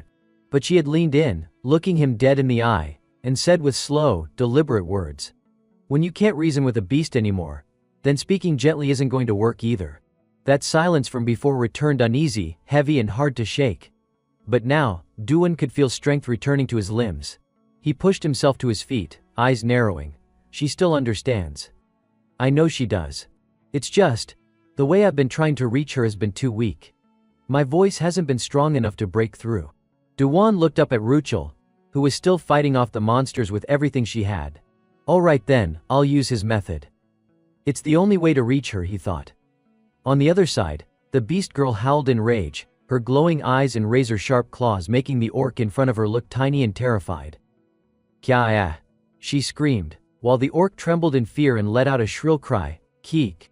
At that moment, Duwon dashed forward and used his sword to block Ruchel's deadly claws. With a strong push, he knocked her back, sending her skidding across the floor. That's enough, Ruchel, he shouted. Even the monster looked confused by the sudden turn of events. Duwon didn't stop there. He raised his voice even more, trying to snap Ruchel out of her rage. This is the last goblin. If we kill it, we'll be sent straight to room 18. He stepped closer, more assertive now. If we go in like this, we're done for. We need to stop now, treat our wounds, and prepare for the next room. Just then, The impatient orc tried to charge at them again, roaring furiously. Duan turned and kicked the creature so hard it flew across the room. "I told you to stay put," he yelled. The orc whimpered and crawled away in tears. Suddenly, the sound of heavy footsteps caught Duan's attention. He turned just in time to see Ruchel lunging at him again, claws bared. Lowering his gaze, he muttered, "So you're still not listening? Ha!" His eyes glowed blood red, and a rope appeared in his hand. "Then I guess I'll have to use this." A sturdy wooden chair materialized next to him. With a firm grip, he swung the rope through the air. "Ruchel." The beast girl charged at him, wild and unrelenting, but Duan held his ground. With a sharp crack, the rope snapped down, striking her mid-charge and pushing her backward. She let out a surprised growl, stunned by the unexpected hit. Before she could recover, Duan grabbed the chair and slammed it down in front of her. With a commanding tone he barked, "Ruchel." Then he pointed directly at her, slapped the seat of the chair, and ordered, "Sit." The furious beast girl roared even louder, "Kya." But Duan just stared at her with a pout. Somehow, she ended up snarling and baring her fangs, but she did it on the chair, as ordered. With another sharp crack of the rope, Duan snapped, "Settle down." Ruchel flinched and pulled back her claws, visibly startled. He calmly walked over, opened his hand, and gently said, "Ruchel, hand." To his surprise, she obediently reached out. He softly patted her hand and smiled warmly. "Good girl. Well done." Then, kneeling down, he gently stroked her head. "Very good." That mix of firm control and gentle kindness seemed to work. Gradually the beast girl began calming down. Duan watched in awe as her hair slowly faded back to its original soft pink hue. "Whew, her hair's changing back. I can't believe that actually worked," he whispered. Noticing his hand stroking her head, Ruchel lowered her slightly, her cheeks blushing. "Ban," she murmured. Duan smiled brightly. "Ah, Ruchel, you're back." He was overwhelmed with relief, but before he could finish his sentence, Ruchel suddenly threw her arms around him. "You finally snapped out of it," she said, hugging him tightly. Caught completely off guard, Duan stammered as the two of them fell to the ground with a loud thud. "Ugh, my head. What just hit me?" he groaned, rubbing his scalp. Looking down, he gasped. What the hell is this?" A private system notification flashed before his eyes. Concept of dependence has been established. Ruchel has become a being governed by and existing solely for Ban Yuan. "That sounds absolutely insane," Duan muttered in disbelief. At that moment, Ruchel slowly opened her eyes after passing out. She gasped in surprise, and immediately sat up. Duan, who was tying up the orc, turned to her with a smile and said, "Oh, you're awake." Ruchel instantly rushed over to him, eyes brimming with tears and guilt. "Ban, are you okay? Did you get hurt anywhere?" Her sudden reaction caught Duan off guard, and he quickly replied, "Huh? Hurt? I'm fine." The healing potion already kicked in. The orc, helplessly tied to a chair, watched as Ruchel sobbed in front of Duan. I'm fine. I don't feel any pain, actually I feel kind of," he mumbled. But Ruchel's expression suddenly darkened. Her pink hair shadowed her face as she spoke with sorrow in her voice. "I feel better now, but it turns out you saved me again, Ban. Once more, I ended up being a burden to you." Duan gently placed his hand on her head and gave her a comforting pat. "Don't worry about it," he said softly with a reassuring smile. "I promised I'd do my best. I'm sorry I was late. I didn't understand what you were trying to tell me. If I'd realized it earlier, I could have helped you faster." Ruchel reached out and held his hand, shaking her head. "No, it's okay." Then, without warning, she pulled his hand to her cheek and smiled warmly. "Just the fact that you remembered and kept your promise is enough for me. Thank you for stopping me, Ban No." She suddenly hugged him tightly. Duan turned beet red, sweating bullets, while she whispered with deep affection, "My master." Duan let out an awkward laugh and stammered. Hey, that's not really okay, Ruchel." She tilted her head innocently. "What's not okay?" He quickly explained, "Calling me master.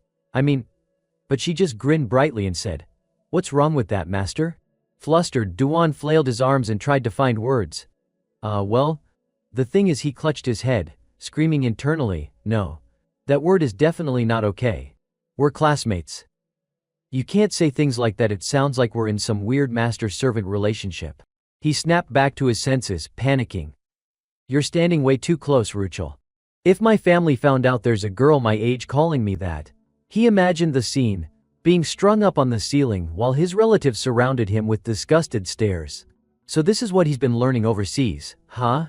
Playing weird games. I'd be totally disowned for sure, he muttered with a shiver as a chill ran down his spine. Ruchel, still standing close, tilted her head and softly called again, "Master?" Duan blushed even harder and stammered, "We'll talk about this later. Just get some rest, okay?" "Alright," she replied cheerfully, causing him to panic again. "Why, you're still too close, Ruchel." She gently clung to his arm, her voice quieting. "I was born a beastkin. If there's anything that sets me apart from the others," her eyes lowered, full of melancholy, "it's that my ancestors were great beings. My father made a contract with a constellation." Duan's eyes widened in disbelief. "A constellation," he thought. She continued, her voice calm but heavy, "My father regretted forming that pact. But the constellation didn't want to let go of a beastkin bloodline like ours. So it gave me a blessing that was really more like a curse, passed down through him to me." Duan looked a little surprised and asked, "So that was Shimro, wasn't it?" Ruchel nodded softly. "That's right. You can gain incredible power by burning your emotions, but in turn, those emotions will control you." She recalled the time she'd gone mad, destroying things around the house. Ever since she was young, every time her beast instincts awakened, her heart would ignite with emotion and unleash waves of fury. "Because I inherited the power of my tribe, there weren't many who could help me." Her face was clouded with sorrow. "People around me kept getting hurt, so I chose to suppress my instincts and hide my emotions. But the more I did that, the more passive I became." Duan sat in silence, deep in thought. He thought back to the times Ruchel always seemed quiet and withdrawn, finally understanding. So that's why she's always holding back, because if those emotions were ever triggered, her wild instincts would explode. She's made it a habit to suppress them to avoid hurting anyone. He turned toward her and asked, "So, is that why you enrolled at Union? To find the constellation that made a pact with your family, and reverse the core?" Ruchel's cheeks flushed pink as she shook her head gently. "No, neither my father nor I want anything more to do with the constellations. I'm looking for something better. A different method." Duan tilted his head. "A better method? What is it?" She lowered her gaze, going quiet for a moment. And then, in the dim cell lit only by the flickering fire, she spoke with soft emotion. "It's to form a master-servant bond. Through obedience. By following the commands of a chosen master. That instinct is deeply embedded in the soul of a beastkin. We naturally submit to the one we choose, and their orders become absolute." She lowered her head even more, hiding her emotions, her voice now timid. "That's how the core can be stabilized. As long as you don't want me to lose control, it won't burn through my emotions and won't activate." Duan frowned, concern showing on his face. "But why me? Why does it have to be my command? If all you need is a master, couldn't you have chosen anyone else?" She answered without hesitation, her tone calm. "Beastkin can only submit under one condition." Then, she bowed her head again and added, "The soul rank of the master must be far superior to the servants. Only then can true submission occur." Hearing that, Duan's eyes widened in shock. Soul rank. The two of them sat quietly beside the flickering fire as Ruchel's voice filled the otherwise silent room. "I'm not trying to brag, but my soul rank is quite high. Maybe it's because I've carried this constellation's curse since birth. And because of that, I've never been able to accept anyone as my master." Her voice lowered further, carrying a tinge of melancholy. "Even in Union, where elites from all dimensions gather, that hasn't changed." Duan glanced over at Ruchel, lost in thought. Come to think of it," he recalled. "From the very first time I awakened my power, my soul depth was already over 300. He looked up at the current evaluation floating above both their heads. His soul depth was now 460, while Ruchel's remained at 200. Ruchel 200. Ban Yuan 460. He blinked in surprise, a perfect match for the beastkin's requirement. Just then, Ruchel spoke again. "But from the very first time we met, I had this feeling." Duan widened his eyes, his cheeks faintly flushed as she continued with heartfelt honesty, "that this man, I could serve him as my master." Her voice was gentle and sincere. "That was the first time I ever felt that way." Her cheeks turned a deeper shade of red as she whispered, "I'm really glad you made that decision when you did. Thank you so much." Duan scratched his cheek, chuckling awkwardly as he looked away. "Haha, that decision was a bit heavy, you know?" Ruchel immediately clung to his arm, smiling. "Well, What can you do? Duan turned redder, glancing down at her as she spoke. I've always suppressed myself, but now I don't have to anymore. Now I can laugh more, cry more, and be bold. All because of you. She looked up at him, eyes glimmering with emotion, and said with a sweet smile, even if it's a bit much, you'll have to take responsibility. Okay, master. Duan pursed his lips, flustered into silence, and finally muttered, Ah, all right. Then, Ruchel stood up and turned. Well then, let's go, she said cheerfully. He blinked, caught off guard. Huh? She clenched her fists and turned back with a bright smile, her heart filled with determination. Let's climb as high as we can, the two of us. I can control Tamro freely now. He sprang to his feet, throwing on his coat. Wait, hold on. In his hand was a glowing orb radiating with brilliant light. He held it out to her. Here. The pink-haired girl turned and stared in surprise. This is the primal force I've been gathering, including the one from that orc earlier. It's not much, but I want you to have it. She hesitated, looking down at his hand. He's giving me something this powerful. She looked up again in disbelief. You're really giving this to me? Duwon let out a quiet sigh, gently raising her hand with his. Only if you're okay with it. A radiant light enveloped them both as Ruchel responded with a joyful smile. I'd love to. Slowly he placed the orb into her hand. She stared at it in awe, absolutely delighted. Wow, clenching her fist around it, she smiled softly. Then suddenly her voice rang out in eager excitement. Come on. Let's go fight, I'm not afraid anymore. Duwon smiled fondly, eyes filled with affection. All right. All right. Time passed without them noticing, and the two of them charged forward with fierce determination. Yet despite their best efforts, they couldn't make it past room 19. Ruchel, her eyes brimming with tears, looked as if she was about to cry. Ugh. I just wanted us to have a little more time alone, she murmured. Seeing her like that, Duwon broke into a cold sweat, flustered as he tried to console her. Aha, come on now, Yumina, who had been waiting for a while, greeted them with a gentle smile as soon as they returned. Welcome back, you two. You've been through a lot. She recalled how, when Hojan and Light first came out, she had practically dragged one of them away. She meant to ask what happened between them, but before she could say much, they had already bolted toward the training room. Did something happen with those two? Rubbing his temples in exasperation, Duwon sighed. No, I don't think anything's going on between them. Take care, Light. Anyway. What did you overhear, Professor? Yumina sat upright in her chair, hands folded on her lap, and responded with a calm smile. I listened up to the part where you caught the intruder. Watching that footage, I was honestly shocked. I didn't expect the attacks to continue from last week into this week. Who could have seen that coming? Duwon, seated across from her, forced a smile. Haha, yeah, you're right. She tightened her grip on her hand slightly and lowered her gaze as she spoke softly. Among all the irregular occurrences, encountering an intruder carries one of the highest fatality rates. Everyone came back safely this time, but to be completely honest, it wouldn't have been surprising if someone hadn't. Her voice trembled with restrained emotion. I'm just really relieved you all made it back. Duwon frowned slightly and replied. I think I just got lucky, honestly. He looked up, recalling the mysterious figure they'd encountered, then cautiously asked, Professor, what do you think he was after? What was the attacker's goal? Yumina's expression grew tense as she began to deduce. He clearly doesn't belong to the academy, yet he appears to have the qualifications of a tower climber. That likely means, her next words were chilling. You all have shown signs of becoming highly promising rookies, so they want to eliminate you early. Duwon's eyes widened in disbelief. Promising rookies? Yumina clenched her hands slightly, beads of nervous sweat arming on her brow. Those who form connections with constellations inevitably draw the attention of others. And you're a particularly unique case. The fact that you've all refused to sign contracts speaks volumes about your strength of will. Duwon fell into silence, stunned, as she continued calmly. And your incredible potential. Many constellations will either try to recruit you or keep a close watch on your movements. She sat upright in her deep crimson chair, her sharp gaze locking onto his Ifise. If that footage was accurate, then the intruder was a member of Exodus. Isn't that right? Duwon nodded solemnly. Yes, her expression turned serious as she continued. Exodus is a notorious interdimensional raiding group, and they're the largest faction currently infiltrating the tower.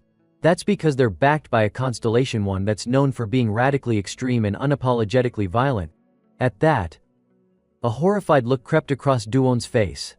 A constellation is supporting a group of raiders? He thought in disbelief. Yumina's voice carried on beside him, calm yet heavy. Because there's a high chance you won't form a pact with them. Your remarkable talent probably stands out like a thorn in their side. She lowered her head and let out a long, weary sigh. Even so, I never imagined they'd go this far just to eliminate you. I honestly thought Class 11 would stay under the radar at least until the end of the semester. Duwon furrowed his brows, lost in thought. That trick the guy used back then, simple as it was, if we hadn't noticed in time, someone would have died. He exhaled quietly, recalling the terrifying moment, the mysterious attacker gripping a detonator, smoke and debris clouding everything. The only reason we survived was because our base stats and detection abilities were better than average. A regular group of rookies would have been wiped out. Sitting silently on the crimson velvet chair, he felt a chill settle over him, the weight of it sinking into his bones.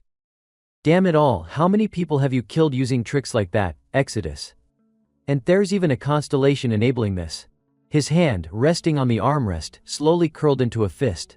They were already obstructing us in the last expedition, and thanks to those damn constellations, Ruchel had to suffer so much. And now it's happening again? His teeth clenched, eyes burning with fury. I've had enough. I'm going to crush Exodus and those constellations behind them. I won't forgive this. Noticing the intense anger in his expression, Yumina frowned slightly, a flicker of concern in her eyes. That look, it's a bit scary, she said gently. Realizing he was showing too much of his personal emotions, Duwon quickly apologized. I'm sorry, Professor. I didn't mean to, but Yumina shook her head, her gaze soft and understanding. No, I'd feel the same way if I were you. She lowered her gaze, sorrow pooling in her eyes. Her voice grew quieter, more somber. You kids keep getting dragged into all this. As your supervising professor, I should be helping you grow, shielding you from interference. But honestly, I haven't been able to do much. Duwon waved his hands dismissively, smiling to reassure her. Not at all. No one can really control what happens in the tower, right? Then, to break the heavy silence, he brightened his tone. Anyway, what should we do about the tower footage? I've finished editing it. Yumina's eyes narrowed with determination. Upload it. Their plans already failed. Once this video goes public, they'll be forced to lie low for a while. We'll make sure they're thoroughly humiliated in front of everyone. Duwon let out a soft chuckle. Haha. The sky outside was beginning to darken. Duwon stood up and bowed slightly. Well then. I've said everything I needed to. I'll be heading out now, Professor. Yumina gave a small nod in response. All right, you won. After walking just a few steps, Duwon let out a weary sigh. Man, nothing good ever comes from dealing with constellations. Yumina silently pressed her lips together, her face full of concern as she listened. It's only happened twice, and I'm already sick of it. At this rate, I doubt I'll ever make a contract with one. She clasped her hands, lost in thought. That's good, you won. A wise choice, but her voice dropped to a quiet tone, just enough for Duwon to hear. He froze in his tracks. But, among the constellations, there are some who truly care. They genuinely look after the people they make contracts with. Duwon turned back with a puzzled expression, tilting his head innocently. Seeing his confusion, Yumina seemed caught off guard. She smiled softly and shook her head. Forget it. But before you go, I do have a small favor to ask, you won. Elsewhere, inside the training room, a firm voice echoed. No. Hojan stood with arms crossed, a serious frown etched on his face. He was completely resolute. We're not going anywhere. That worm still needs to be punished. Standing nearby, Duwon could only offer a helpless smile as he looked at Light, who was sprawled pitifully on the ground in complete disarray. Pushing him this hard isn't going to help, Duwon remarked. The room was already in ruins from the two's intense training session. Besides, after everything we've been through in the tower, we should be celebrating. Let's get some fresh air and relax a little. The nightly Light whimpered dramatically, reaching out with trembling hands like a pitiful puppy. Ban, am I really that bad? Yup, Duwon replied flatly. You messed everything up, remember? Annoyed, he reached down and pinched Light's cheek. Honestly, if you hadn't screwed up yesterday, we would have made it to room 20 already. Ruchel and I got to room 19 with just the two of us. Light let out a long sigh, rubbing his forehead in frustration. It was just one mistake. Hojan's face darkened as she whipped around, furious.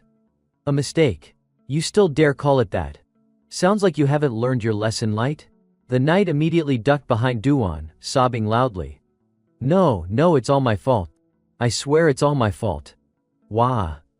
I'm really sorry, everyone. I was too full of myself yesterday. Duan stepped in quickly. See, Light's truly sorry now. Let's forgive him already. Hojan sighed and turned away. Fine, she said, holding up 2 fingers. But I'm claiming 2 shares. Duan blinked in confusion. 2 shares. Arms crossed and cheeks slightly flushed, the white-haired girl replied smugly. You promised me in the tower, remember? That I could ask for anything I wanted. Well, great, start thinking about what you'll give me. Duan grinned. Leave it to me. You can have anything you want. Really? Hojan asked shyly. At that moment, the pink-haired girl nearby coughed pointedly. Ahem. Light, clearly nervous, chimed in. I get to come too, right? Later, at the bustling Ronica shopping district, Hojan held up a frilly black dress, eyeing it skeptically. Do these poofy outfits really suit me? Light laughed from beside her. Your combat outfits are puffier than that. Duan nodded encouragingly. It looks great on you, really. Don't worry. Blushing, Hojan smiled. I'm not so sure, but if you say so. Duan chuckled and handed her another outfit. Here, try this knitted top next. They didn't notice the intense glare of the pink-haired girl watching them, or the growing unease of the knight nearby.